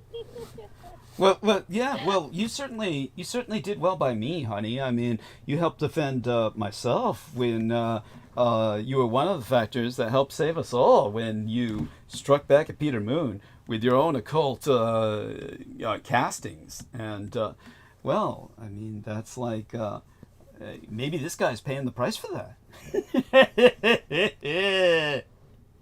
Always think like me, you know. I don't dare speak. I think I've said it actually, but like, oh no, they're not. I have a vagina. Yeah. I'm born stupid. What you talking about? I'm a retard with a vagina. Well, honey. Now we noticed that the lighting in your home is still very unique. It's like, how do you always wind up in environments where there's, oh, the Christmas tree is up. Oh, wow, cool. It's like, it's very colorful. You got that nice. Apparently, he cares about Christmas. You celebrate Christmas. Can't be too satanic.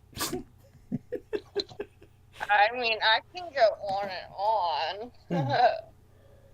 You know. Mm-hmm. Yeah. You would think, this is my opinion. If you're that super satanic, you really shouldn't fucking mind paying $800 for like some flamboyant tree. Your tree should piss on your fucking face. Oh my god. Just get the most, make that tree do everything, right? But you need the most expensive tree. You know what I mean? Having just a tree, okay, so the tree we have, oh sure, he cut it down on his own property in the Pacific Northwest, and it looks, you know, theatrical. Yeah. You know, but it challenges his like mental prospects. It kind of pisses me off. Like, I'm from the goddamn swamp, and you nigga want to act all too cool for school. Yeah.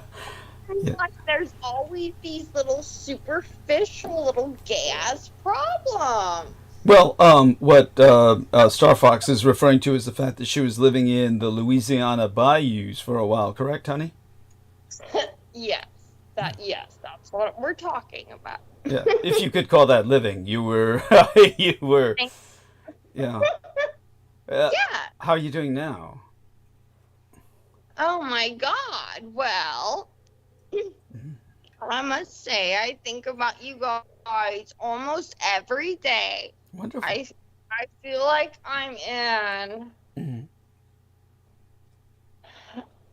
I mean, it's just annoying because I feel like I've been.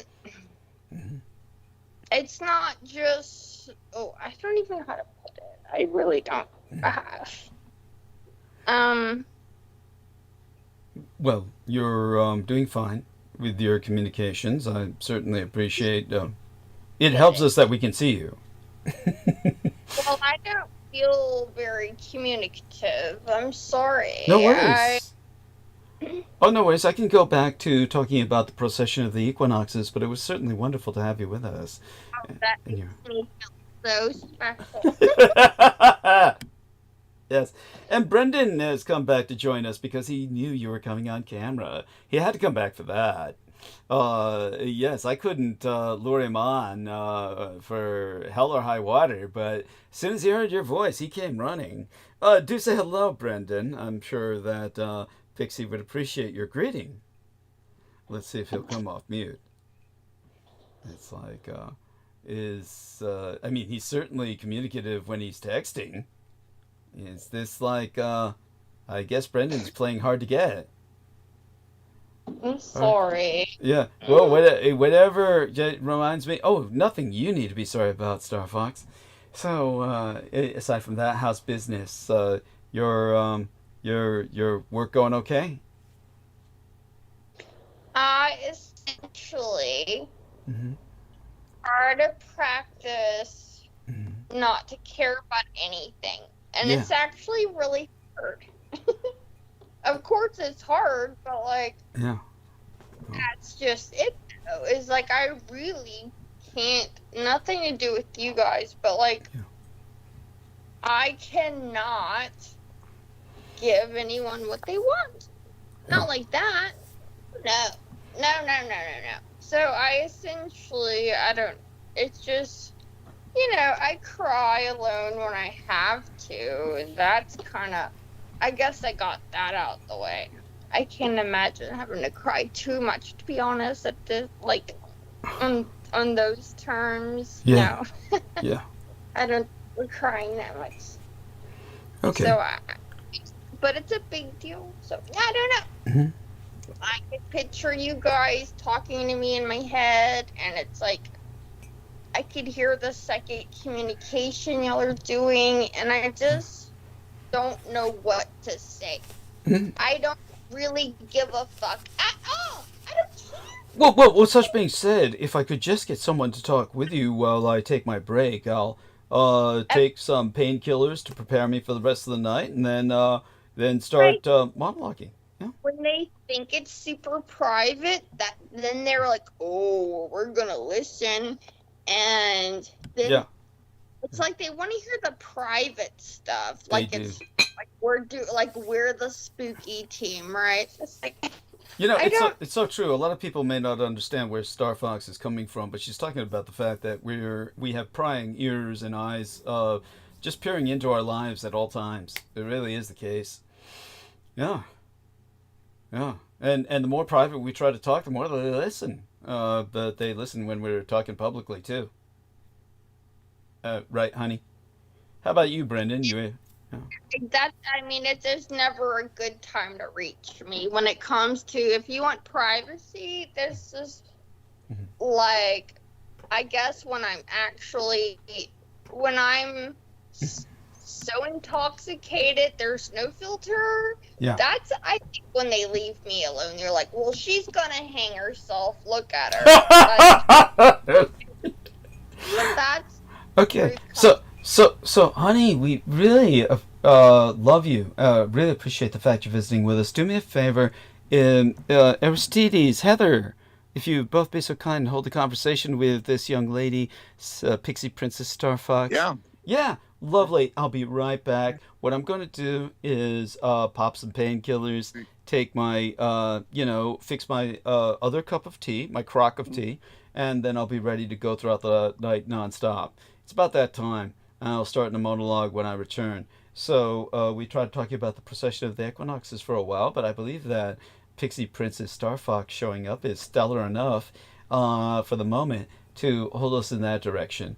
We'll use her as our pole star, and I will, damn girl, that's like cool.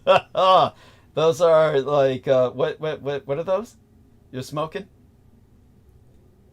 It's a chillum. All right.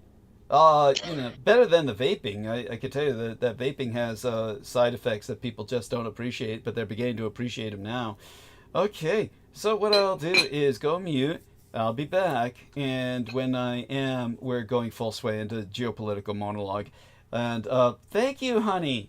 Mwah. Always worthwhile. You're such an angel. Adore you. Okay, then. Isn't that adorable? Look at that. It is. Okay. I'm going to go mute for now. I'll be right back. And everybody, when I come back, we're going full-scale geopolitical monologue, current events. Okay, Yeah. Going to go mute. And you got this, Ari? Yeah. Okay. Yeah. I don't know who else is around. Yeah. Heather and Brendan, but they're on mute. So Yeah. Hey, yeah. Heather, can you talk, honey? Honey? Okay. Heather or Brendan, who are on the call with us right now. Hello. You can hold it with Star Fox. Yeah. You can hold it with Star Star I could. Yeah. Okay. I'll be back. Yeah. All right. Go ahead. So, hey, Star Fox, how you doing? I am comfortable. Good. I didn't mean to put you in this scenario. Whoop. Oh no, that's all right.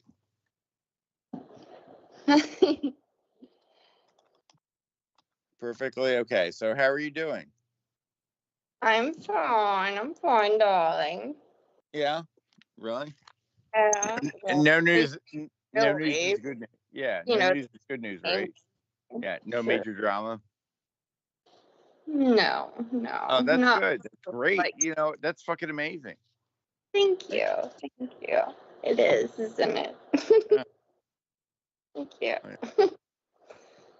Most people don't understand those types of small accomplishments. It's true though. Yeah. Yeah. You wake up.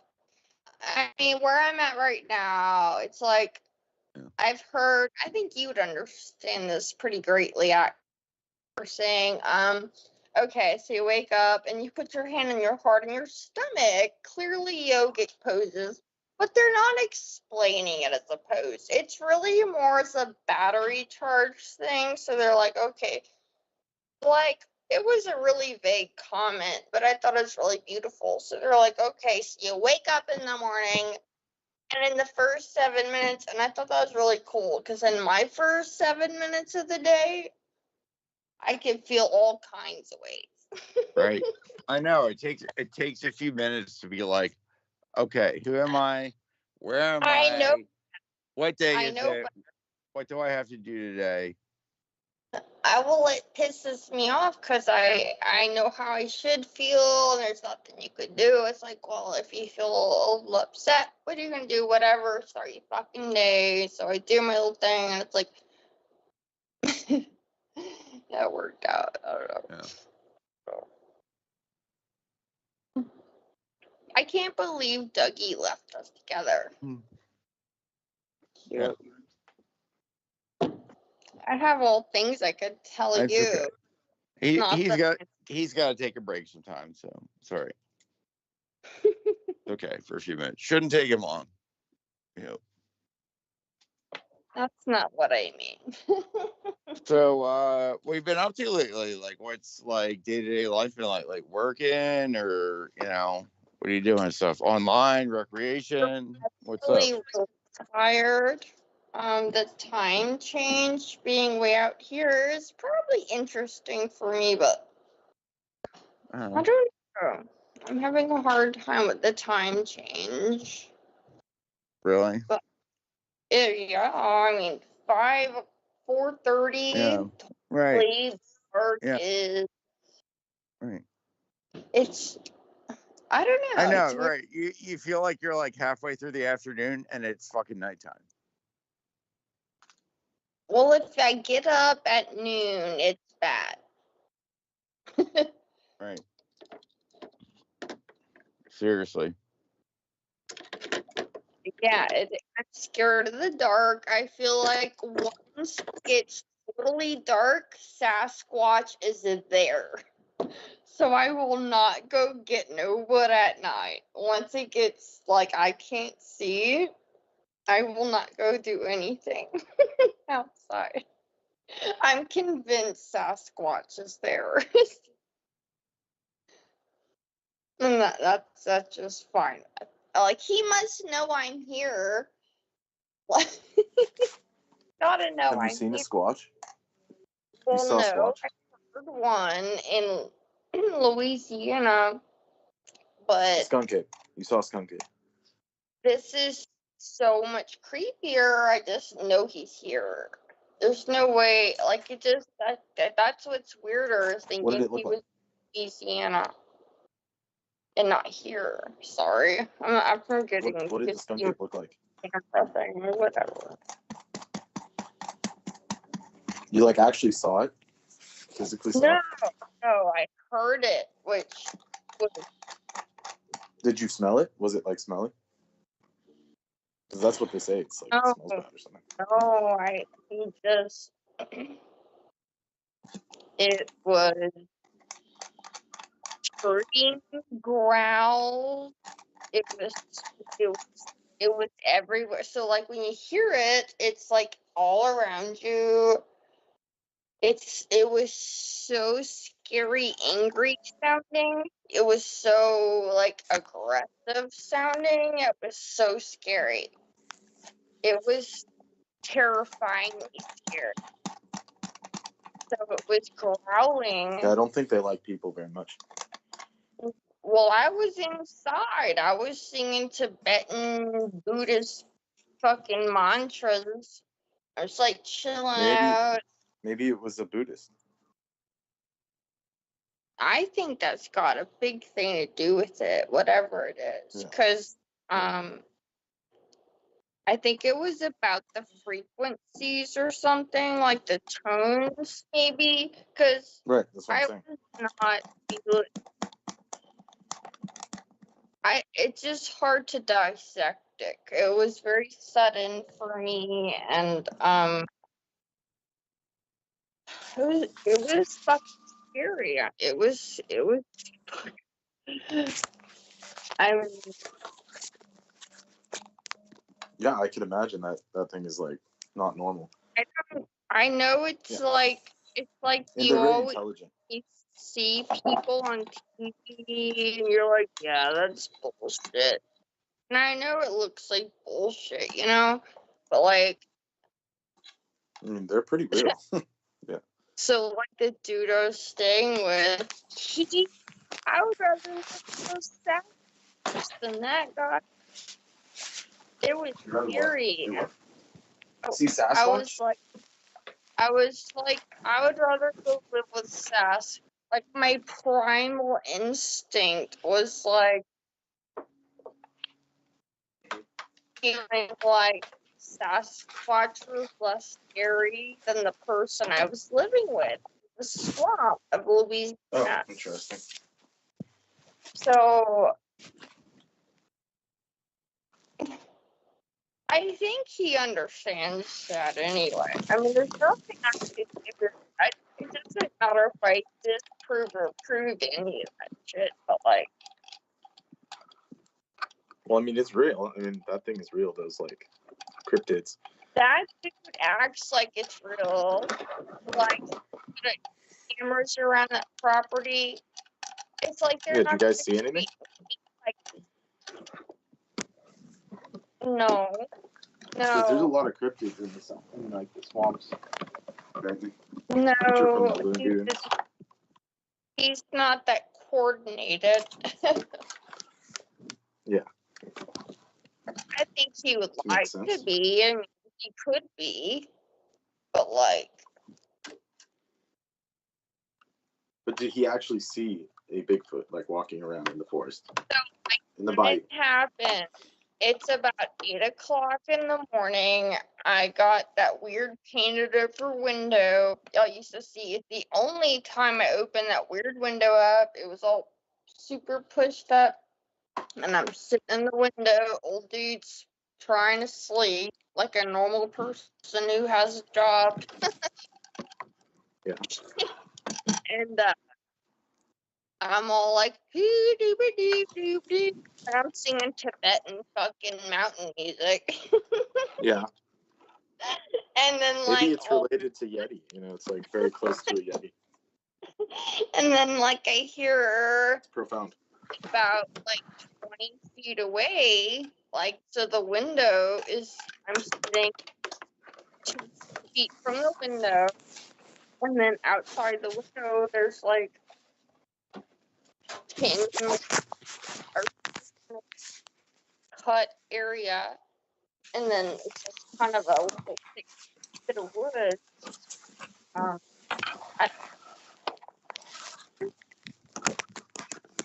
So I heard what it did go back to me. I don't remember. It was a while now, but it definitely was not fucking happy. It was like a growl for sure. Yeah. I They don't like pretty humans. terrified. I wouldn't let that fucking dude go to work. I was a little bit freaked out, which is kind of embarrassing because I hate him a lot, and it's like, okay, well, to beg someone like that Yes. not to go to work because I'm scared was kind of annoying. Okay, so I'm back. I just want people to know the tea is steeping. It's steeping right now. As soon as it's finished steeping, I'll go and get it, and which will be in about a few minutes. And in the meantime, we have the Valerian. Brendan. He's been talking. Maybe I was Valerius in a past life. I don't know. Yeah, well, I was about to say, I did valerian root a lot when I was younger, supposedly to help myself sleep, and it ain't all that. I was thinking, man, if it's knocking you out that bad, some people don't have the enzyme to digest it, by the way. There you go. It's either that must have been it, really, or your sheer exhaustion from work. You've been working too damn hard for it to hit you like that. God damn. Probably it's close to breaking. Yeah. So dear Star Fox, she looks like she's telling us about her cryptid experience in south in the bayou. All right. She saw Bigfoot. All right. And she encountered Bigfoot. I don't think she saw it, but she encountered it. Oh, which is like it wasn't a skunk ape, and it reacted to the Tibetan chants she was playing. So it's definitely related to the Yeti. You heard about that. I believe you heard about that situation. I remember. Yeah. I remember now. And you're so delightful. Really not a care in the world, and just playing your Tibetan chants, and when Sasquatch comes rolling up. My life. I try to keep it that way. Yes. And I would much rather deal with him than a lot of things. I don't blame you. Now, yeah, goddamn. Yeah, it's like, so does that have a narcotizing effect, or is that just tobacco? Oh God, my attempt to not smoke is failing because it's so in my mind. I can't just be like, put it down. I'm a little obsessed, probably. Cool. Yeah. Hey, you only live once. Yeah. Or say, just by that alone, I know it's tobacco. Yeah. Okay. There you go. I did start smoking weed. It's not helping my ambition at all. I'm completely lazy. What if you had ambition? What would you do if you had ambition? So what's your goal? That's funny. I like that. Yeah, she can't imagine it. Yeah, it brings a laugh. It's like you and me asking, "Hey, what would you do if you had wings?" Something. I guess it's like. No, I don't even know if I had. Oh God, if I had ambition, I would probably tell some people off that need it. Okay, cool. I'm well capable of doing all the other stuff on my own. But I don't know. Telling people off isn't that important. It strikes me as like that would be on a. Yeah. Like penthouse. Like, what would you do to like? I know. You're like, what are you meant for? How will you affect the world? I'm having a hard time with all these questions lately. I don't know at all. Yeah. It's too existential. Yeah. She's. All I know. Really like this sweater, and for an extra large, it's just so medium, and I'm pissed. I just want to hold the sweater and feel like I'm trying to comfort myself through ways that don't make any sense, Yeah, I'm trying to comfort myself too. Right now I'm having technical difficulties. I'm hoping I can continue producing through the night. Right now, I'll go grab my tea in a few minutes, but right now I notice that when I'm going from window to window, it's not responding. So the computer's I'm just gonna have to start that new computer with my technical friends as soon as possible. This old computer's just not cutting it anymore. It just doesn't have the capacity, so we're gonna have to get that new one started along with Aristides and Brendan getting together one of these days soon. Obviously, of course, what I'm concerned about is doing this during the holidays when things are difficult enough already, and we might do it. Yeah, we might do it at the beginning of December, maybe, but obviously it has to wait till after, like I said, tomorrow. The one thing I noticed is that with my screensaver, I leave it on a 24-hour channel where there's just kind of like a moving image so that the screen doesn't die on me, because I've noticed in the past when the screen dies on me, sometimes it's almost impossible to recover it and recover, production capacity. So I try to leave that on when I leave the computer, and I notice that keeps going into spin dizzy form, where the circle's spinning, kind of like when you were calling Brooke and nothing's going through. So tonight, yeah, it's just not cooperating. And the strange thing is I had turned the computer off, turned it on before I started tonight. So, really shouldn't be having these issues. And we cleared out a lot of what was in the computer, right? I mean, you were there, Brendan, Aristides. You guys saw this. We cleared a lot out of this computer. Yeah, something happened. Yeah. So, Sure. yeah. So, something's going on, and it's not, it's disturbing. It's disturbing. So, Yeah, it's just like running out of RAM. It's toast. yeah, but It's production. despite what we emptied out of it, it can do that? Yeah. Holy Yeah, shit. RAM is different than storage. Okay. Thank you for clarifying. RAM is random access memory. Okay. And that burns out like it's getting senile or something, like a person, or what? It can decay over time, but mainly it's just the programs, as they advance, take more of it. Okay. Which is why you. Okay. So you need hardware to be able to. It's like bottlenecking. The hardware's bottlenecking the software. Oh. Okay. Right. So is that I'm dealing with a computer world that's getting more complicated, and whatever the computer's trying to access is becoming too complicated for this old computer to handle. Is that what's going on? That's exactly, yeah. Holy shit! Okay, so we've got to get that new computer started soon. This could potentially kill the show tonight. I don't want to. Fuck, I certainly don't want to kill the show tonight, but this could potentially. Well, it's like you're skipping every other word. I'm not hearing you. Oh shit! There we are. See, that's indicative. That's symptomatic of what I'm going through. I am concerned. Can you hear me? Concerned that this will impact the show. Holy shit. Okay. Oh man. Is there any programs you can click out of that you don't need on? Okay, I'll try. Yes, let me. The problem is getting them to accessing them to turn them off. Now I'm trying to shut some windows down, see if I can do that. But just doing that, it requires accessing them, and I don't know if I can do that. I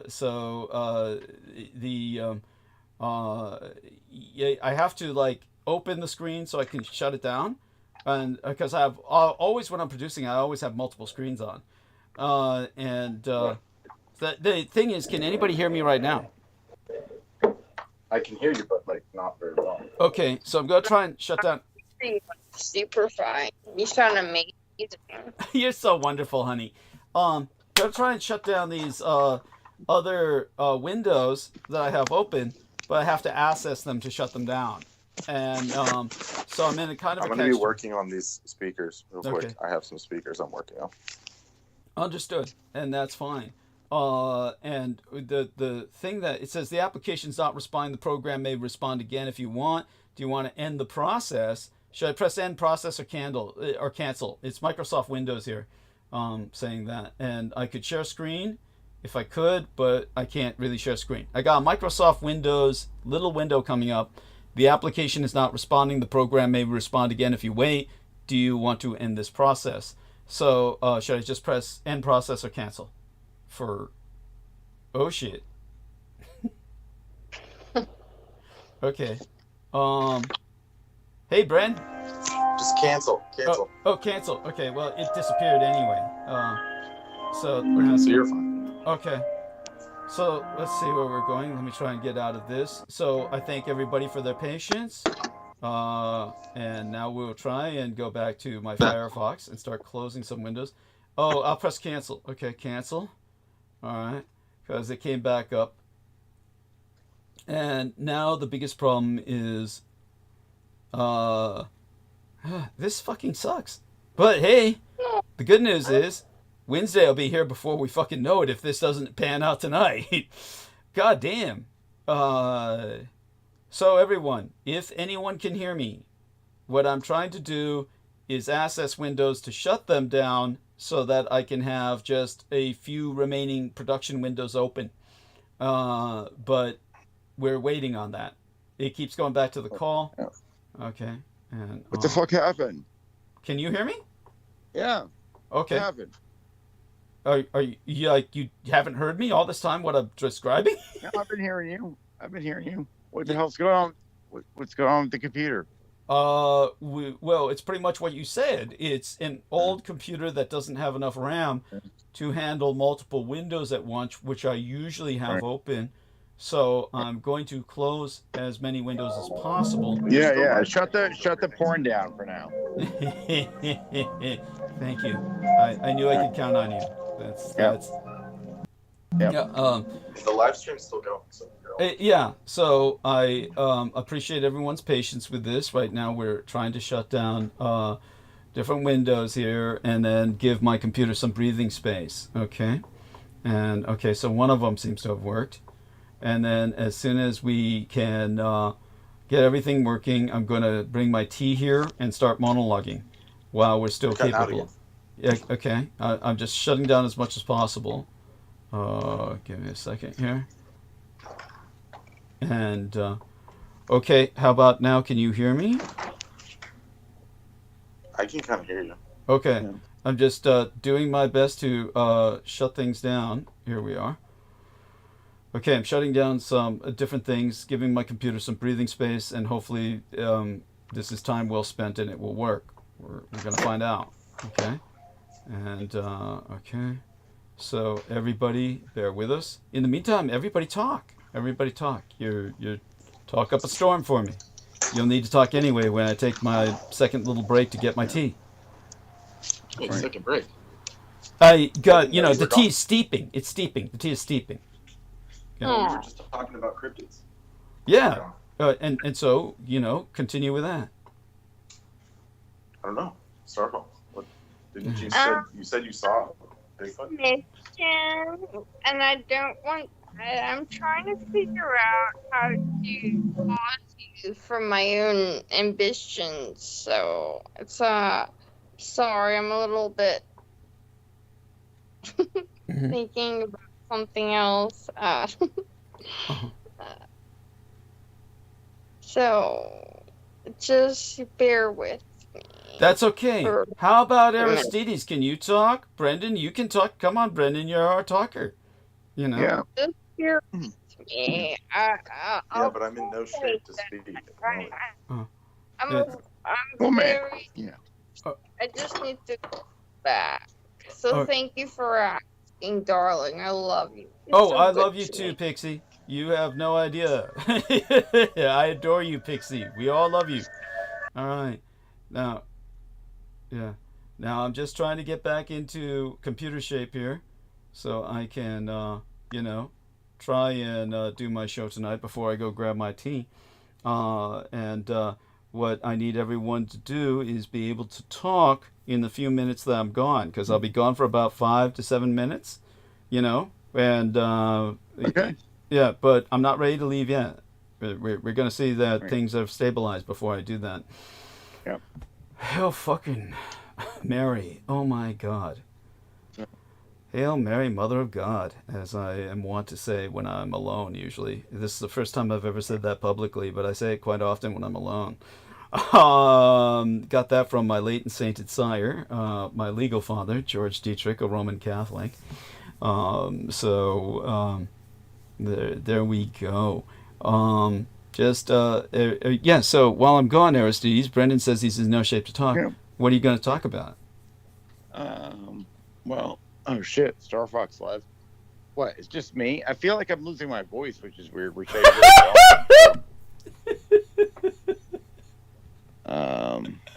Holy shit. Yeah, I'm engaged in multiple activities. I have to do my own magician circle and fix these speakers all at the same time. I mean, can you hang for a few minutes somewhat? Me? No, you Brendan. No, Brendan. No. No, he can't. You're all No. your destination fucked, Aristides. It's Great. you can read something. Read something. Yeah, all right. Yeah, find something to read. I won't leave till you find something to read. Let me go look. Yeah. It's not like you've been like sending out. I usually used to just like look at something you sent an email and read that off, but half the time, remember, it was in Dietrichonic. It wasn't like it was easy to read. yeah, but I can read that. I think. Oh my God. Let me look. Oh my Okay. God.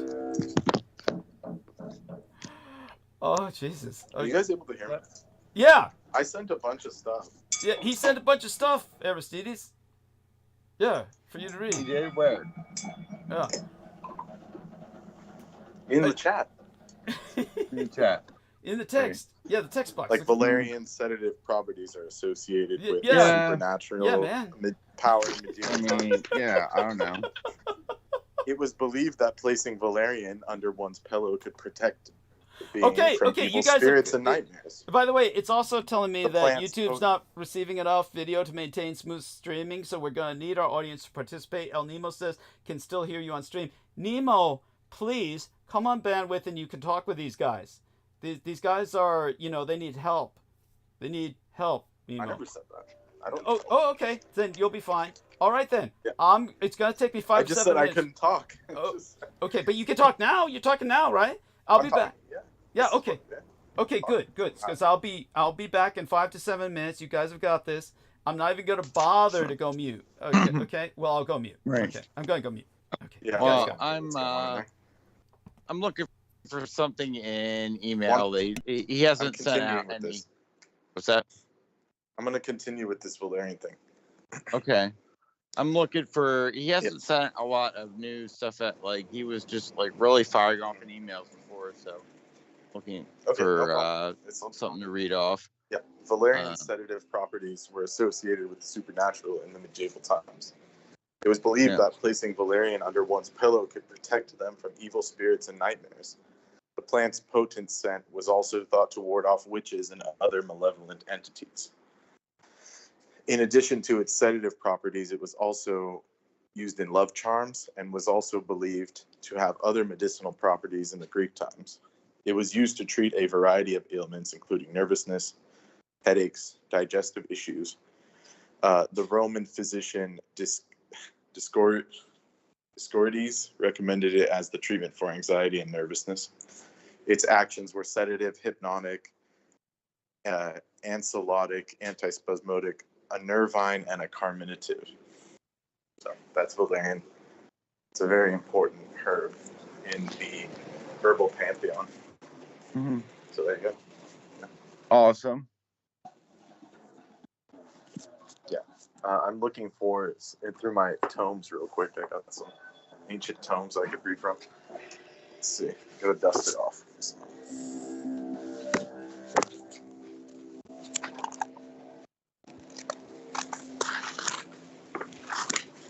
Cool. Yeah, I haven't really tried valerian. There's a little foldy. You can get in the foldy.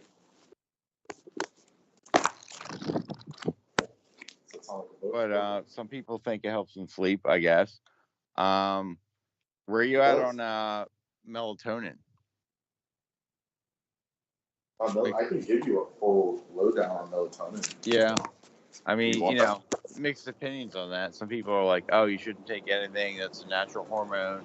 You're going to upset your, balance. And some other people be like, yeah, man, this shit's awesome. Like, It depends on your balance. It does. Yeah, it really, I think it hits people different. If you're getting too much sleep, then you shouldn't be taking it. Right. So wait, I have too many tomes out. Let me just finish with valerian and we can get to melatonin. Yeah, go ahead.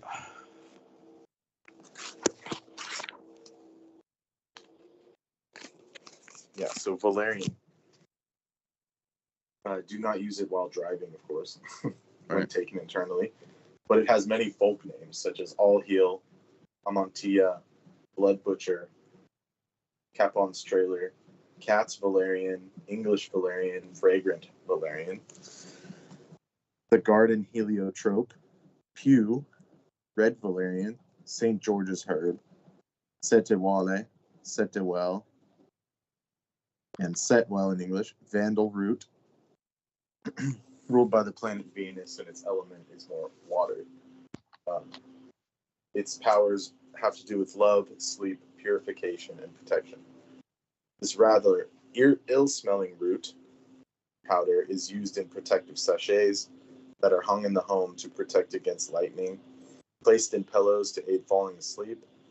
A sprig of the plant was pinned to a woman's clothing to cause men to follow her like children. Valerian's root also added to love sachets. If a couple is quarreling, introduce the herb into the area and all will be calm. The Greeks hung a sprig of valerian under a window to charm away evil. Valerian root powdered is sometimes called graveyard dust. There you go. That's valerian. The spiel on valerian there. Okay. Any commentary on that? Yeah, I haven't really done it, but I feel like people usually do it in like a tea or something. It depends. There are different ways you can. For herbs, there's of course infusions, which are like teas, quote unquote. There's Right. decoctions, which are like more boiled.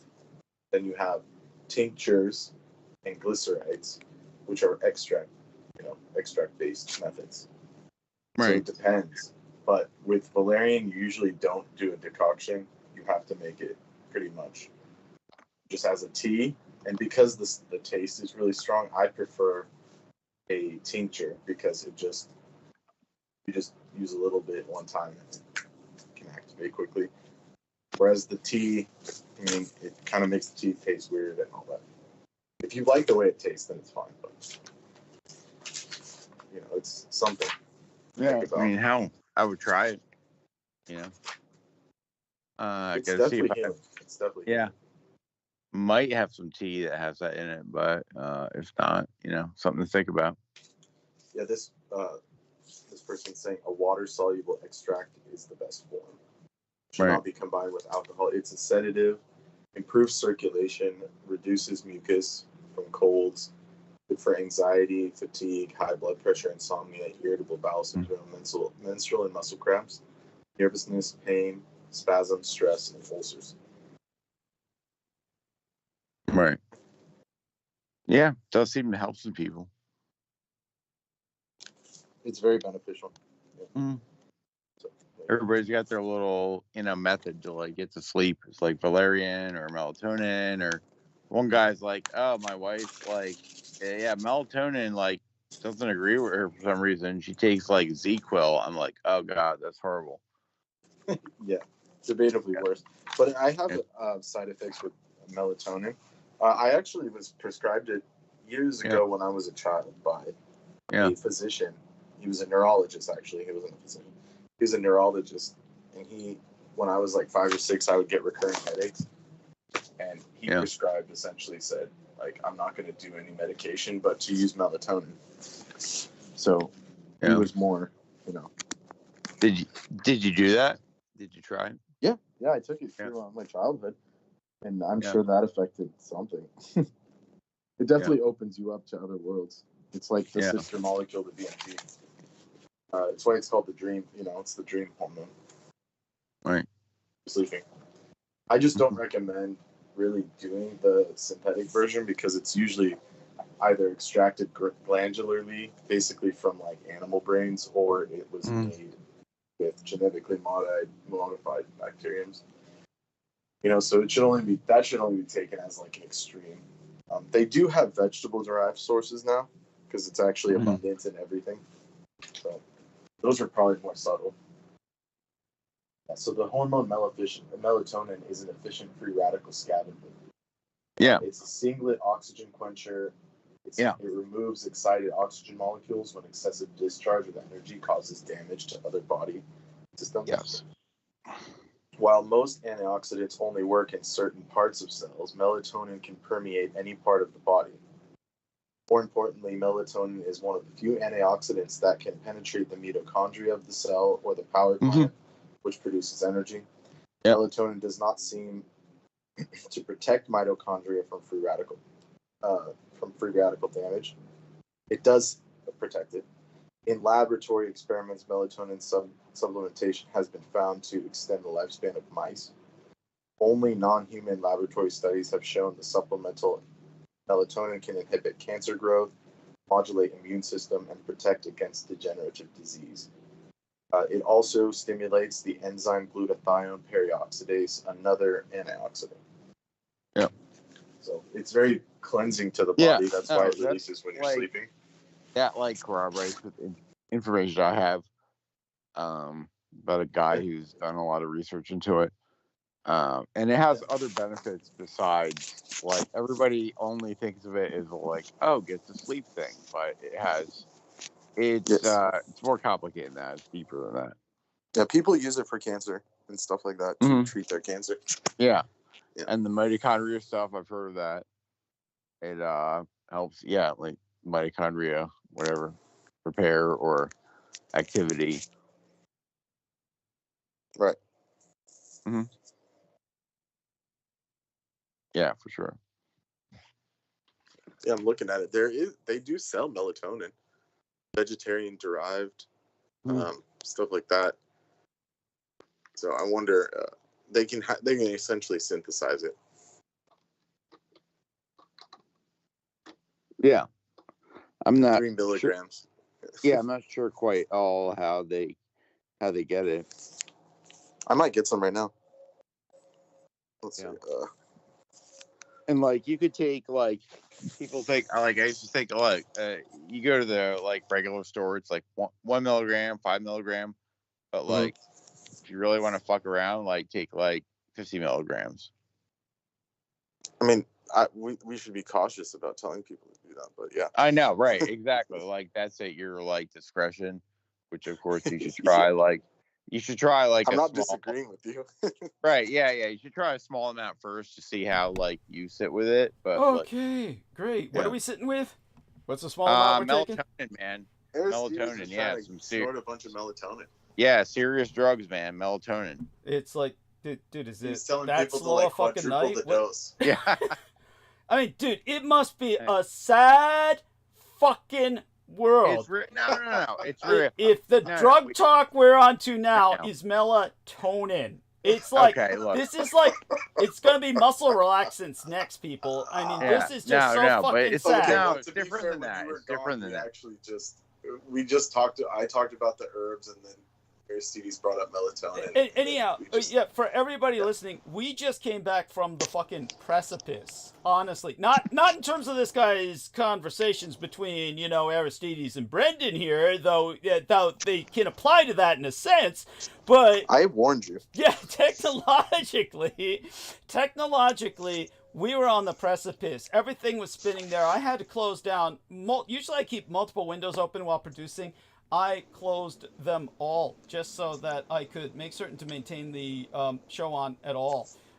So we're just going to produce blind here. I've got no references other than the studio itself. And, of course, I can conceivably go back and forth between that and the OBS.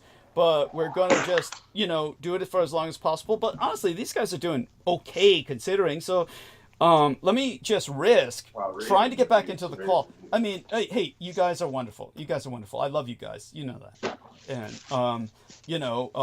so, I mean, look, I forgive you all your melatonin habit, your valerian. That was Aristides.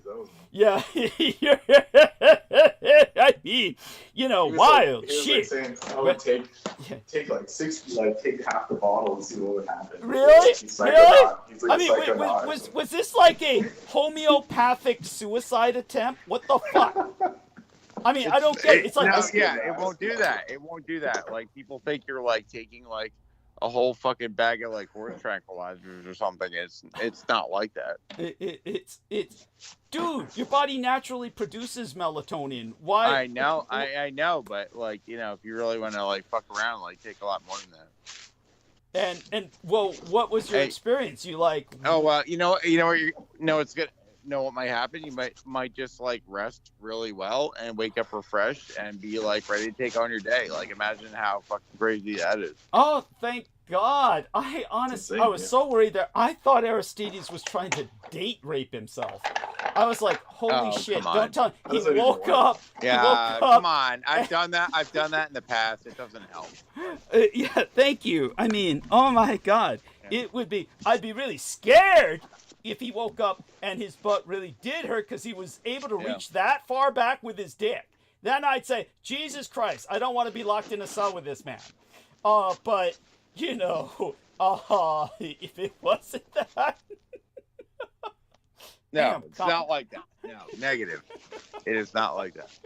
The man who claimed he could do that was Real Tech Geek, by the way. You missed it, Aristides, back in the day. Tell Aristides, Brendan, how Real Tech was saying, my dick is so big. And he was going on about it.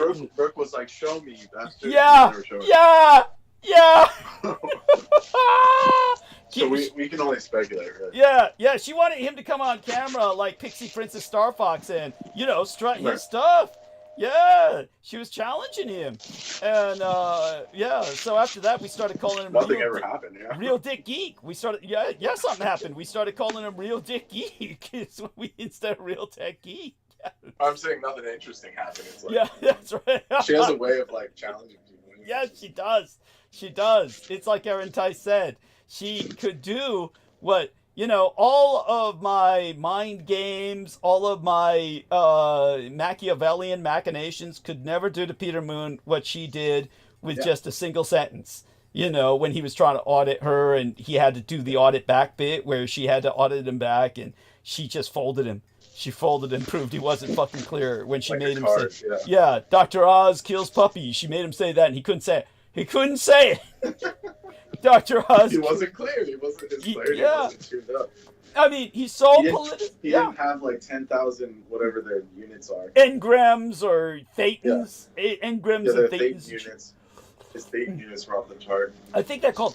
I think the units are the engrams and the thetans are the entities they're trying to get rid of, right? What they're trying to clear themselves of is the thetans. I think, yeah. I mean, you know, I've tried to purge all that from my mind now that he's gone. Holy shit. Good luck with his 1 million year contract. Hey, wouldn't you agree that the way I said it was that Andrew Bartzies was doing his own form of Scientology because he was doing that shit too, trying to get people to clear their contracts, revoke their contracts. So wasn't he pulling the same shit? He called it contract revocation. It's still on his website. Yeah. That's what he does whenever you try to contract him to do some serious work. Yeah. Hey, man, I revoked that contract. Yeah. Oh, yeah, I bet it's a nightmare dealing with him and his lawyer. Bartzies revoked all contracts in the Akashic record.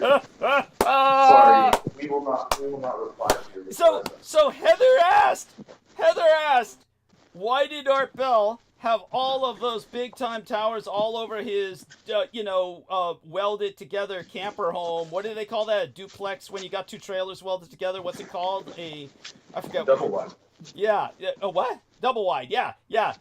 When I said, all these radio towers around his double wide, and she was saying, did he think that would protect him? And all I could think of was Andrew Bartzies. And Andrew Bartzies, the crystals must have been millions of dollars because they were taller than him and he had like almost a wall of these crystals, right? Isn't that the case?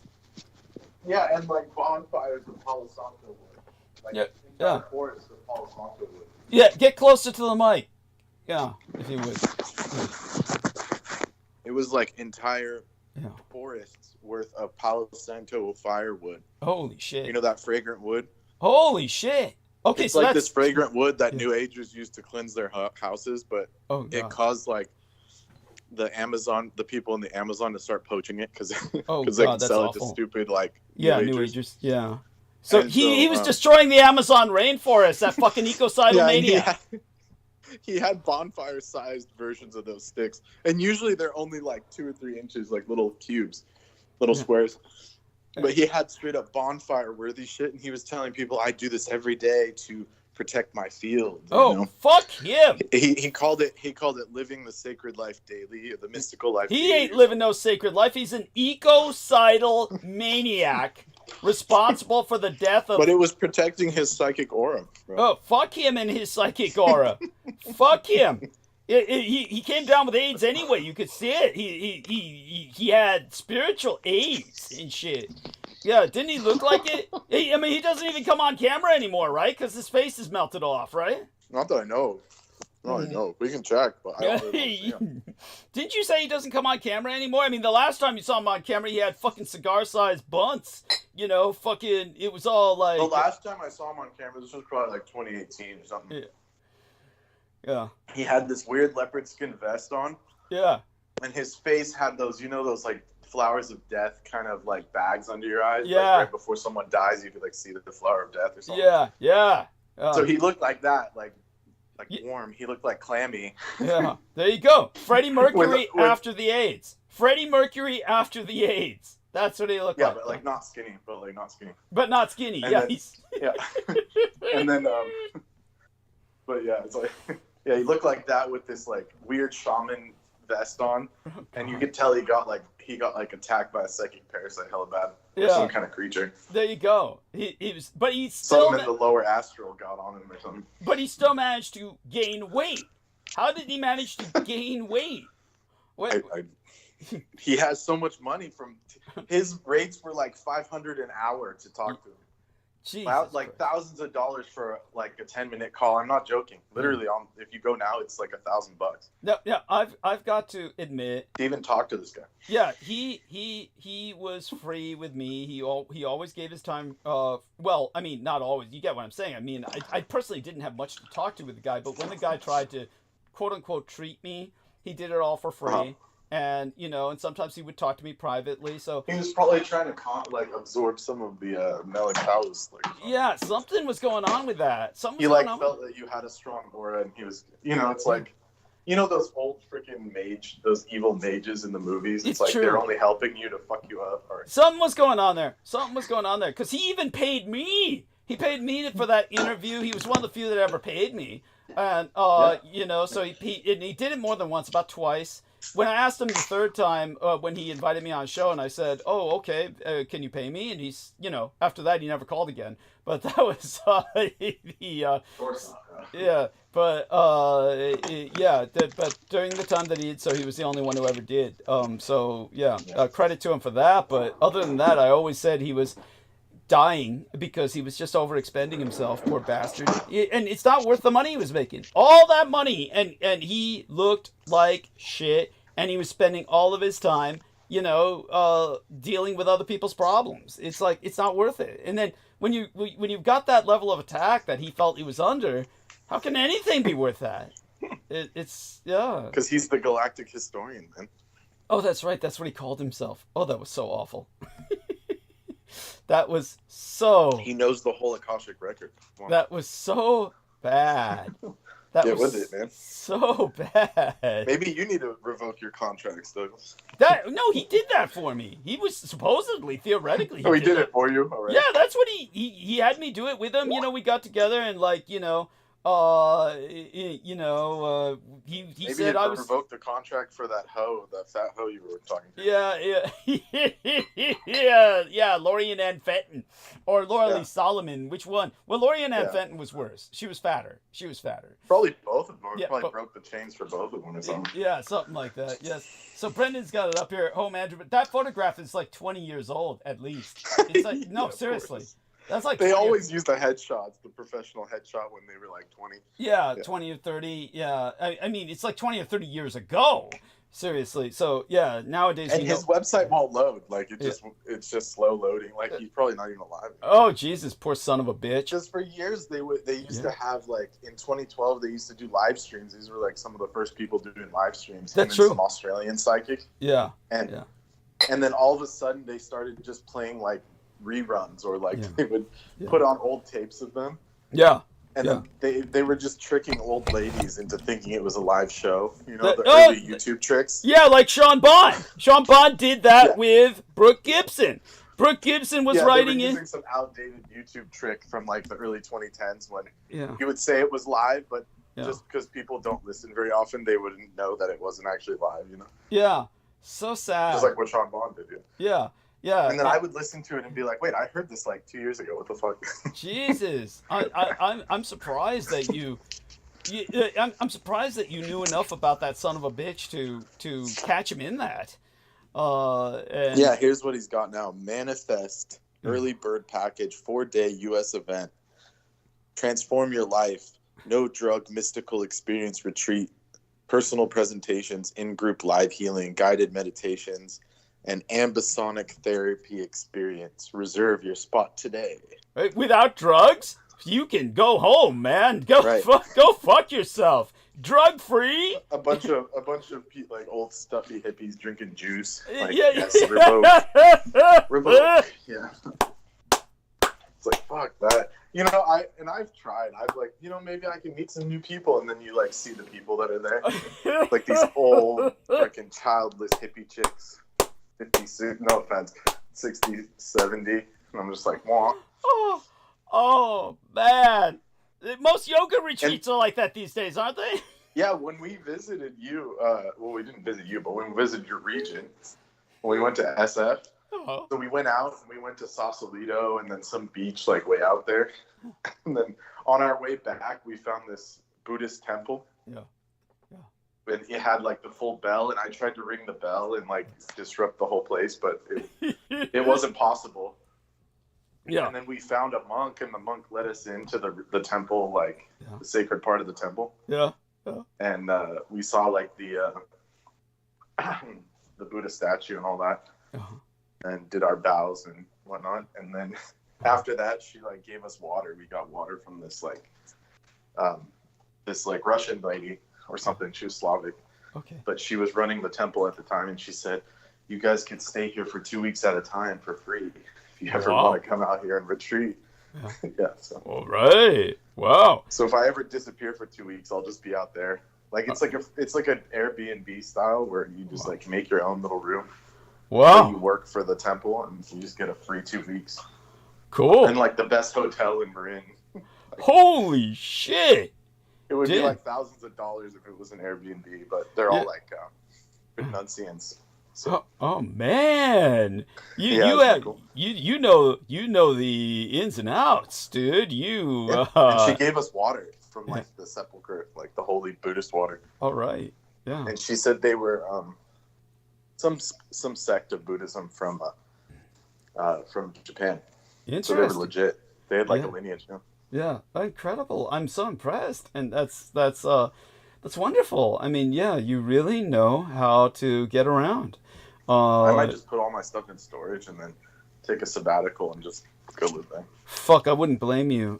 No, seriously, what I was concerned about was I thought you might have been offended when earlier when you were in the car and trying to talk and I couldn't hear you and I said, I can't hear a word you're saying. I thought maybe you got it all, offended and shit. And I was like, Jesus Yeah, fuck Christ. you. Yeah. Yeah. Fuck you, son of a bitch. No. I was like, Jesus Christ. I called you on the phone. I left a message with you. Did you hear that? Yeah, but I'm like in another dimension. I could barely like function. Okay, that's You know? cool. That's cool. That's It's sad that at my lowest point, I'm like more functional than everyone else you bring on. No offense, Aristides. Yeah, no offense. Well, Aristides is a constant. He's like the mathematical Hey, constant. That's hey, different. hey. Yes. Come on, we're No, hanging that's here. different. Yeah. It's different. Yeah. I mean, He's the mathematical constant. You're like the equal sign. yeah. Right. You're always there. Right. Yeah. Right. Yeah. But yeah, everyone else, they balance the equation, and some of them need help. we got to take into account Aristides' kick-ass melatonin habit. Yeah, he's taking the whole bottle of melatonin. Yeah. Yeah. Well, We know your secret. okay. I didn't take it tonight yet. So, Is that what you've been hitting every night? That makes a lot of sense. You're on those 10s. not You're every buying those night. 10s, huh? mostly on like off nights to like recover. Got it. What Yeah. milligram? What we're talking? You're taking the 10s, 15s? I mean, you can like, sounds crazy, but you could do like 50, Okay. Wow. So He wasn't joking. I told you. Yeah. He wasn't joking. yeah, basically either the You're bottle filling or the half whole the bottle. dude. Yeah. God. Yeah. No, Dude. I mean, well, or you can get one that's like a higher dose, but Oh. That's incredible. It sounds like some like psychonaut stuff, really. Yeah, yeah. It's not that deep. It just like just resting really well. That's well. How did you hit on this? Yeah, what's that?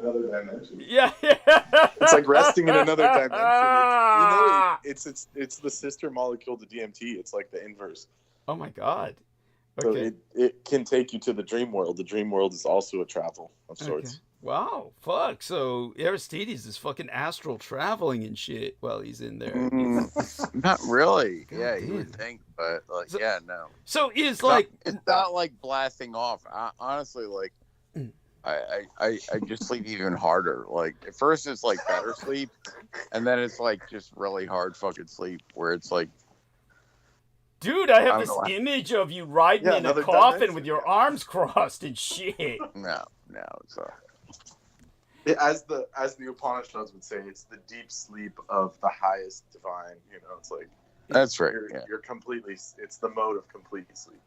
It's like, wow, Find it. cool. So like, I mean, how did you come across this? How did you happen upon this trick? What, me? Yes, you. It's a health supplement because it can. Yeah, it's I mean, the most powerful antioxidant. Yeah, right. Okay. Yeah, And started it at can- like lower It can doses. charge It's your like- mitochondria because it's an antioxidant that can get into any tissue of the body. Okay. So they use it for cancer treatment because it can reduce tumor size. It's been proven Wow. to reduce tumor Holy size. shit, melatonin.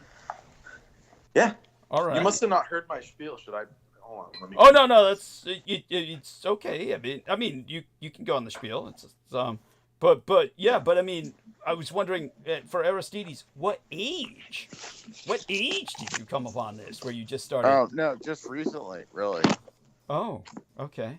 All right. Yeah. I mean, but Yeah. what inspired it?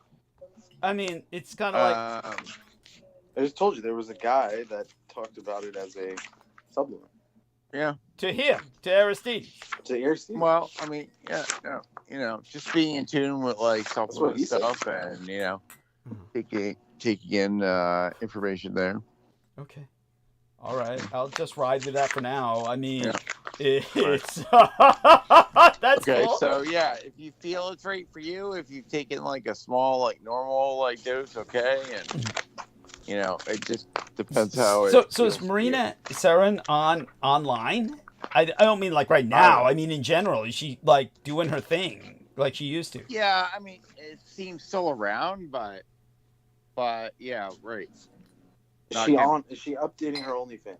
Yeah. Yeah, That's what I don't meant. know. You don't know. As far as I know, she's around. Okay. Have you seen a new titty pic from her? Or what you mean to say is she? I mean, like she seems to be around, but I mean, like I guess that's it. That's Aristides feels she's around. I mean, so you subscribe and she seems to be still active. Okay.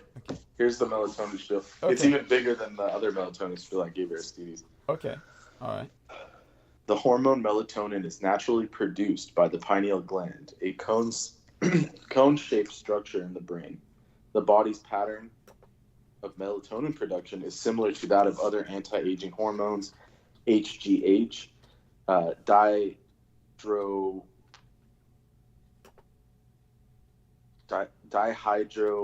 dihydropiandistrone, DHEA. We'll just give it the designation. HGH, DHEA, throughout early life, melatonin is produced in abundance, but shortly before puberty, the production of melatonin drops, which then continues to decline as we age. Research has determined that melatonin may have several profound long-term effects on the body, as one of the most powerful antioxidants ever discovered, with a greater range of effectiveness than vitamin C, E, or beta-carotene. Melatonin helps prevent harmful oxidation of free radicals from occurring. In this way, melatonin may prevent the changes that led to hypertension, heart attack, may reduce risks of cancers, and indeed, research has indicated that many age-related problems are in fact caused by declining levels of melatonin, which leave the body less able to prevent and repair oxidative damage.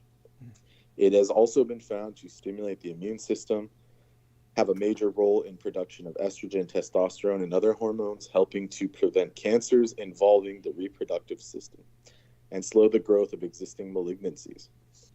Recent studies had said that if melatonin is taken in the mornings, tumor growth may be stimulated, but when taken upon the evening, tumor growth is tending to be slowed. In addition, it is secreted cyclically in response to the fall of darkness at the end of each day. Oh, wow. The hormone helps keep our body in sync with the rhythms of day and night. Thus, melatonin regulates sleep. All right. Thank you. There's more, but I need to recover from that.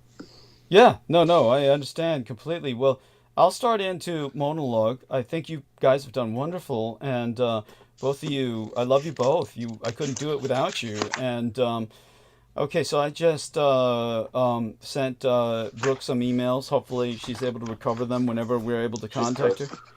Yeah, you say that did she reach out to you after the time that I knew she reached out to you? Like, there was a time when you and I were together when she reached out to you. Did she reach out to you after that? I've been playing phone tag in the chat, but it was she would say, "Oh, I need to talk to you, I need help," and then I would go on there. Yeah. And then she would immediately hop up. Yeah. Yeah. Well, you remember what I told you about the authorities, and they're trying to kill her before she can.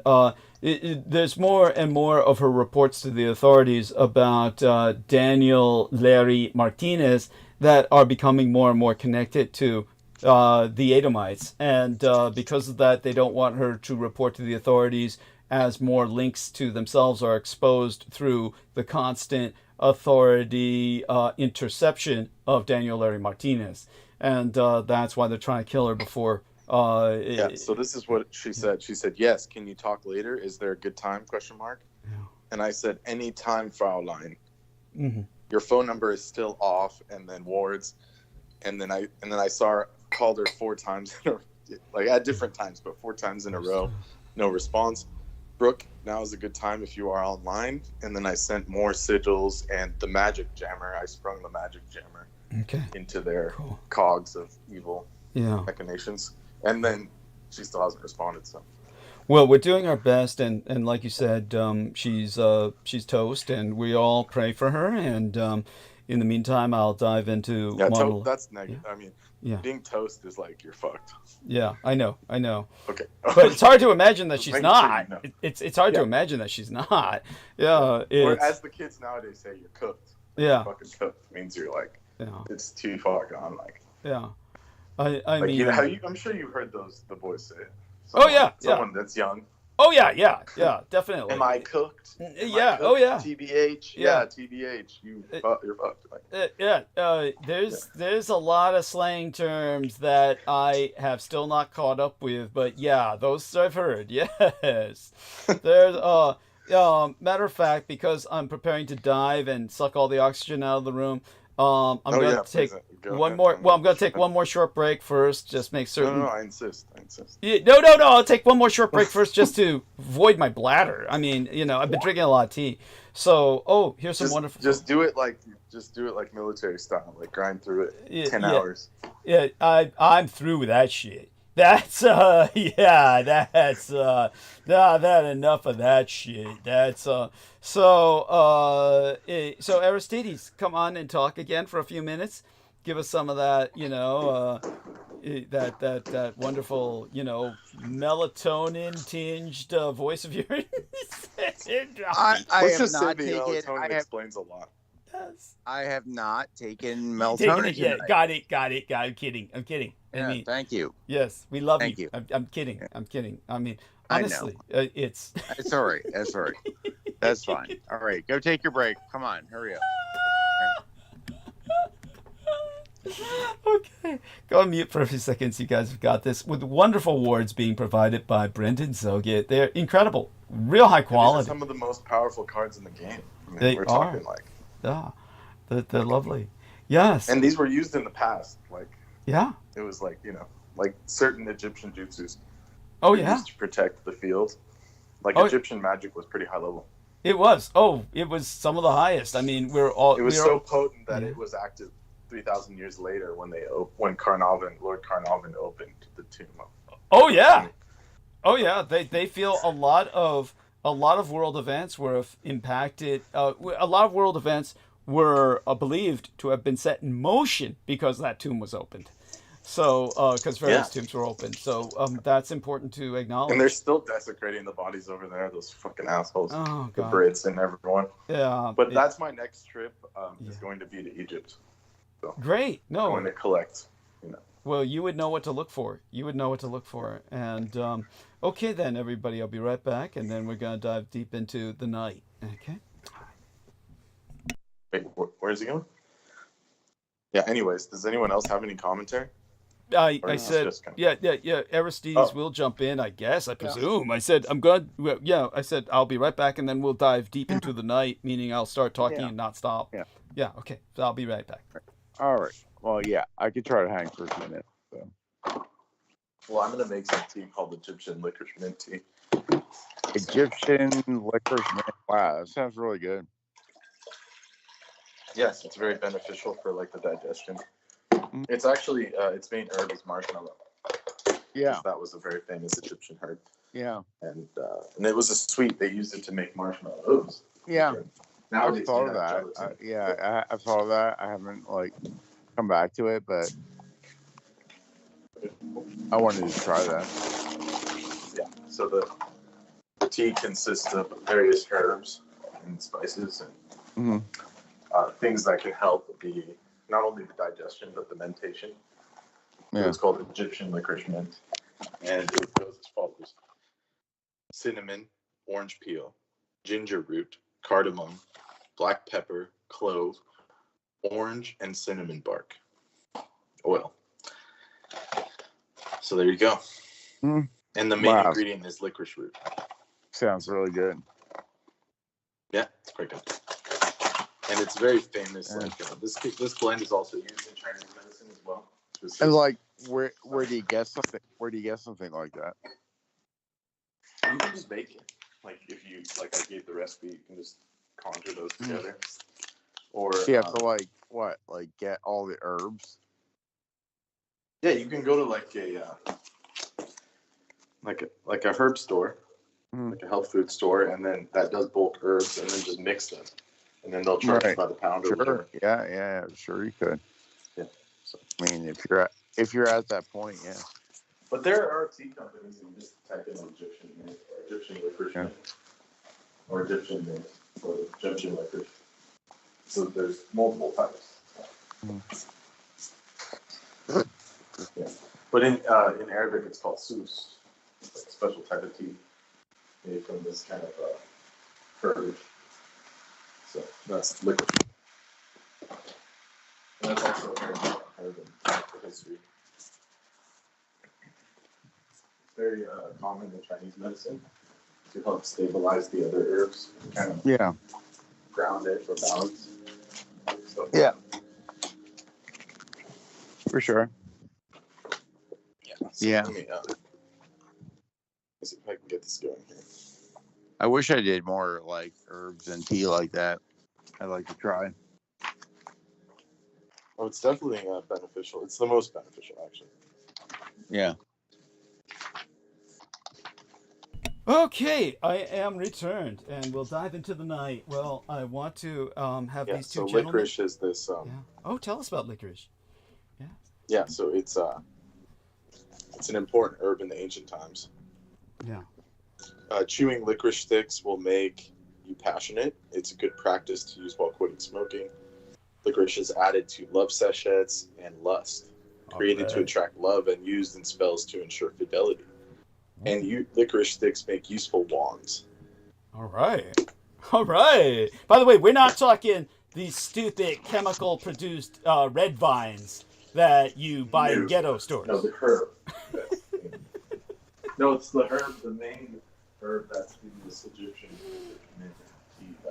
Yeah. By the way, you got to maintain yourself close to the mic when you talk. Yeah, so I'm making. The reason why I brought it up is because I'm making Egyptian licorice mint tea. Oh, all right! Oh my God, it's an ancient style of tea. That's so radical. Oh, that's so cool. I mean, honestly, you really gotta start doing this. You need to open a fucking remember, A tea house. You need to open a tea house, really, and that you can. Yeah, and then you can train people to do this, and then just hire really attractive young girls and make it like Hooters, except it's tea. And they're all dressed in Asian slit dresses, with the Asian slit dress so that their hips are showing at the end. Yeah. Perfect. Yeah, that's what you need. How do we do this? When I save some money, I'll come back to you. We need the Chinese gangsters involved. Yeah, well, we need Aristides to invest. Yes, he's got that. Yeah. Are you up for investing? Let's put it this way. We'll find investors. Invest in what? Wait, invest in what? A tea house. We'll speak of it privately. Yeah, we'll speak of it privately. Okay. Yeah. Yeah. A tea house. Yeah. Sounds very quaint. Yeah. Yeah. Yeah. Then we're gonna turn it up a notch. You missed that part apparently. Yeah, sounds good. Yeah. That's right. Of course, we'll all be the end of our own business because we'll all be touching all the merchandise. No, you don't get high on your own supply. Oh yes. Well, everybody does it. It's like that's why I was trying to avoid bringing in the gang brothers. I mean, you know what happens. It's all they're all yeah. They always say that. Ironically, gangsters don't allow their own to ever get high on their own supply, but everybody does anyway. Everyone. It's just impossible to resist. There's too much of it around. Okay. Well, also you got to start cutting off pinkies and shit. Yeah, like that's right. Days. Yeah, that's right. Yeah, no one touches the chicks. They're just for the tea shop. By the way, were you around here where I did field research? I've done field research. Yeah. Okay. Cool. Yeah. Were you around to hear when I explained the photograph in thumbnail of tonight's live stream? Were you around to hear me explain that? Yeah, you called that poor girl overweight. Jesus Christ. Have some respect.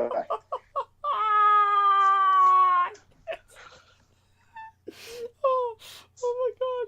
Oh, so Xi. I can't believe they tolerate this.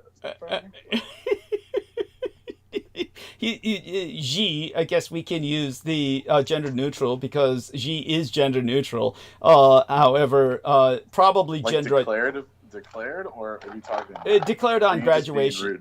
No. This is one of the Blood Boys, and Xi was about to graduate. Looks like they're not presenting as a chick. No, not presenting as a chick. Pretty chick looking. Yes. She is. There's no fence sitting allowed. Well. No fence sitting.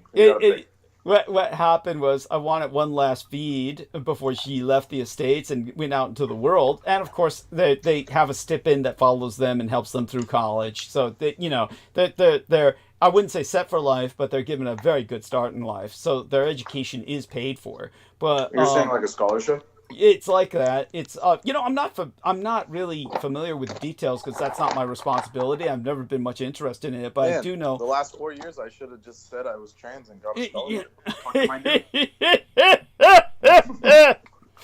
Oh, you don't look now delicious they're gonna cut enough. all that shit off. Yeah, you don't look delicious enough. Yes, I'm just sorry. Yeah, but those DEI fools don't care. You just say, Good you just point. say, yeah, I identify, but I'm not presenting. Yeah. No, that's a good point. You could have done it back in the day. Yeah, it's all going to be gone now, at least for the next 4 years. And then God knows by that time the society's going to collapse. The society's not going to make it through the Trump years. It's just, he's going to collapse the fucking economy. Yeah, I have a feeling in like a year that stuff won't mean much anymore. Yeah. It'll be irrelevant. Yeah, it'll be irrelevant. Nobody will care. Nobody will care what you're presenting as. Right. You can say I'm a furry and shit. You can still be drafted. Yeah.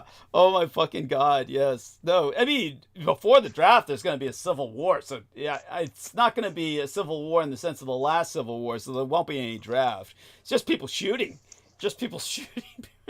Right. It's all just point and shoot. Yes. But anyhow, did you hear the part about what I said, that among the Blood Boys now, my diabetes is a running fucking joke, so he's trying to shove a truffle in my mouth? You see that? This is the price I fucking pay. This is the price I fucking pay. Is that what that was? Yes! Truffle? Look at it! It's a fucking truffle, and you can't see it, but you can barely see another truffle. We're talking like a bonbon. Yeah, there you go, bonbon. That's whatever it is. Yes, whatever it is, Well, I don't like them. I don't know where that's like some American shit calling it a truffle. Yeah. Let me see this shit. Oh god! If you can see, he's got. I'm gonna turn into that African guy. Yeah, one of the. If you remember that African guy, Who? Abdul he's like Qadir. famous again now. Oh. No. There was a guy that he did the interview with the lesbian in Africa and Ghana or something. Oh God! What did he say? He's like, why are you gay? And then the lesbian person, the person was like, I'm not gay. Who says I'm gay? And he's like, you are gay. And now he's like become famous. Like but he took it as a good sport. He was trying to be like, whatever. Okay. He was trying to be hard on them, but he was actually defending them later on when the super like religious racist guy came on. The Ghanaian. Okay, cool. And he was like, you are sinning. You're gonna go to hell. And the guy actually defended him. Okay. The lesbian. Well, good for him. Good for him. Yeah. So he's. But he became a meme, so he came back, and then. Does this guy have a name? Yeah, I'll have to find the guy's name. I remember the thing about V. I remember V. She would just refer to Abdul Karim Haq as that black guy. Yeah, I know, but he's not even worth mentioning. Yeah, no shit. Yeah, that guy. Calling him black is a disservice to. Yes, that's it. True. That's a disservice to blacks. Yes. Oh my God. So at any rate, his name is Pepe Julian Onzema. Holy fucking shit. He is a Ugandan. Apparently, he's an LGBT activist. Oh my God. But the way they interview made him sound like so crazy. It like sounded so out of pocket. It's like he was interviewing the lesbian, but he was supposed to be the neutral party. But the way he was like. The way they interview, you know how Africans are. Doug, you met them. Yeah. No. Like I know. I was about to say that. The way that they speak would automatically people would make assumptions in the West that are just they would read it the wrong way. They would just read it the wrong way, and because they're totally different matter of self-presentation and so how did they? Is there a link to this guy so I can look at him? Because I'm intrigued. This guy sounds funny. He sounds funny like somebody. He's hilarious. But of course they don't put his photo in because he's to them that he switched sides. They thought he was because by the meme it looks like he was against the gays. Right. So the guys use it. That would be. I think now I remember this guy. I think now I remember this guy. So all the bros, all those bro assholes would have loved him initially, and then they would have felt like, he betrayed them. There you go with that. So, okay, so I'm going to dive into monologue. Okay, yeah, I'm going. Yeah, we want you to get some good rest. We love you dearly. Say good morning to everyone. Yes. Yeah. Good day. Yeah. Thank you, and I appreciate you, and stay safe and be well, okay? Okay. All right, and we love you dearly. Okay, that's Brendan Zoge, and Aristides is still with us, and he'll interject if he feels the need to, but say good morning to everyone, if you would be so kind. Then you can go to sleep in good conscience. Thank you. Good morning, and I will the donation link in the chat again, and leave it to Douglas because I'm pretty spent here, so. Yeah, understood. And okay, we love you dearly. Stay safe and be well. And with that, I will ask people. We've had some wonderful contributions that have gotten me through this far, and we will need a few more just to get me through till the 3rd, which will be 48 hours from now. But it's like a desert until that check deposits. And whoever can provide help, please do so financially. In the meantime, we will start with monologue. All right, so today we used an acronym in the title for tonight's transmission. which reads something like AINHOPIAN. And most people would wonder, National AINHOPIAN Holocaust Weekend, AIDS to International Slavery Abolition Day, monetary drive for some support for sustenance. Basically water, beer, and that's pretty much it. Water and beer, and to keep me going until the third of the month. I do have, other than that, I don't really need much. And when it comes to empty calories, I do have the Meals on Wheels. I did buy that pizza, and that will last me, believe it or not, probably until the third, for all intents and purposes. At any rate, so I used code PINK for life sustenance. For those of you who don't know, pink originally represented life, as opposed to, girls and babies and gayness. So originally it meant life, and that's how it became affiliated with woman, because life comes into the world through woman. But originally pink was not gender identified until maybe the 19th century. But in the 19th century, before then, it was simply the color of life. So I am life-sustaining myself, so it's a code pink as opposed to red or black or any of the more urgent codes. And again, National AINHOPIAN, American Indian, Native Hawaiian, and other Pacific Islanders, plus Alaska Natives. Holocaust, No Thanksgiving, Memorial Day of Mourning, Weekends, World AIDS, Acquired Immunodeficiency Syndrome Day, into International Day for the Abolition of Slavery, and it's a Supply Runs Fund Drive. So here's a breaking news alert that's already been broken, but I'm breaking it just for the sake of spitting in the face of Vinnie Barbaric, alias Peter Moon. President Biden has pardoned his son, Hunter, sparing the younger Biden a possible prison sentence for federal felony gun and tax convictions, and reversing his past promises not to use the extraordinary powers of the presidency for the benefit of his family members. And of course, none of this would have been an issue if the Republicans like Vinnie Barbaric, alias Peter Moon, hadn't been so tripping off it. It just would have slid by. Nobody would have paid attention to it. He would have gotten off anyway. But this way, the Republicans, just have been so abusive that the Democrats might as well start playing the abuse game of powers. Now, thanks to Vinnie Barbaric, under his criminal alias of Peter Moon, an avalanche of evictions is about to hit North Carolina in the long aftermath of Hurricane Helene. This has to do with him in terms of the rituals that he performed, which brought about Hurricane Helene. We've gone into this in the past. If you don't believe it, you just seriously have an ignorance of quantum mechanics. All your advertising is your ignorance of applied quantum mechanics if you simply reject it on the face of it. We've gone into depths explaining this before. And Trump has taken the mask off after lying to us for more than a year. Life-saving resiliency hubs could end under Trump. Trump is taken off the mask. Oh yes, are we joined again by someone I know? It's Brendan Zogit. There's no way purple egghead had enough charge to unleash that shit. Not by himself. It wasn't. No, yeah, come on. Aren't you giving him too much credit? Like he can't even do his friggin' qigong right. And I looked up that Gainey guy. I mean, it's pretty bad. He looks like he's half Chinese, half black or something.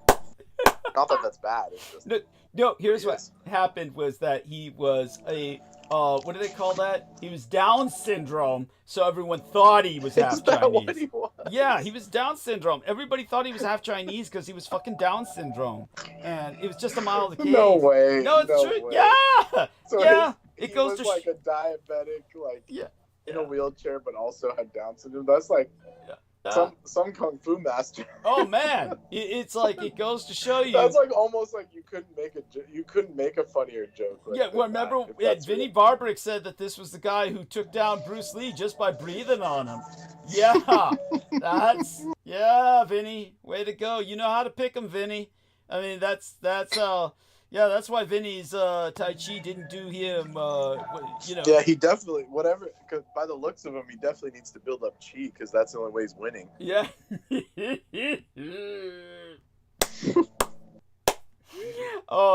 But at any rate, Brendan Zogit and myself will go into this in depth again, no doubt, in the future. If Brooke is on with us, we'll probably be forced to. Tai Chi is not a defensive art. Yeah. It's not an offensive or defensive art. It's something else.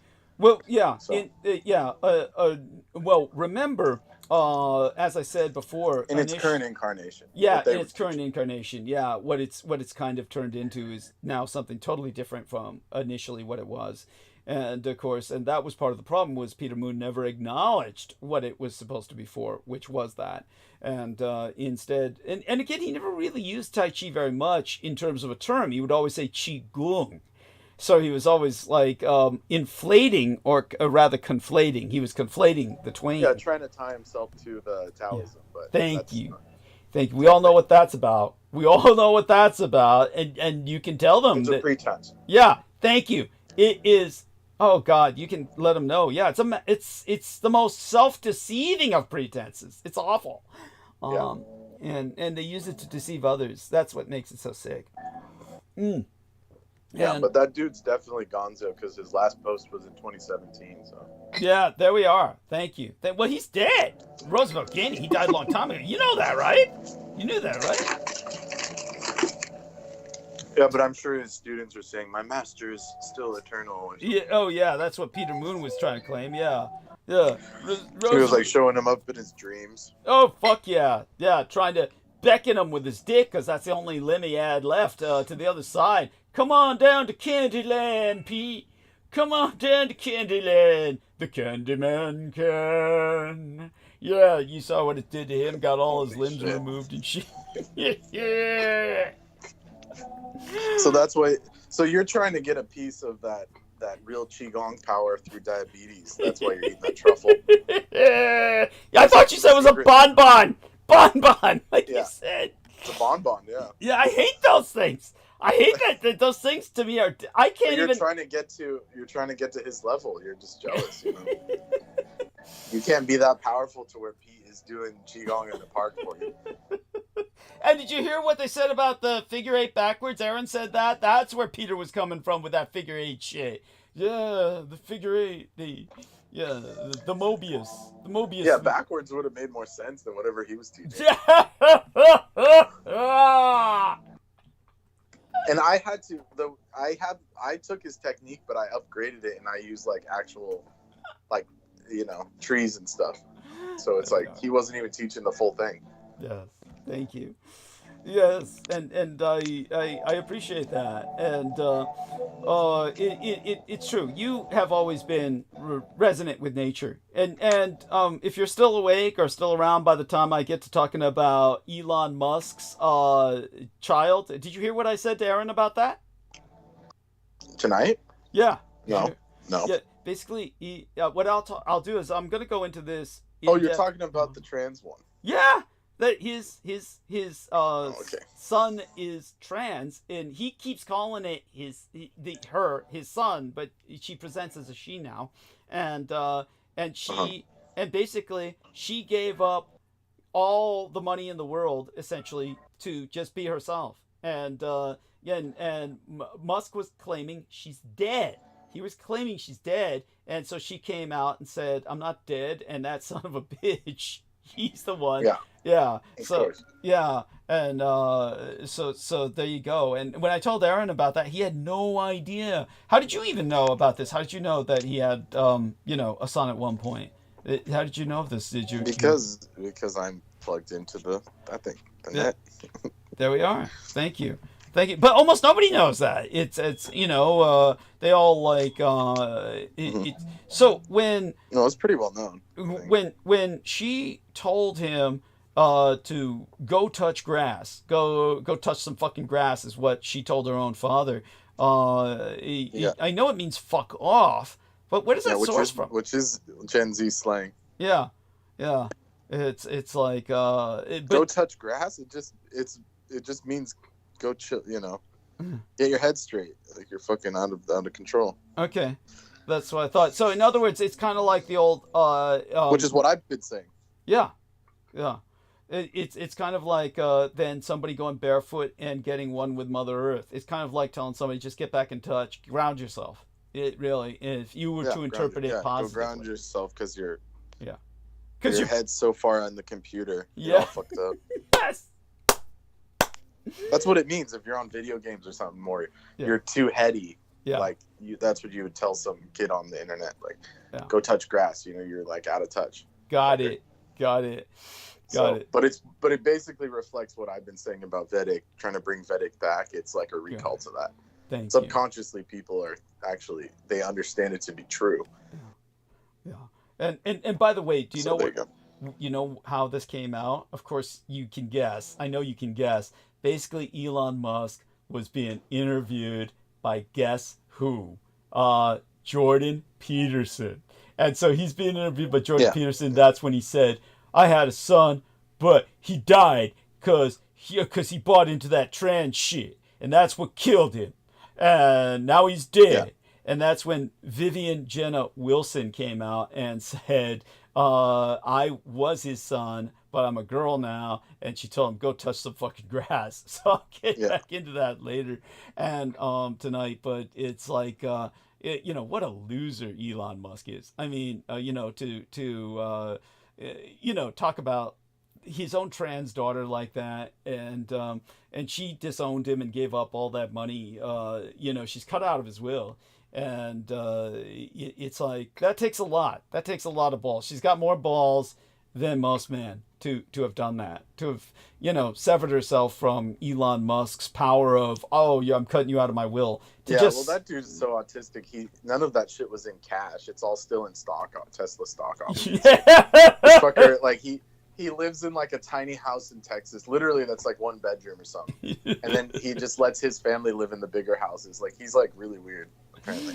Yeah, well, he's an idiot. Yeah, and then he like goes and harasses his factory workers. Yeah. Oh, he's so sick. He's so sick. But obviously, we'll inescapably have to touch on. Why would you want to? You know, I would have left too, probably. I'm ready to just leave these fuckers. Just buy my own place. Oh, and they ain't giving me nothing. You know, it's just like, why even stay? Yes, no, I agree. I agree. Believe me, I encourage that heartily. It's up to, of course, don't do anything rash. Obviously, you're going to stay there till grandmother dies, right? Pretty much. That's what you've decided. That's what I think. It might not even last that long. It's like an endurance game. Yes, I get it. Like, these fuckers are untenable. I get it. Dude, I get it. It's like, I could see that. I could see you snapping and just say, okay, yeah, I'm done. Yeah. And let's just say I'm looking into it. Let's just say that. Yeah, I don't blame you. So at any rate, I guess what I'll start with is some of these life-saving resiliency hubs, because I do feel it's important to go in that direction. They could end under Trump. Trump has taken off the mask after lying to us for over a year about not knowing anything about Project 2025. President-elect Donald Trump is promising to slash the law that helped make resiliency hubs possible. And that's an important thing for the Black community, especially in the wake of Hurricane Helene. Former President Trump, who previously kept his distance from Project 2025, is now selecting its key architects for potential cabinet positions, and wow, are they doozies. The 900-page conservative policy blueprint, which has alarmed Democrats, appears to be moving from the sidelines to center stage in Trump's plans for his potential second term. I say potential because God knows, you never know, he might not make it till then. Well, the Canadians don't think we're going to make it. You know, he's already down there like begging for mercy and shit. Yeah. Yes. Because, it like, if they break down the treaty, I mean, it's like everyone's cooked.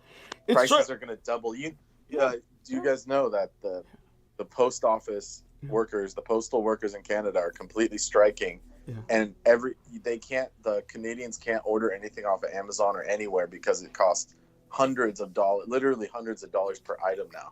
Jesus. And the whole internet business, because a lot of it comes from here. Yeah. A lot of the Canadian consumers can't order anything because otherwise it'll cost them hundreds of dollars, like a fortune. So it's already killing people. It's already killing people. They can't order anything. Thank you. Like supplements or anything from the United States. Outrageous. And we can only imagine what's going to happen to my ginseng and a lot of your herbs. We're all going to be cooked. It's at any rate, thank you. Yeah, if you want any Chinese herbs, buy them now before the tariffs hit. That's for sure. Oh, outrageous. And we can only hope that, he's forced to withdraw them all under threat of a lynch mob.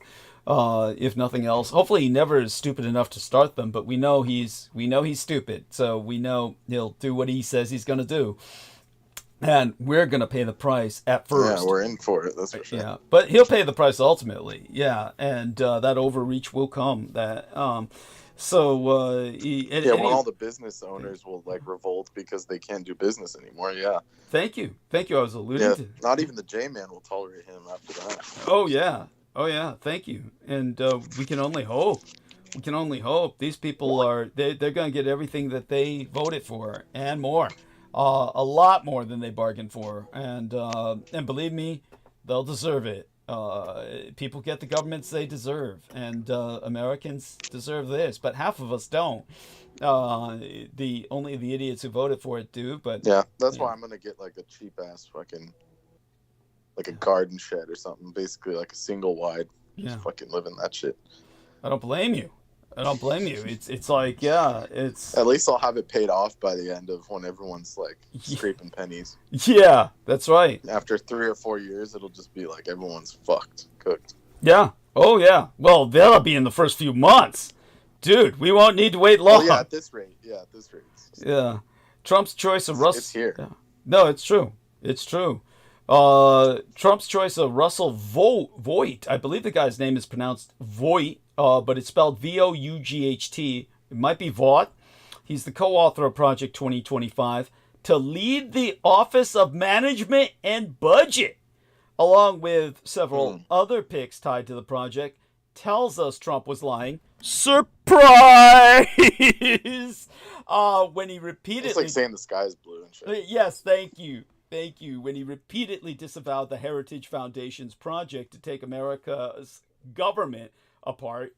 We saw a smaller version of this in 1981 when Reagan took Heritage 1980's mandate for leadership and implemented nearly 80% of its suggestions, including massive tax breaks for multi-billionaires and deregulation of pollution and consumer protections for corporations. This is their attempt to make all of those 90s dystopian science fiction scenarios a reality. Now in Atlanta's Cascade neighborhood, a black church has operated a community center next door for decades. The recently renovated space is simple inside, white walls and gray carpet, but that's where the magic happens. There, the congregation runs a weekly food pantry where they feed up to 400 predominantly black families a week. Now, with financial help from the Inflation Reduction Act, the infamous IRA that the Republicans want to dispense with, a landmark climate law actually passed by the Democrats during the Biden administration, the church is offering even more services by making the center the first community-owned resiliency hub in the city. The Vickers Community Center, which held its ribbon-cutting ceremony in July, is outfitted with solar panels and a battery storage that can provide enough energy to power the building for 3 days should there be a blackout and no sunlight. Like if revelation occurs and the moon turns black as sackcloth and only blessed candles will burn. So that's the place where you go to hide. At any rate, the center is prepared to serve as an emergency shelter for locals in the face of a power outage. In the era of fossil-fueled power hurricanes and heat waves, frontline community members need a safe place to turn when the lights go out. Now, from 2000 through 2023, extreme weather caused 80% of power outages. That's according to the research and communications group Climate Central. Just last September, Hurricane Helene knocked out power for some 5.5 million people in the Southeast and the Midwest. And some families were left in the dark for 3 weeks.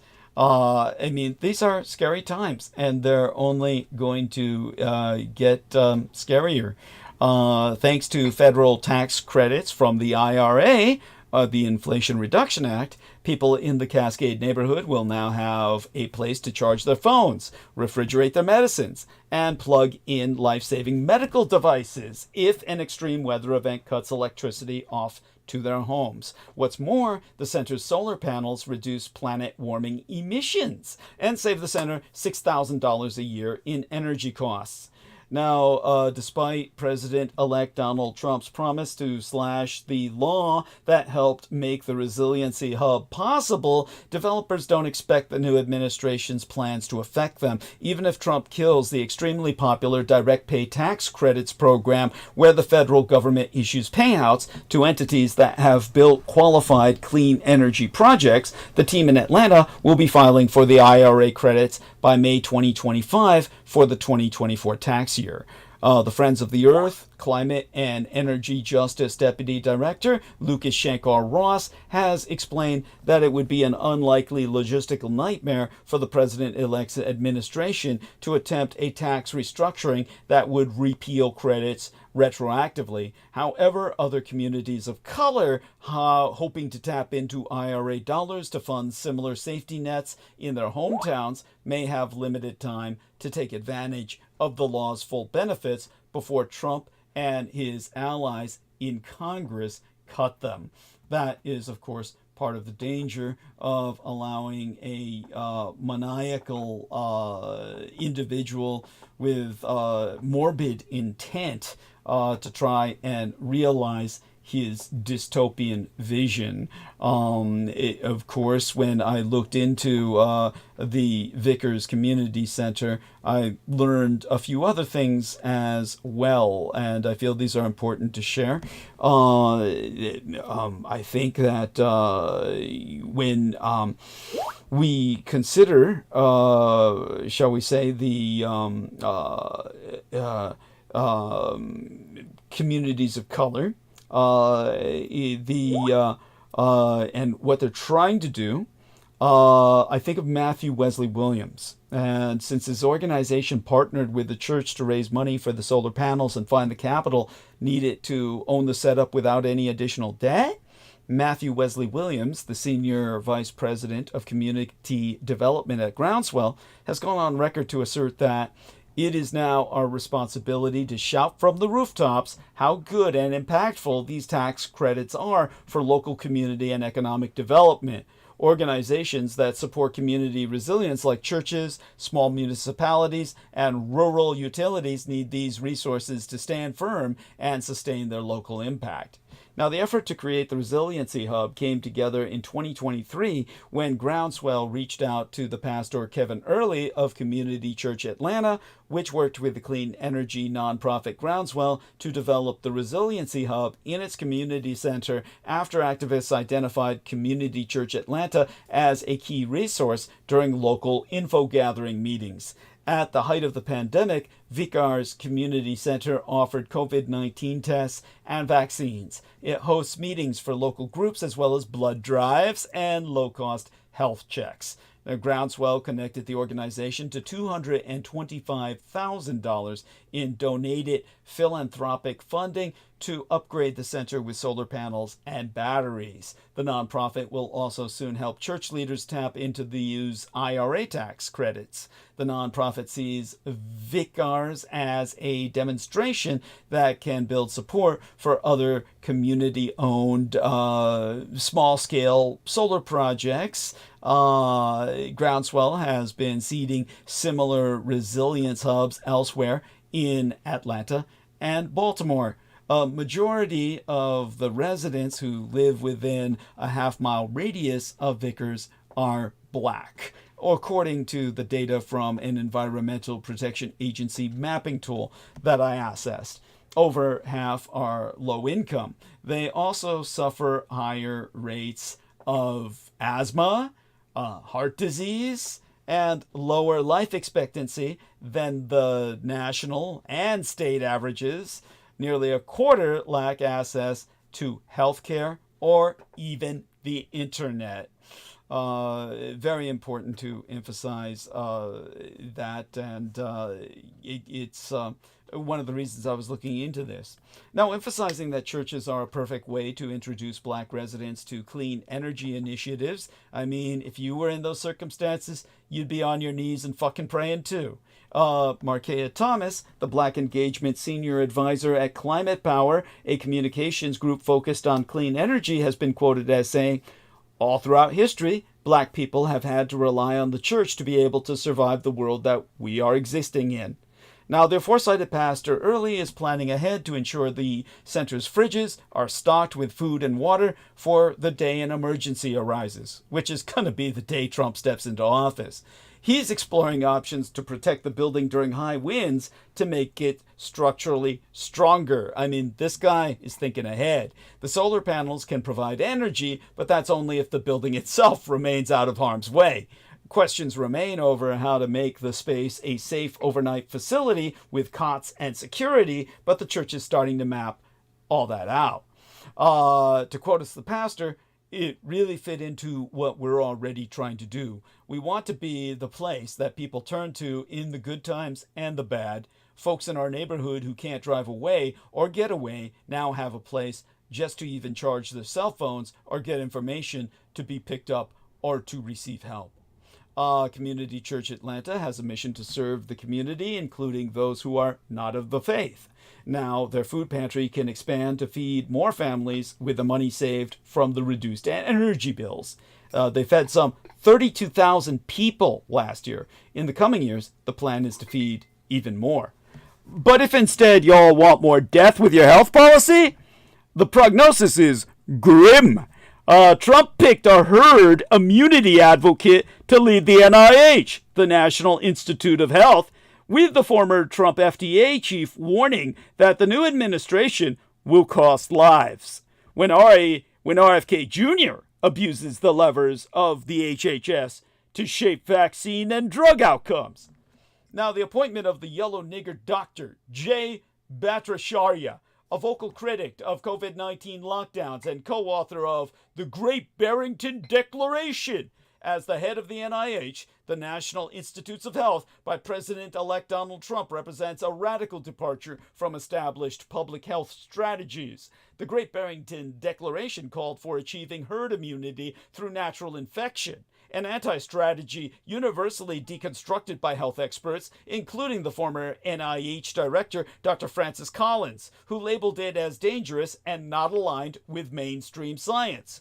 If America had pursued herd immunity, it could have meant millions more deaths, particularly among the vulnerable. The Yellow House nigger Bhattacharya's stance against lockdowns and vaccine mandates, coupled with his promotion of herd immunity, raises questions about how far the NIH will be degraded under his leadership.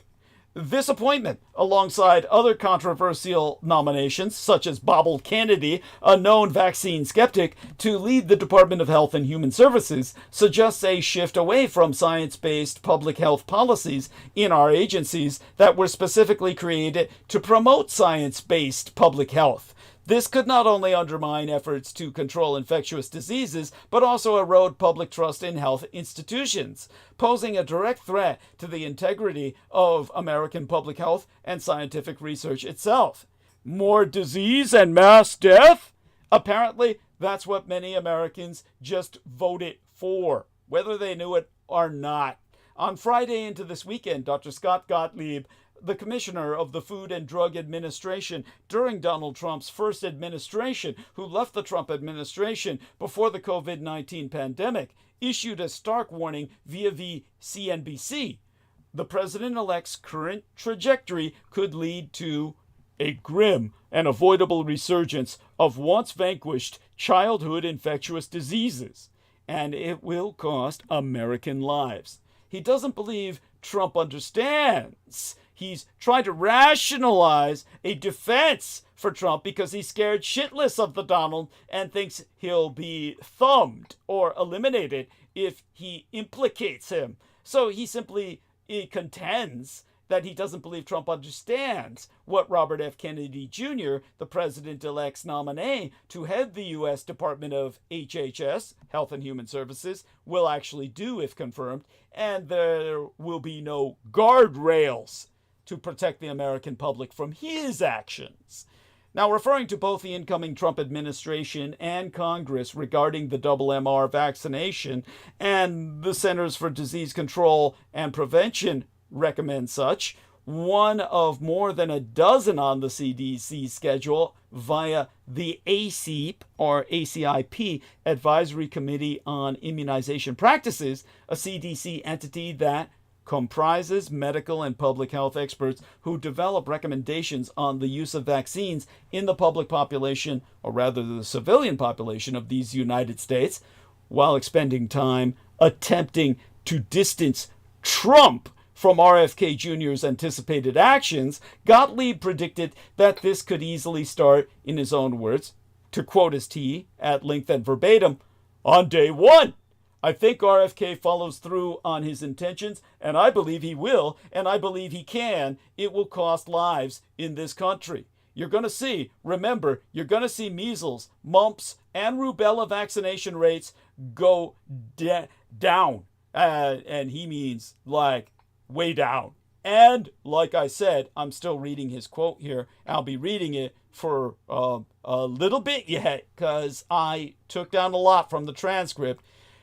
This is what Gottlieb's saying. And like I said, if we lose another 5% vaccinated, which will happen in the next year or two, we will see large measles outbreaks. I don't think they fully understand how Kennedy is going to translate his actions into policy. I think some in Congress right now who are deeply skeptical think that they can manage this through things like appropriations riders. That's not going to be successful because, like I said, RFK can go in there with a stroke of a pen, disband ACIP, reconstitute it with like-minded people, issue a whole new bunch of recommendations.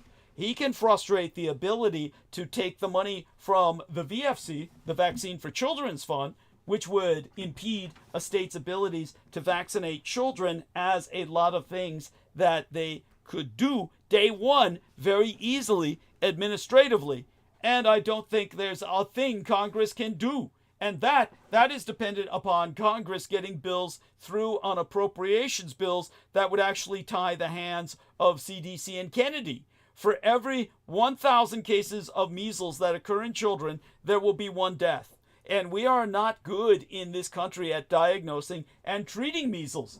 If you look at the outbreak in Ohio, 30% of the kids were hospitalized. You look at the outbreak in Minnesota, 20% were hospitalized because we don't diagnose it quickly, because doctors lost the ability to diagnose it because doctors aren't accustomed to seeing it, and we don't know how to manage it in the healthcare system. I don't think that these policies, efforts reflect Trump's views. This is where I'm incensed by Gottlieb trying to constantly throw Trump off the hook, as if Trump were not aware of what he's fucking doing. Gottlieb continues by saying, I don't think the president wants to see a resurgence of measles, wants to see a resurgence of whooping cough in his country. God forbid we have cases of polio in this country. He does not want to see that. I think he understood the importance of the childhood immunization schedule.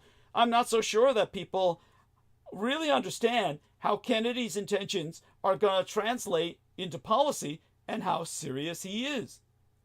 Now, what strikes me, again, is this fear of Trump, the need to deflect from Trump's responsibility and then claim, oh, it's all that evil RFK who would not be in power without being placed in power by Donald Trump.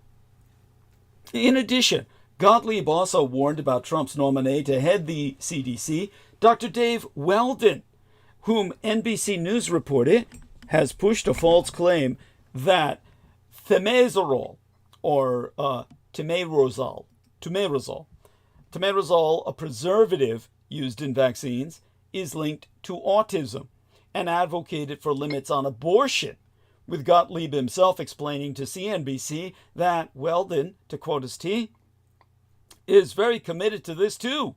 Remember, Weldon is someone who's a very committed anti-vaxxer. I don't say that in a pejorative way. I think he would own that label very proudly. He was a congressman when I was at FDA in the early 2000s. He sponsored multiple bills to withdraw the current double MR vaccine. He sponsored bills to do away with the liability protection that allows companies to bring these vaccines onto the market. Now, of course, you can take this attitude, and I could easily try and look at this from the devil's advocate's perspective. And I do mean that literally. Can someone please explain to me why RFK Jr. matters? You see, sensible people are worried about what will happen if RFK Jr. is confirmed as Secretary of Health and Human Services. They are worried because RFK has ideas about vaccines, and fluoride, and food, and medical research. They are worried that if given control of the immense discretionary power of the HHS bureaucracy, Kennedy will make decisions that will lead to sickness, disease, and death on a level not seen since the last time Donald Trump was president. And believe me, that was millions dead. And so there is a movement to block Kennedy's appointment. So, acting as the contrarian here, let's pretend I'm possessed by the spirit of Brooke Gibson. I would like someone to explain to me, like I'm a young child or a golden retriever, why would the appointment of someone else to head HHS make any difference? Cabinet secretaries exist to enact the vision and priorities of the president. Ergo, Kennedy must have been given this appointment because he shares the president-elect's views on vaccines, research, etc. in toto. Ergo, if Kennedy's nomination is defeated and someone else takes his place, then he or she would pursue the exact same policy revisions on vaccines, research, et alia. Correct? Because the only possible reading of this nomination is that Trump has the exact same views as Kennedy regarding health and science, which is why he nominated him. And if Kennedy cannot be confirmed, Trump will find someone else who promises the exact same policy decisions, just in a less brain-worm-eaten package. Someone less eaten away by brainworms so obviously that they look like they're stark raving mad, the way Kennedy does. But of course, that's not the only possible reading of the Kennedy nomination. The other reading is that Kennedy has been nominated as an act of pure transactionalism. Point. Trump needed Kennedy's support, so he promised him HHS. Point. Trump does not give a flying fuck about anything HHS does. Point. If Kennedy were to ban all vaccines, Trump would be fine with that. Oh, by the way, before I get to another point, you're mentioning Kennedy's stutter disappeared, and you said, who knows how much pretense was used? By that, do you think he might have been faking? What do you say, Brendan? Is that what you... Yeah, because he talks a lot better all of a sudden. That is... Like as if he never had it. Wow. Weird shit. So it makes you wonder how much of it... Like, a lot... Like, yeah. You know, this whole last 6 to 8 years has been completely scripted, in my opinion. I mean, it's too... You know, it's uncanny. It's like, you know... Thank you. It's like the Shakespeare thing, you know, all are merely players, you know, it's just all the world's a stage and we're merely players. Yeah. From King Lear, you know. It's just... Thank you. It's an important point. Your point's well taken. I mean, It's like they knew, basically is what I've been saying, is that they knew Trump was going to come back after 4 years. They just had to go through the whole, they basically used that Biden guy as a smokescreen to like destroy the economy, and then now they can just pilfer through what's left. It's just kind of, we're talking behind the scenes shit. These are just people, these are just lackeys they put up front, these actors. Yeah, no. And it's becoming clear when that happens, when it's like he had this like, where he sounded all fucking fucked up, and then now he's just talking normal now that he's in, it's just strange. It's uncanny, as you said, and it's conceivably. Do you think, however, there's a potential that, obviously you're suggesting he might have been acting, but is there the potential he might have been given something that like impacted his brain and improved its function? Like they stuck something in him, like some kind of, reanimator serum. The voice thing. The voice thing. I mean, he's obviously on some kind of steroids or something, but the voice thing was specifically a injury to the spine, to the vocal cords. Okay. So I don't know how that just repairs itself, unless he's getting some really good, like, what is that shit called? The chrome and the stem cells or something. Oh, right. Adrenochrome and stem cells. That's what people like Ian would say. He flew on Trump's plane and they like injected his neck with fucking stem chrome. Oh, man. I'd really like your review of the movie Shoot 'Em Up, because like I said, I was consulted for that, and I'd like your review of that someday. It shows just that scenario. And it really does, and so it might be possible. Don't ever discount it. That's not so far fetched. That's nowhere near as far fetched as the shit Ian was coming up with. He's a clone. He's a clone. Okay, He's a clone. Oh God, fuck you. Thank God. Yeah, if those clones were, if those Biden quote unquote were clones, then they're fucking. They're worse than the real thing. They pickled them too long or something. They marinated them too long in the amniotic fluid. Oh, shit. Yeah, they started even he's like shockingly functional when they roll him out, and it's like, I mean, that's the case. Then they did a pretty good job making him like lowering the IQ points or whatever. They turned the dial down too far or something. Oh, delightful. Oh my God. It's like, how did all the good Kennedys get fucking shot? And we got stuck with Ted Kennedy and this motherfucker and all the rest who are committing murders and shit. And rapes and shit. Well, if you notice, he's the only one that broke the family curse. He's lived past 50 or whatever. So it's like he must have did some serious, he must have been.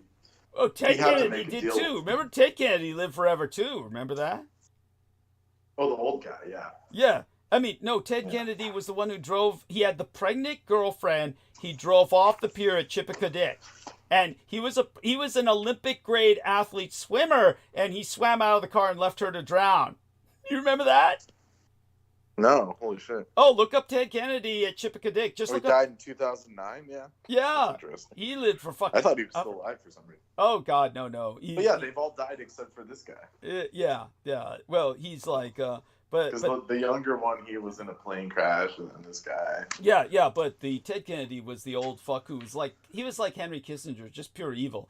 His girlfriend was pregnant, he didn't want it, and so he of course is Catholic, so he couldn't get an abortion, and so he threw her down some stairs. No, he drove the car off a pier. And he was an Olympic grade swimmer, so he just swam out of the car and left her strapped in the car. She couldn't get out of her safety belt. He left her strapped in to drown along with the baby. And then and he got away with it. That's fucked up. Yeah, then he ran for president. Believe that. The balls. The audacity of these people. And he's definitely got the prerequisite down. Yeah, there you go. Yeah, that's right. That was his... there you go. And so aside from that, there's been a lot of BS coming out about Washington. They were saying he took the presidential role because he needed money to rebuild his estate after the Revolutionary War. Yeah. And then in the same breath, they say, "Oh, he bought a leopard skin coat." It's like, this dude was already rich. Leopard skin. What the fuck is he? The original Andrew Bartzies? That's like a Freddie Mercury shit. Well, dude. he was an occultist, you know that. Yeah, Washington. of course. Yeah, of course. Yeah, yeah. They never just bought shit just to buy it like nowadays. It's like there was a reason he needed a fucking leopard skin coat. That's true. That's true. Yeah. For some ritual or something. No doubt. No doubt. And he was like, "Fuck it, I might as well just be president and then get enough extra money." Oh yeah. He was like supplementing his like what is it called? The apothecary, so he can cast more spells and shit. There you go. There you go. That's the founding father, all right. Those dudes, they're bad boys. But thank you for that. Appreciate that. So another point. If Kennedy's nomination is blocked and Trump then appoints a normal person, like, say, Mike Leavitt, then Leavitt would not pursue any of Kennedy's policies. Point, and Trump would be fine with that too. Point, because Trump has fully severed policy. He's fully severed policy from ideology and reduced it to nothing but pure transactionalism. So we are forced to conclude either that, one, Trump is dead set against killing vaccines, and so it doesn't matter who the Secretary of HHS is, or two, Trump could care less about vaccines and has fully outsourced decisions surrounding health, medicine, and scientific research to his HHS secretary, meaning that those judgments will be driven entirely by the private obsessions of whoever lands the job. And I'm really not sure which is worse. By the way, I meant to say Trump is dead set on killing vaccines would be the first case, and therefore anyone he chooses would be essentially enforcing his policy. Either case, as exposited in the book titled Lysenko's Ghost by Lauren Graham, the late Trofim Denisovich Lysenko's rehabilitation is due to sympathies to Stalin, the growing influence of the Russian Orthodox Church, and the rise in popularity of postmodern epigenetics. But as I mentioned into the National Native American Indian Holocaust No Thanksgiving Memorial Day of Mourning weekend, we have thousands of genes, but not all of them are active at once.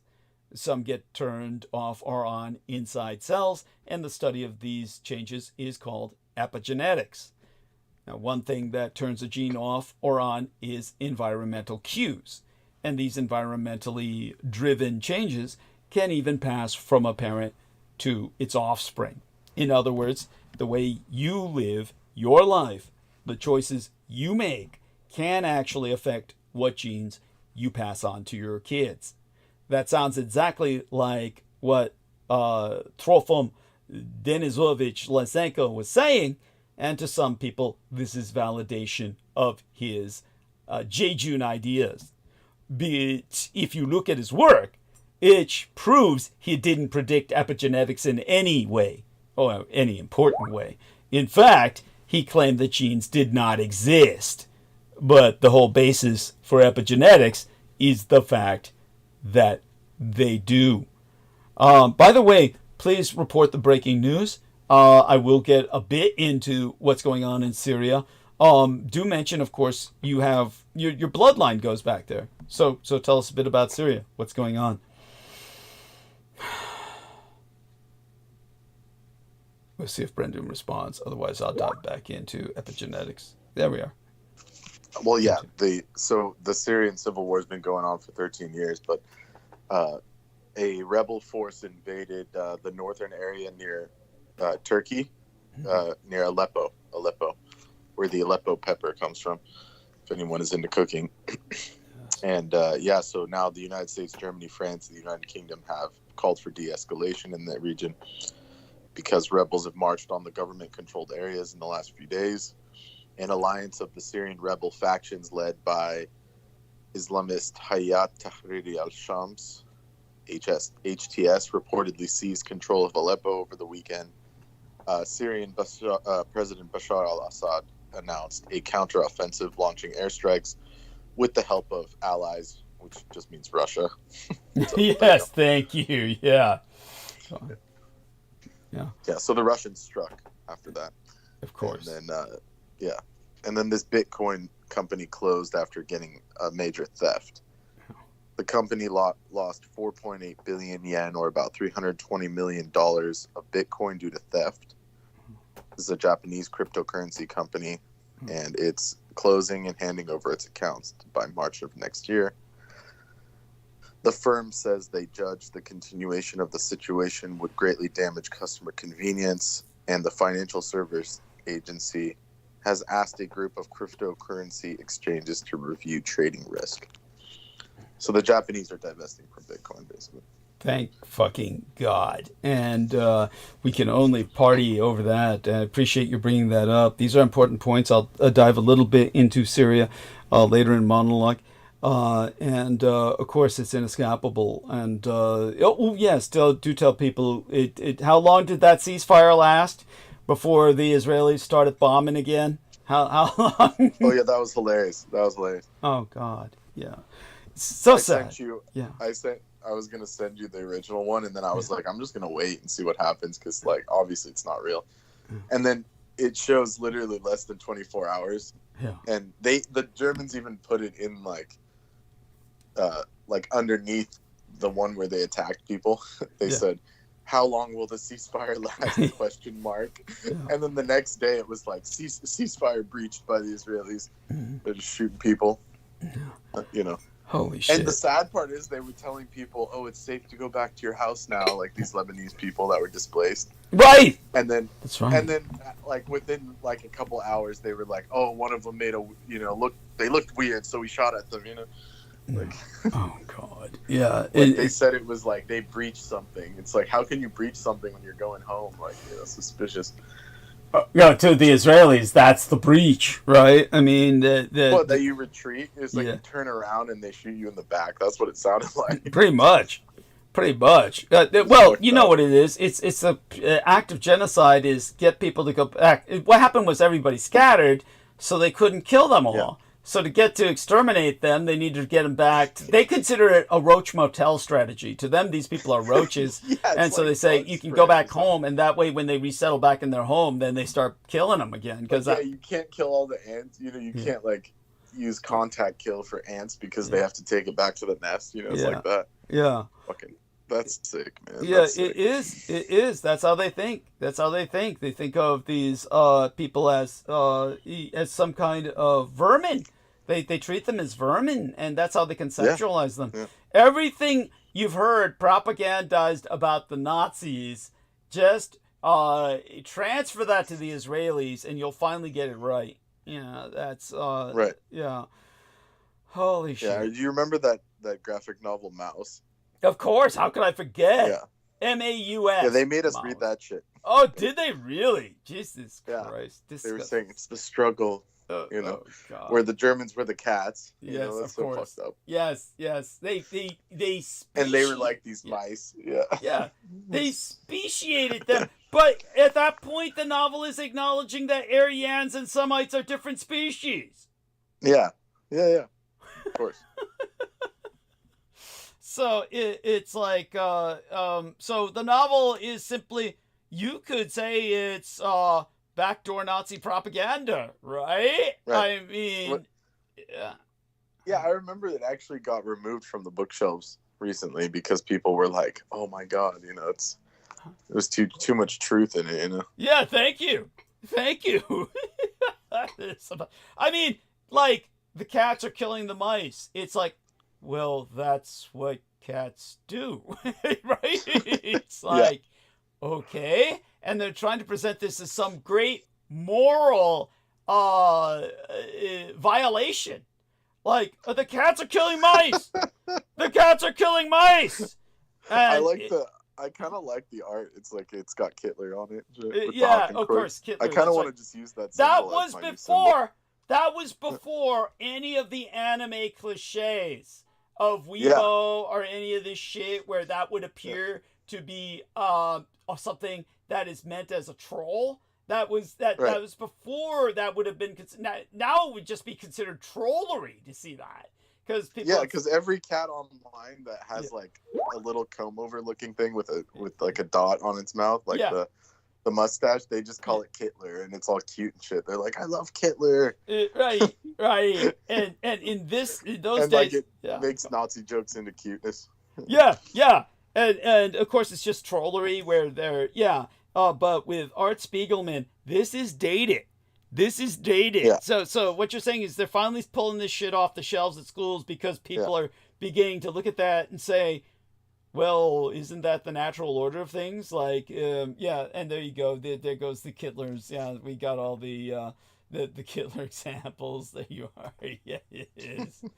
Oh God, I hate these things, to tell you the truth, because for obvious reasons, but nevertheless, that's what's brought up with the my father bleeds history. Is that what that thing says? Is that a joke, or was that on the actual book? I don't remember that being on the actual book cover, but maybe it was. It's some kind of special edition bullshit. Yeah, my father bleeds history. Yeah. Well, there you go. That's the subtitle of it. It says. Semicolon Mouse 1, a survivor's tale, semicolon my father bleeds history. Was there ever a number 2? You would think there would. Well, there was a ton of them. There's like at least 3 or 4. Oh, okay. I didn't know that. I knew they made us read that shit. Oh God. They were like Holocaust unit, and then they would like drag on that shit for decades. Oh God. Multiple years. Oh my God, that's awful. That's child abuse. But at any rate, it wasn't as bad as what they showed George Knight. yeah, no shit. Oh well, I envy that. I envy the British kids because that was at least entertaining. Fuck, if I saw that shit, I'd be going, holy shit. That's like It'll be interesting. More than this shit. But the Mao's, I remember it was astronomically successful, and part of it was because, of course, the Jews made it required reading in schools. That makes sense. I didn't know it got to that level, but I always expected that it would. So it's not surprising to me that it did. That in itself is just a mind crime. We'll call it a mind crime, a crime against the mind, where children have, but then now they're realizing what it did and programmed children to see Germans and Jews as different species, which is, again, so they're propagating what Hitler intended. It's almost like, okay, well, talk about backfire. See, it backfires. And so in terms of... It was a Russian author, I think, Daria Orlova. Well, Russian Jewess. Yeah, Russian Jewess. Yeah, that would go without saying. Yeah, they're all fucking Russian. That's why we've had this big Russo worship in America, was because the Jews taught the Americans to worship the Russians as the master military race, while the Jews were the master divine race in their sick and twisted minds of the Americans, the Jews, and the Russians all together. Well, at any rate, when I was talking about epigenetics, the changes that pass from parent to offspring tend to disappear after a few generations. They're not permanent, which is the opposite of what Lysenko believed.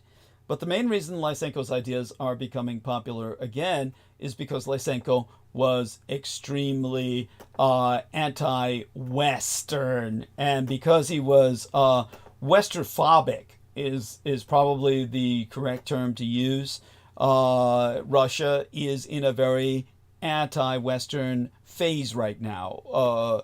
They're completely Westernphobic through and through. And since science is a bedrock of Western culture, Lysenko is presented as a hero to Russians because he stood up to Western science. Which, I mean, I get that, but isn't there somebody else you can look up to who didn't contribute to, mass fucking cannibalism? Now, to be fair to Lysenko, he didn't personally kill 150 million people, and the famines that did weren't all personally his fault. There were mountains of bad ideas and mismanagement that led to those disasters, but his ideas were the foundation for it all. So is it fair to call him the worst scientist of all time. In terms of body count, inarguably, you'd be hard-pressed to find a scientist whose ideas have killed more people. But the worst in terms of doing a bad job in being a scientist, period? Yes, definitely. He started with a conclusion and changed the facts to fit what he wanted, and then suppressed the peer review process. And that's like, you know, how science fucking works. He stopped science from working. The principal target was genetics, which the Stalinists derided as pseudoscientific trash and subjected to a one-sided political battle, as the dissident Soviet biologist Georges Medvedev wrote in his lengthy examination of Lysenko's sordid career, smuggled out of the USSR and published in these United States in 1969. To reiterate, Lysenko's key theories harked back to the 19th century naturalist Jean-Baptiste Lamarck, who held that environmentally acquired characteristics could be inherited by offspring, a theory that was exploded by the experiments of the German Roman Catholic priest Gregor Mendel in the 1850s and 1860s. Catastrophically, the results of Lysenko's dominance over Soviet science included repeated crop failures. The final estimated toll of famines under Stalin came as to more than 70 million of his own citizens in his own lifetime. In communized China on the Asian mainland, tens of millions more perished in a 1959 through 1961 famine caused in part by Mao Zedong's embrace of Lysenko's policies. Observing that those who wish to undermine science often begin by attacking individual scientists, Medvedev exposed that Lysenko occupied the highest echelon of Soviet scientific policymaking and abused it for vulgarization, demagoguery, and slander against Soviet geneticists, filled both the scientific and the popular press. This may be the most extreme example, but the lesson here is that positioning science as the servant of ideology is perilous. And he based his science on his political beliefs. I mean, he claimed that genetics was too capitalist. What does that even mean? Well, now it means that our own Putinist President-elect Donald Trump wants Robert F. Kennedy Jr. to play a major role in American food policy as head of the Department of Health and Human Services. Some farmers and agriculture experts worry that Kennedy will push unscientific and unproven ideas. Well, it's too fucking late now, you fucking farmers. In the main, you all supported Donald Trump. Now, childhood vaccination rates for double MR, the measles, mumps, rubella vaccine, have been declining for years, thanks in no small part to anti-vaccine propaganda purveyed by Bobblehead Kennedy and his ilk. According to CDC figures, in 2019, 20 states had vaccination rates of 95% or above, 23 had rates of 90% to 94.9%, and only 3 had rates below 90%. By 2023 through the 2024 school year, only 11 states were at 95% or higher. 24 were in the 90% to 94.5 percentile range, and 14 states were below 90%. The latter group included all the red states: Florida, Georgia, Ohio, Iowa, Idaho, and Oklahoma. In California, where state law eliminated exemptions for anything other than a documented medical condition, our rate was above 96% in both school years. As vaccination rates decline, outbreaks of vaccine-preventable diseases rise. The CDC counts 277 measles cases in these United States so far this year, up from only 13 cases in 2020. The World Health Organization and CDC reported only a few days ago that measles cases rose last year to 10.3 million people worldwide, a 20% increase over 2022, largely due to shrinking vaccine coverage. Even before Kennedy's nomination, the future looked dire. During the campaign, Trump declared, "I will not give 1 penny to any school that has a vaccine mandate or mask mandate."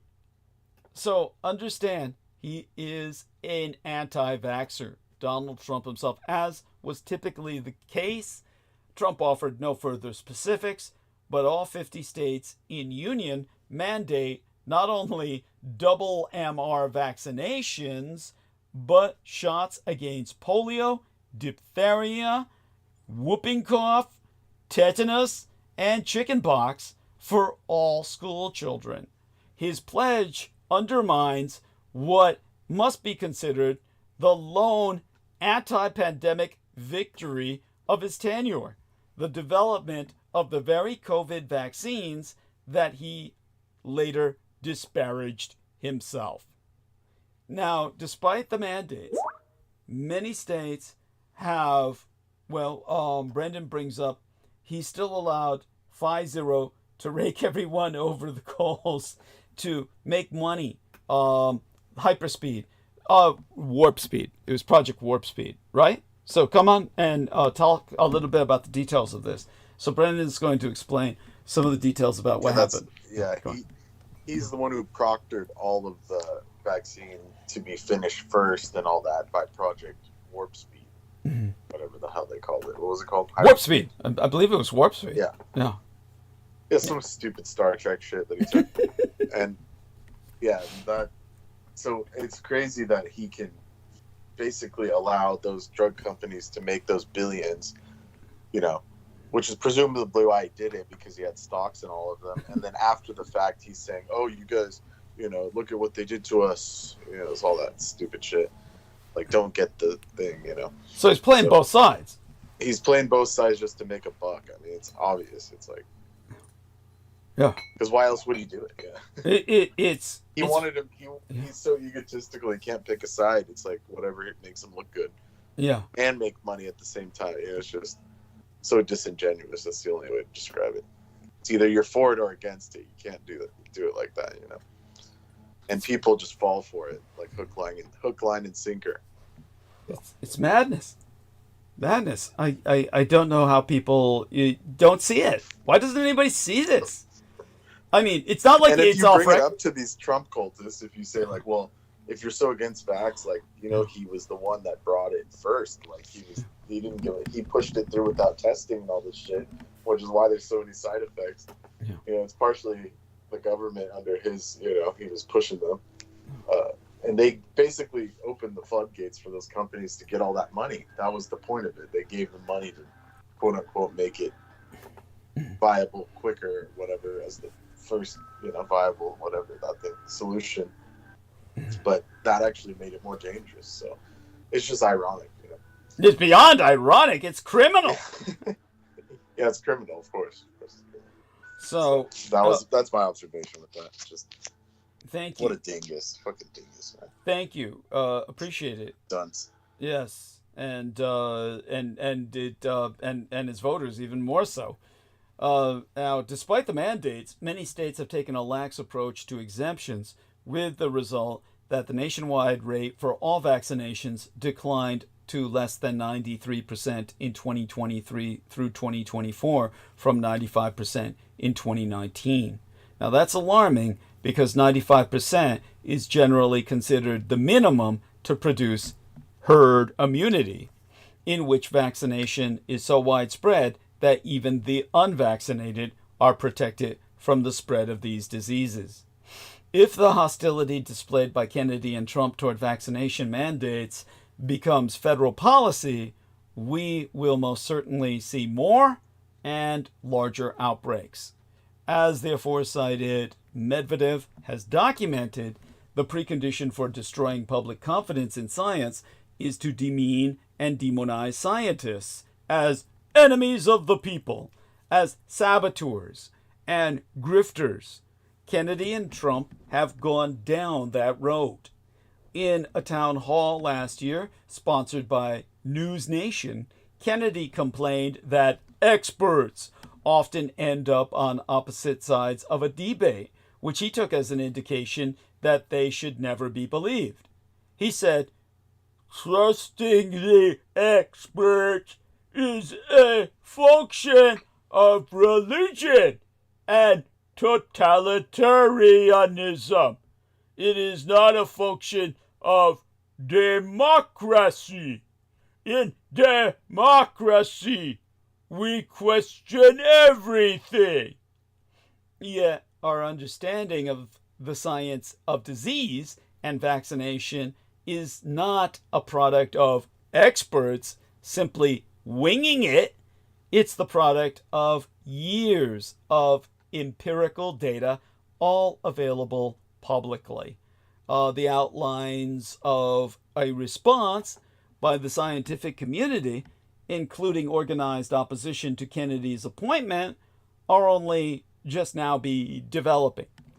Is the scientific establishment even up to the task? Robert Morris, an epidemiologist and former professor of community health at Tufts Medical School, isn't even sure, having himself proposed the establishment of a Science Public Information Network, or SPIN, S-P-I-N, as a public counterweight to scientific disinformation. Unfortunately, that acronym itself makes it sound sus, but we'll ignore that for the moment. To quote us, most of the people I know are actively deciding whether to go to the ramparts or go to the bunker. Scientists are facing a huge threat and need to respond, if not for their own well-being, but for public health in general. Academic scientists need to stand together, or they'll be picked off individually, and science will suffer. So Trump's second term will shape the future of health in America. The landscape of healthcare in America is poised to undergo a monumental shift, and not for the better. Once Donald Trump takes office for his second non-consecutive presidential term. Samoa remembers a deadly measles outbreak and a visit from RFK Jr., and they say, "We learned the hard way." Now, a few months before the outbreak in 2019, Kennedy traveled to Samoa and met with anti-vaccine figures, contributing to what health experts concur was a significant disinformation campaign. The week before her 3 children died, Fa'aoso Tuival, or Tuivale, and her husband took them for a swim in the river flowing behind their house in the Samoan village of Laulii.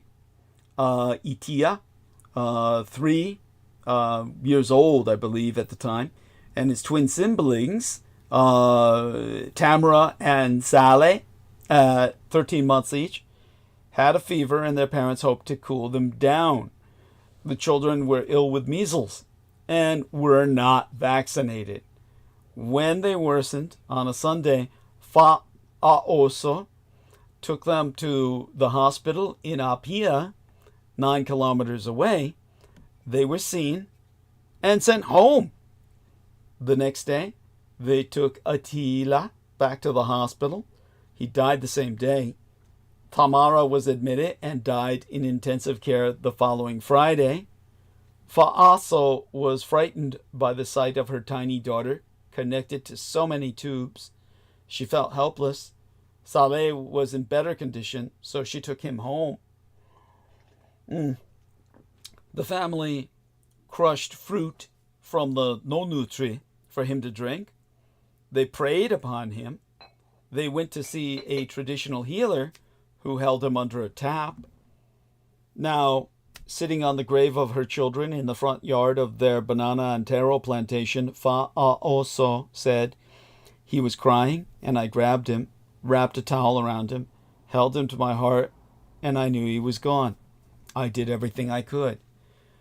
Now, in the small island country of Samoa, lives have been forever altered by an outbreak of the disease in 2019 that caused at least 83 deaths and 1,867 hospitalizations, mostly of babies and young children. Thousands more fell sick.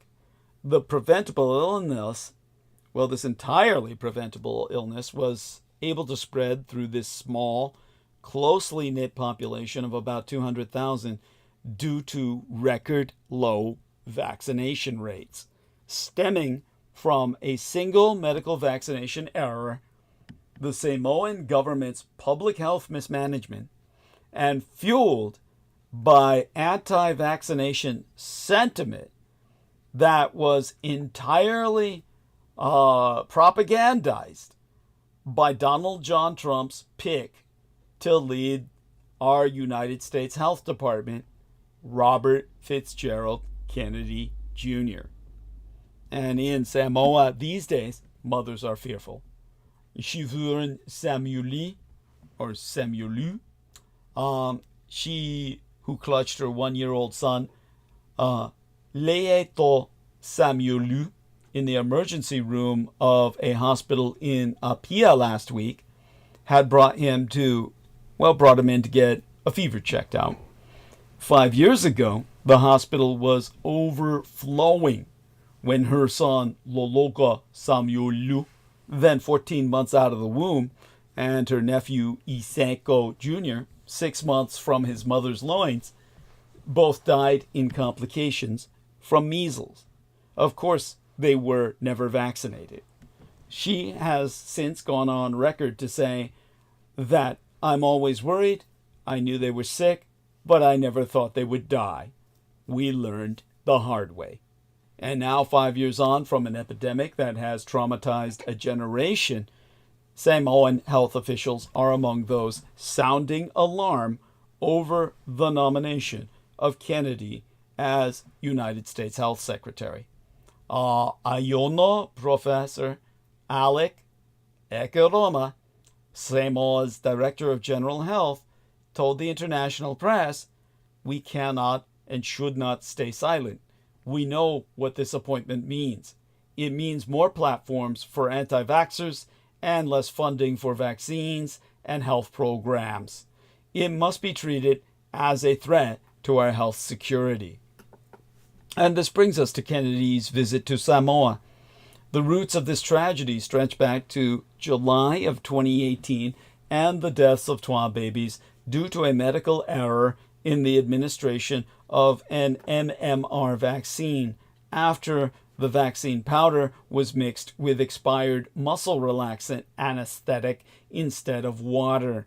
The government shut down the vaccination program for 10 months to investigate, allowing thousands of babies to go unvaccinated. It was unacceptable. It was against World Health Organizational advice and created the space for rumors to take its toll. During the same period, Kennedy, who denies being anti-vaccine, had been hosted in Samoa.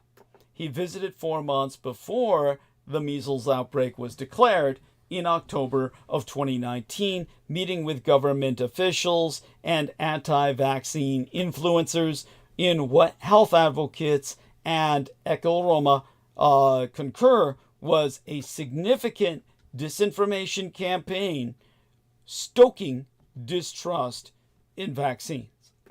Kennedy and his wife, Cheryl Hines, were special guests at Samoa's 57th Independence celebrations in June of 2019 as part of a trip that came about after the anti-vaccination nonprofit group Kennedy founded, Children's Health Defense, connected with vocal Samoan vaccine critic and traditional healer Edwin Tamasis. Tamasis was arrested during the measles epidemic for incitement against a government vaccination order. The charges against Tamasis were later dropped, with the judge citing insufficient evidence. This man should be burned alive. Now, Kennedy, who would later hail Tamasis as a hero in a blog post and describe the epidemic as mild, also met with the Australian Samoan anti-vaccine influencer Taylor Winterstein. She posted a photo of the pair to her social media using anti-vax hashtags, saying his visit was profoundly monumental for the movement. Months after his visit, Kennedy wrote a letter to then Samoan Prime Minister Tuilepa Salile Malelegoiai, urging him to consider if children's deaths were caused by a defective vaccine or a mutant strain of measles caused thereby. Neither is plausible.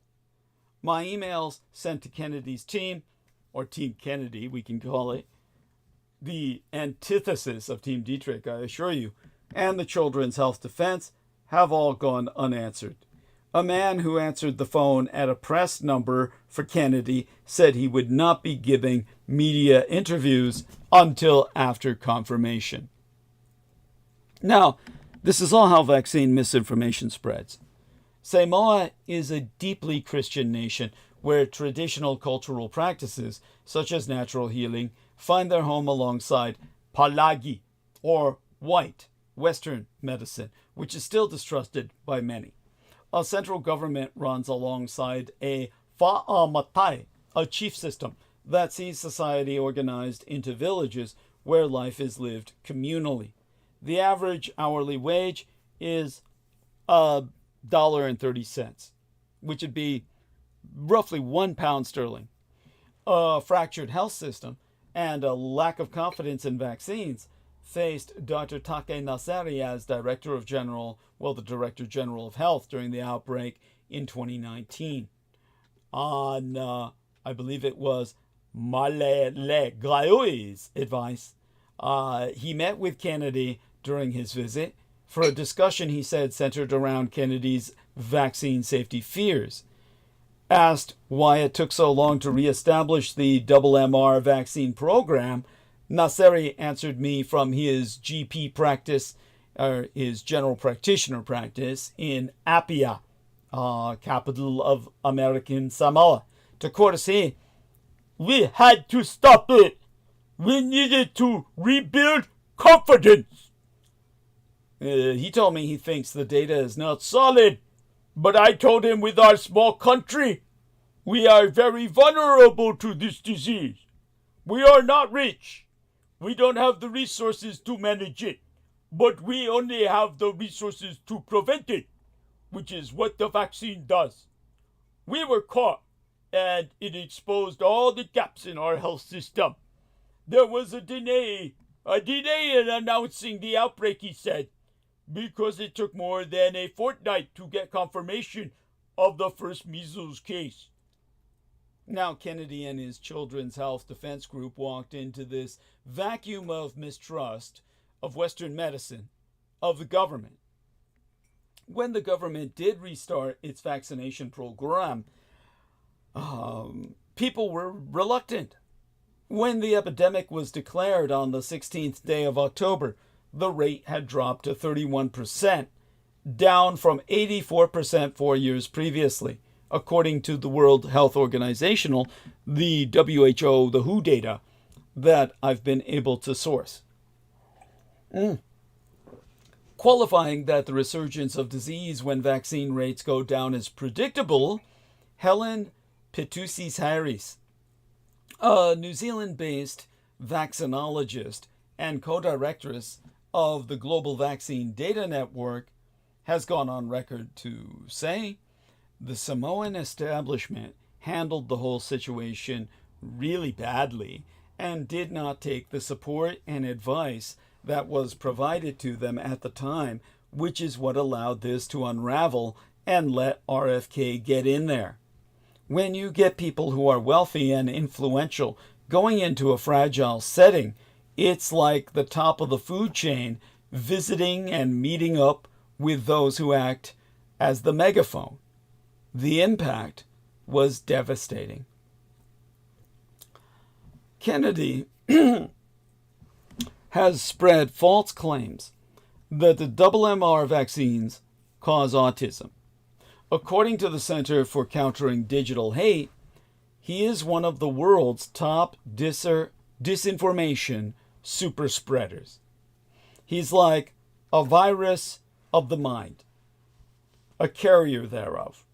Public health officials in Samoa said anti-vaccination activists had been empowered by Kennedy, which had affected vaccine uptake.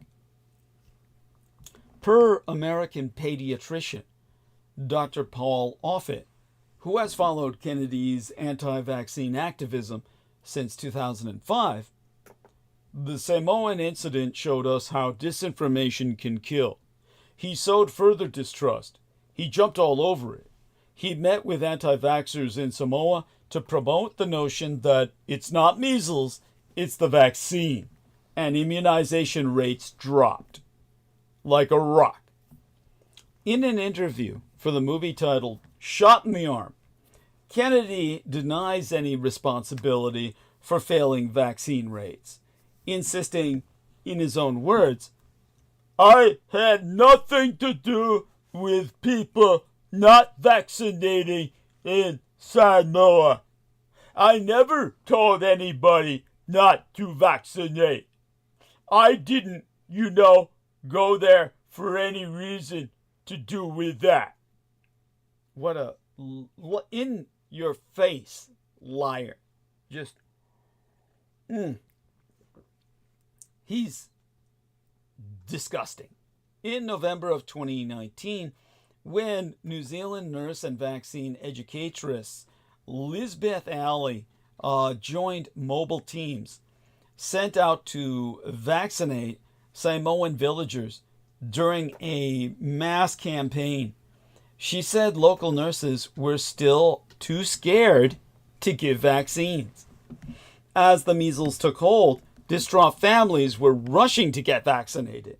Ali said nobody had talked to them about it. Nobody knew. So, of course, what do people think? It was a ripe environment to spread fear. As soon as they saw us coming, they'd roll up their sleeves. And in developing countries, the suffering from measles is always worse. Many rural Samoans had no transport, feared going to hospital, or tried traditional healers first. By the time people did bring their babies in, they were extremely sick.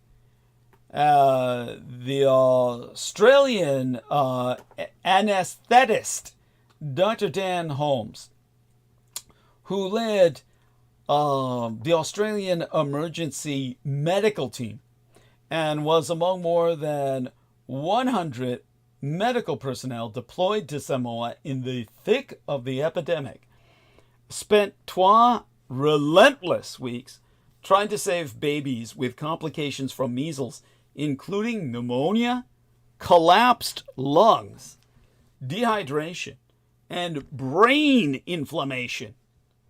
To quote as Holmes, "Your day might start at 6 a.m. with a baby who is unconscious and not breathing, and you might lose that baby. Then there's another one, day after day. It's impacted me more than anything I've ever done. It makes me feel so angry that it all could have been so easily prevented." Double MR vaccination in Samoa is now compulsory for babies over 9 months. But in another small village outside AIPBÍH-JIÀNGÀN, where mother of 8, CIA Olele Faiuti, sits on the grave of her 1-year-old baby, Moana, in the encroaching dark. None of this is any comfort. Her family lives at the end of a muddy track without power. They use a gas cooker to go to bed at nightfall. They could move in with family elsewhere, but Olele Vaueitiu doesn't want to leave Moana, who is buried outside the front door. Olele Vaueitiu concludes, she is the first thing we see every day. She was a character. She was crawling. She smiled a lot. I can never forget her. Now Robert F. Kennedy Jr. will abuse Health and Human Services' vast bureaucracy to put a distinct stamp on vaccine policy, drug approvals, and food regulation once he's confirmed. But with so many legal requirements and bureaucratic layers baked into the process, it's not necessarily a foregone conclusion he will be confirmed. No prior nominee has had this kind of record of mis- and disinformation on public health matters. Experts warn that RFK Jr.'s public calls for more transparency and vows to shore up the trustworthiness of federal health agencies will translate into more requests for vaccine safety data and into appointing like-minded individuals to advisory panels that will influence coverage of drugs, services, and devices. Point: they also conclude it will result in shifting public health funding to chronic disease or environmental health and away from infectious disease, or a diversion of federal investment to study unproven health issues instead of known risks. Point: and they're expecting attempts to remove job protections from career federal employees who work in policy-making roles and reduce the ranks of officials who don't align with RFK Jr.'s goals. So as to why it all matters, think of the United Kingdom's austerity policies that caused life expectancy to fall. You see, we will parallel their experience. Between 1945, when the Second World War ended, and the start of the 2010s, average life expectancy and mortality rates in high-income countries improved continuously. But from around 2012, in the UK and in other countries like these United States, the United Germany, and the Netherlands, the rate of improvement slowed, stopped, or even went into reverse. The trends for people living in more disadvantaged areas were even worse, with mortality rates, well, the number of deaths per 100,000 people in the population, actually increasing for those living in the poorest 20% of areas in the United Kingdom. There's a new book I've reviewed titled Social Murder with a question mark, subtitled Austerity and Life Expectancy in the United Kingdom, which proves how austerity policies have been the most important cause of this change in trends, leading to hundreds of thousands of avoidable deaths in the United Kingdom alone. Austerity can mean different things. Economists tend to define it as the introduction of policies to reduce the size of government deficits. Exactly what they're going to instill through the DOGE, or DOGE, Department of Vivek Ramaswamy and his canine master, Elon Musk. Now, in Great Britain, austerity is defined as the gap between what governments spend and the amount of tax revenue they raise. More broadly, Austerity is a policy approach associated with public sector restructuring, including privatization, and increased labor market flexibility. The degree to which workers' employment rights and security of work have been eroded, as well as reduced spending or increased taxes. In the United Kingdom, the 2010 Conservative Liberal Democrat coalition government introduced a large austerity program. This reduced real-time spending on a range of public services. Some of the largest cuts fell on local government and Social Security benefits for working-age people. These cuts disproportionately affected poorer areas and people already on low incomes. Over the following 14 years, these cuts intensified. They left public services and the social fabric of the United Kingdom in tatters. Unsurprisingly, the consequences for health have also been catastrophic. Many studies have been undertaken to evaluate the impact of austerity policies on health and mortality in the United Kingdom. They show that cuts to local government funding overall, as well as to particular services including housing, culture, environmental and planning services, all had detrimental impacts. Cuts to the real value of Social Security benefits and greater conditions on people receiving benefits were shown to have damaged mental health. Internationally, countries that introduced austerity policies were found to have worse mortality trends. A systematic review that brought together the evidence from all those studies confirmed this link. Yet despite this plethora of evidence, many UK public health agencies and think tanks have ignored or even downplayed the role of austerity in these catastrophically changed trends. This has been astronomically damaging. Austerity policies have been identified as detrimental to health from the aftermath of the 2007 through 2008 financial world crisis onwards. But government body Public Health England, independent charity the Health Foundation, and independent think tank the King's Fund all suggested that there was not enough evidence to identify austerity as a cause of these changed trends in the United Kingdom.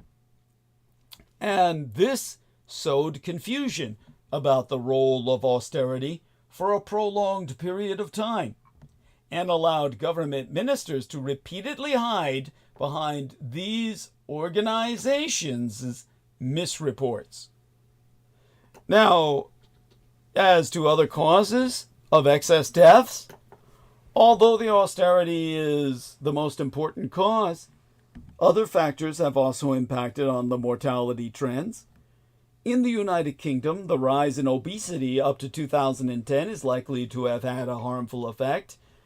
Subsequently, the COVID pandemic, including the disruption to the economy, social networks, education and healthcare, and then declining real incomes due to high inflation, are both likely to have caused substantial additional deaths. However, austerity has always been the principal driver. The public health impact of austerity-style economic policies have long been understood. Given this knowledge, what justification can there be for adopting these policies in 21st century Great Britain and in other wealthy countries around the world? Political theorist Friedrich Engels stated that when society places hundreds in such a position that they inevitably meet death too early and an unnatural death, it amounts to what he termed social murder. As public health researchers have argued, social murder is the only apt description of the policies introduced after 2010 in the United Kingdom and elsewhere. If mortality rates are to be improved, it is essential that the Labour government in the United Kingdom and other governments around the world understand the evidence, quickly reverse the erosion of public services and social security systems to protect those at greatest risk. Now, this side of the Atlantic, Trump has promised to shake things up by appointing loyal supporters to prominent administration positions. Perhaps his most controversial decision thus far has been the nomination of Robert F. Kennedy Jr. to head the Department of Health and Human Services, which governs a wide array of other agencies related to public health, including the Centers for Disease Control and Prevention, the Food and Drug Administration, and the National Institutes of Health. Kennedy has already indicated that he will alter this country's public health infrastructure, having pushed in recent weeks for the end of water fluoridation and the possible removal of some vaccines from the market entirely. Other candidates nominated by Trump for important public health positions are also concerning. Former TV show host and surgeon Mehmet Oz, who Trump picked to run Medicare, has a long history of promoting bogus nutritional supplements and other mistreatments that have little or no evidence for any of their claimed benefits. And much like RFK, Trump's proposed choice to run the CDC, physician and former House Representative Dave Weldon, who has also endorsed a long discredited link between vaccination and autism spectrum disorder.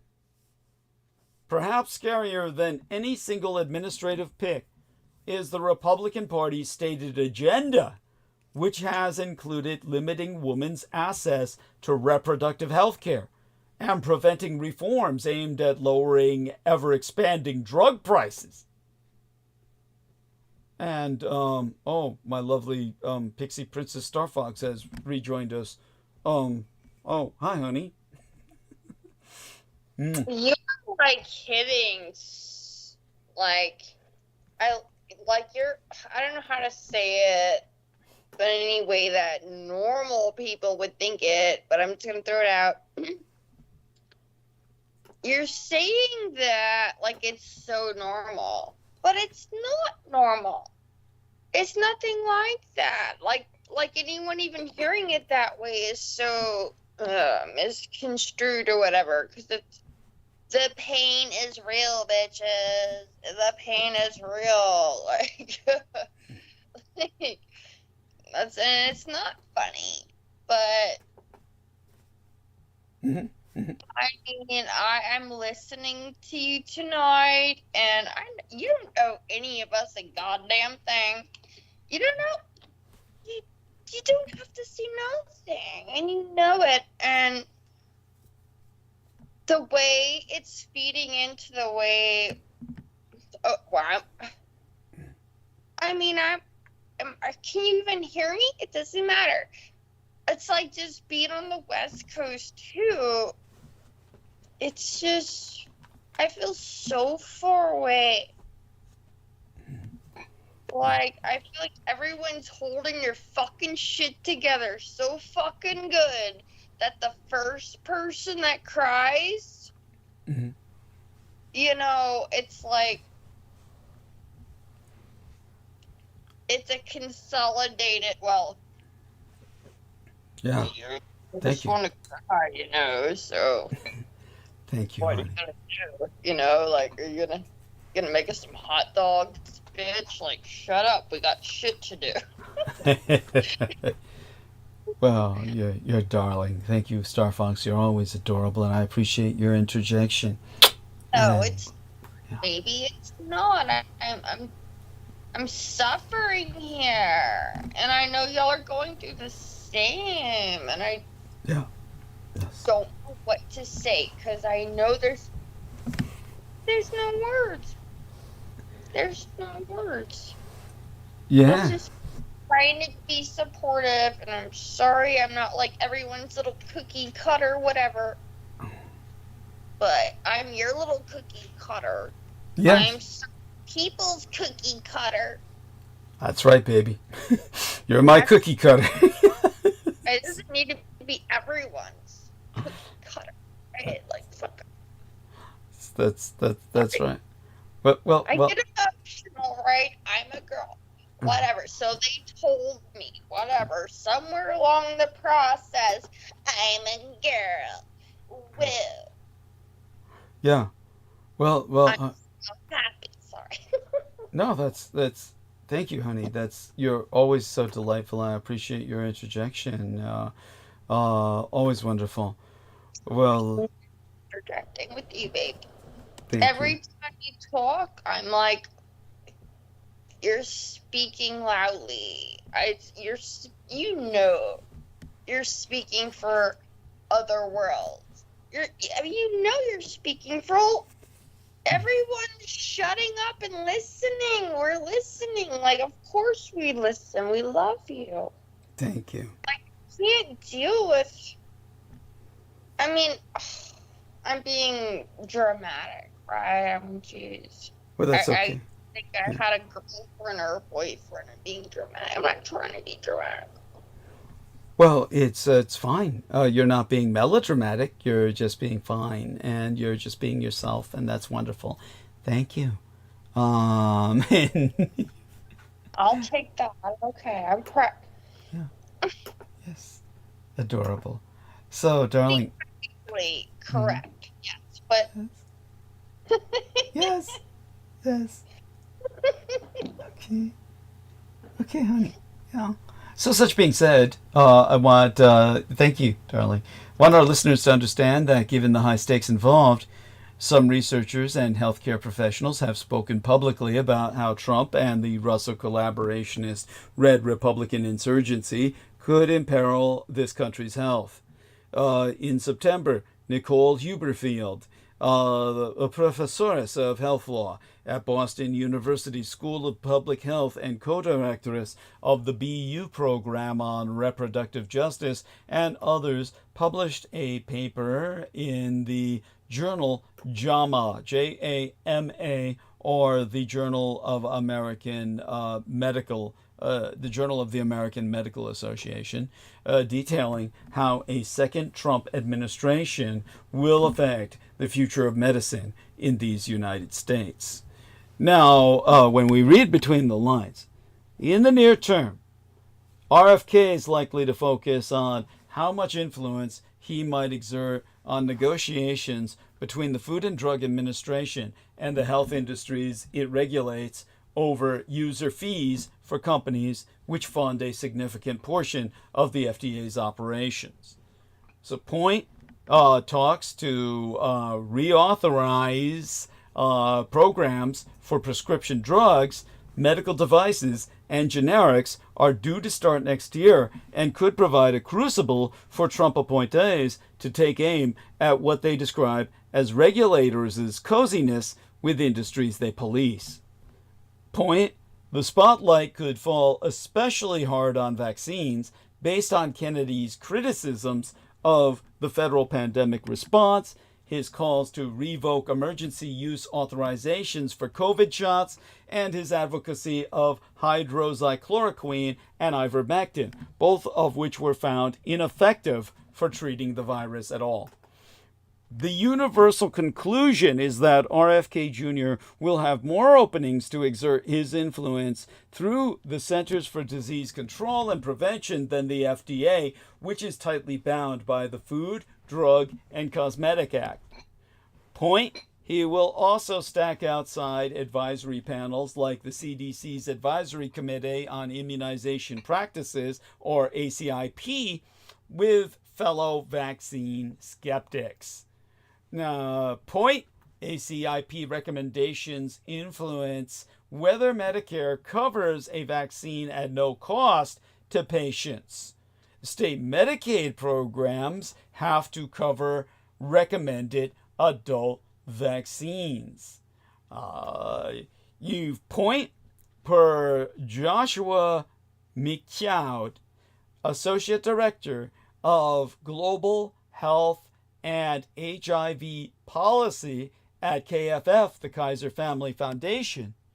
They have the ability to change the bylaws or the charters under which those committees run, and essentially have the ability to ignore the committees or disband it entirely if they felt like they needed to. Let's zoom in.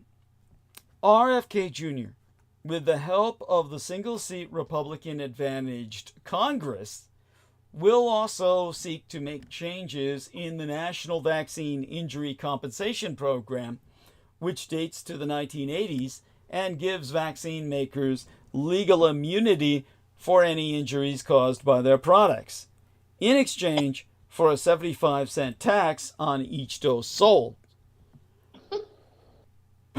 Yes, I see the amusement on Edad's point. The program drew criticism from the right during the pandemic, when makers of COVID-19 vaccines were not required to pay the tax because the shots were designated as countermeasures.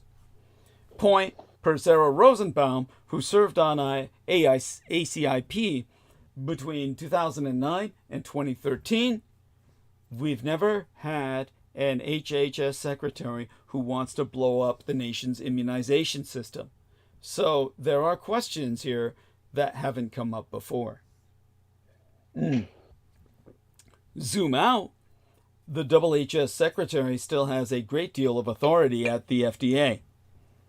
Point per Richard Bezer, former acting director of the CDC from January to June of 2009 and current CEO of the Robert Wood Johnson Foundation. The secretary's role doesn't have to be just routinely sign off on things. Now, flashback.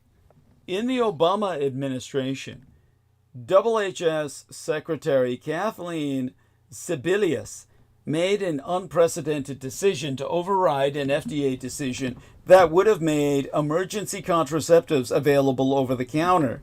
Bezer pointing out such in the sources that I'm citing. The decision was later reversed in 2013. Point, to quotist the aforecited Bezer, and Mr. Kennedy, as secretary, has some strong feelings about what drugs are effective and which ones are not, and what things should be used to promote health. Now, let's go with a reality check. HHS's, the Health and Human Services budget, and legal mandates are determined by Congress and have limits. Any major regulatory changes must go through public comment periods and comprehensive legal review. Point, they would also certainly be subject to lawsuits, particularly after the fall of the Chevron doctrine. In terms of what to watch, there's a question about whether HHS could usurp school vaccine requirements using Section 361 of the Public Health Service Act of 1944, which gives it the authority to control communicable diseases. Now, point, Richard Hughes of Epstein Becker Greensill wrote, the answer is not immediately straightforward and would set off legal challenges.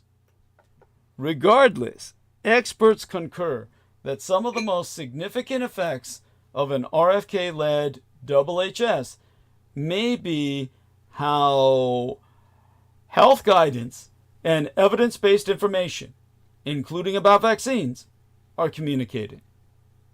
Point, to quote us the aforecited Michaud, if the CDC and the HHS secretary are out there saying we have doubts about the safety of this vaccine, that might have some downstream effects at the state and local level, which is where those vaccine requirement decisions are actually made. Now, just taking a look at the numbers that we have right now, maybe it's time for me to take a break tonight. We had a technology hiccup that was enough where we probably had a lot of people just not losing their patience. We kept good numbers up for a while, but I think the subject matter is such that it's a lot of people just aren't interested in the how the National Health Service is going to collapse in these United States. Of course, we don't have a National Health Service like England, and the National Health Service was once the pride of England. Those days are over. And of course, in terms of what we're dealing with here in the United States, well, our problems are just beginning. Our lovely Pixie Princess Star Fox is beginning to get into it. So, honey, looking lovely there. And I myself will probably prepare to, basically get some rest, get up tomorrow and take care of some things, taking advantage of the day to get some chores done. So I'll probably go to bed a little early tonight, comparatively speaking. But it's been wonderful to see you. Love you dearly. And I'm going to see you in my dreams, honey. Oh, you're doing great. Very good. Very good. Hey, that's so Vedic. Very, very, very Vedic. Looking very Thai Buddhist there with those. Yes, honey, that's excellent. Where did you learn that? It's just in my soul. That's just natural. But, I know that's of course real. Yeah. I wouldn't call it. I mean, I don't know what I'd call that.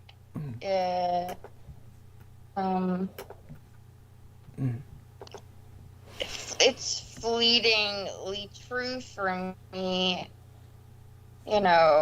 I don't feel worthy to even. I don't know. Like, I know everything's been super serious with what you're saying, but check this out. When I was in Cincinnati, I was in Kentucky, but it's in what do they call it? I don't know what they call it. Whatever, Gay Bag Central. Okay. So I was a little bit south of there, and it's like, but that's where the rich stuff is. Anyway, what are I'm confusing it with a few things, so I'm not trying to be a douche. No worries. Anyway, but oh my god, like I just feel like I'm not supposed to share this.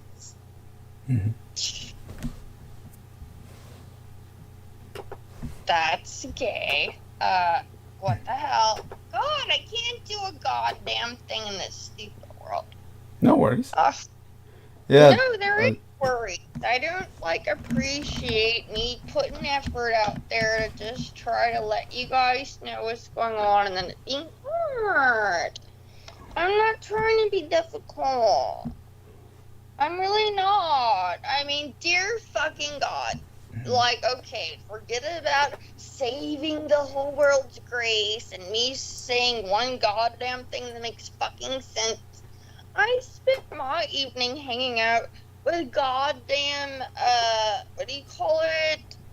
Navy veterans like women, Navy veterans with pussies. Okay? Cool. That idea in itself's just too much for people to handle. So, hello, we all remember Mr. Asshole of the Year who's over here. So then it's like, oh, do we all think he's just gonna shut up and be nice because it's his fucking daughter? Well, I know he's not. But then I gotta watch her learn with her right there in my fucking face. Because of course he ain't gonna be dad of the fucking year. No matter how you cut the fucking cake. This could be the gas chambers. You still suck. I mean, there's no way to be better than your daughter. She is hot. She's literally the coolest girl ever. Wow. And it makes me super sad because she's a daddy's girl. Wow. And I'm about 10 years older than her, and maybe my fucking bitch-a-thon don't make sense to her now. Ooh, and ain't not much I can do about it. Ooh, my fucking God. This shit is crazy. So, let's have a Dr. Phil moment. Guess whose mommy died while y'all were the fuck away? The toothless trucker who doesn't even want to see his mom anyway. Whoa. And guess what? He didn't want to even excuse himself to his daughter. So forget about me just being too nice for my own fucking good. Apparently that makes you an asshole. Wow. If you want to comfort someone that knows goddamn better well than you, why the fuck their life's the way they is, or excuse me, the way it is, because I don't want to talk like no backwood, wood chopping, woodchuck, wood, or I don't know. Someone help me. Delightful. I'm sorry. Well, you know what? I'm not gay. Somehow you're not gay. You could look at even a grown woman. I'm sorry, you might have saved our political system, but I'm not gay. You have the hottest, like, and I don't know where you found your non-gay boyfriend, who is scary, because he's probably gay too. Like, stop. What do I need to do to be a nice person who puts up with everyone knows your dad's a fucking asshole? Like, literally, the old lady probably wouldn't have died if everyone wasn't an asshole. Yeah. I got one more thing to say, and I'm going to shut the fuck up about why I'm a little irritated. Okay, here's one more thing about why I'm a little fucking irritated. Oh my God. The last time I saw Eric's mother, okay, I don't even know where to put it. I already didn't want to go over there. I was having bad vibes. I would not go over there for Halloween. I was like, all y'all niggas is crazy. There's no way in hell I'm going over there for Halloween. I will do like All Saints Day.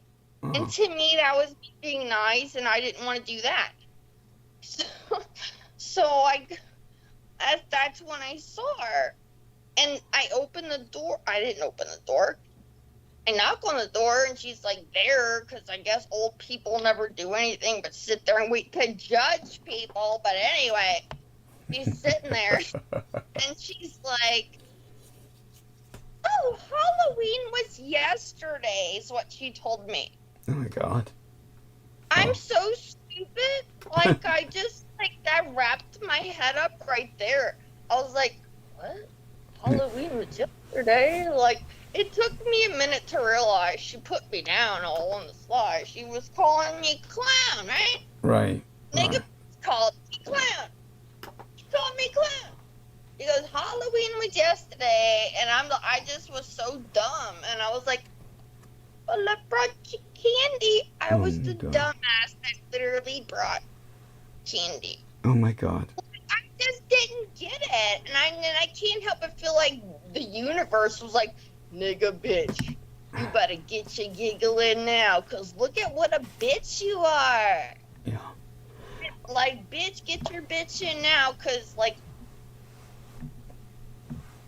I mean, I really wasn't looking at her that way. I was like, I didn't want to go over there anyway, not to be nice or mean.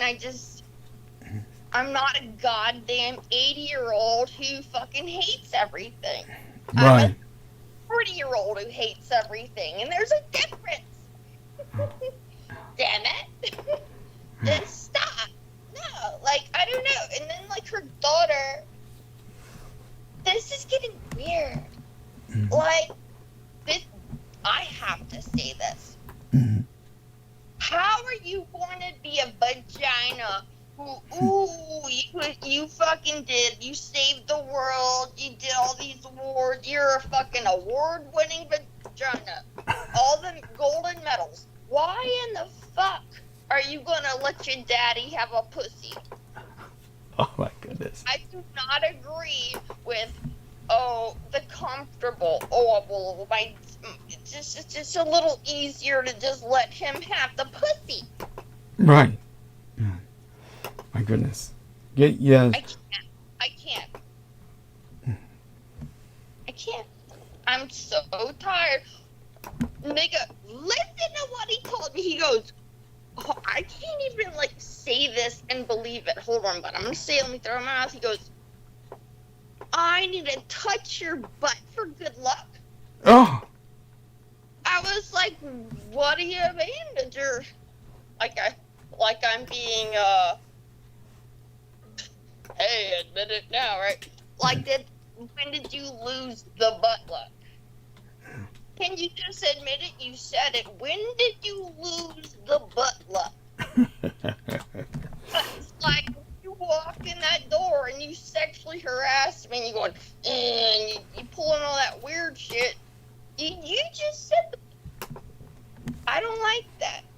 I know my butt's lucky, but you don't get to play no butt luck game. No. This is cool. It was weird. Oh my God. Stop. Make it stop.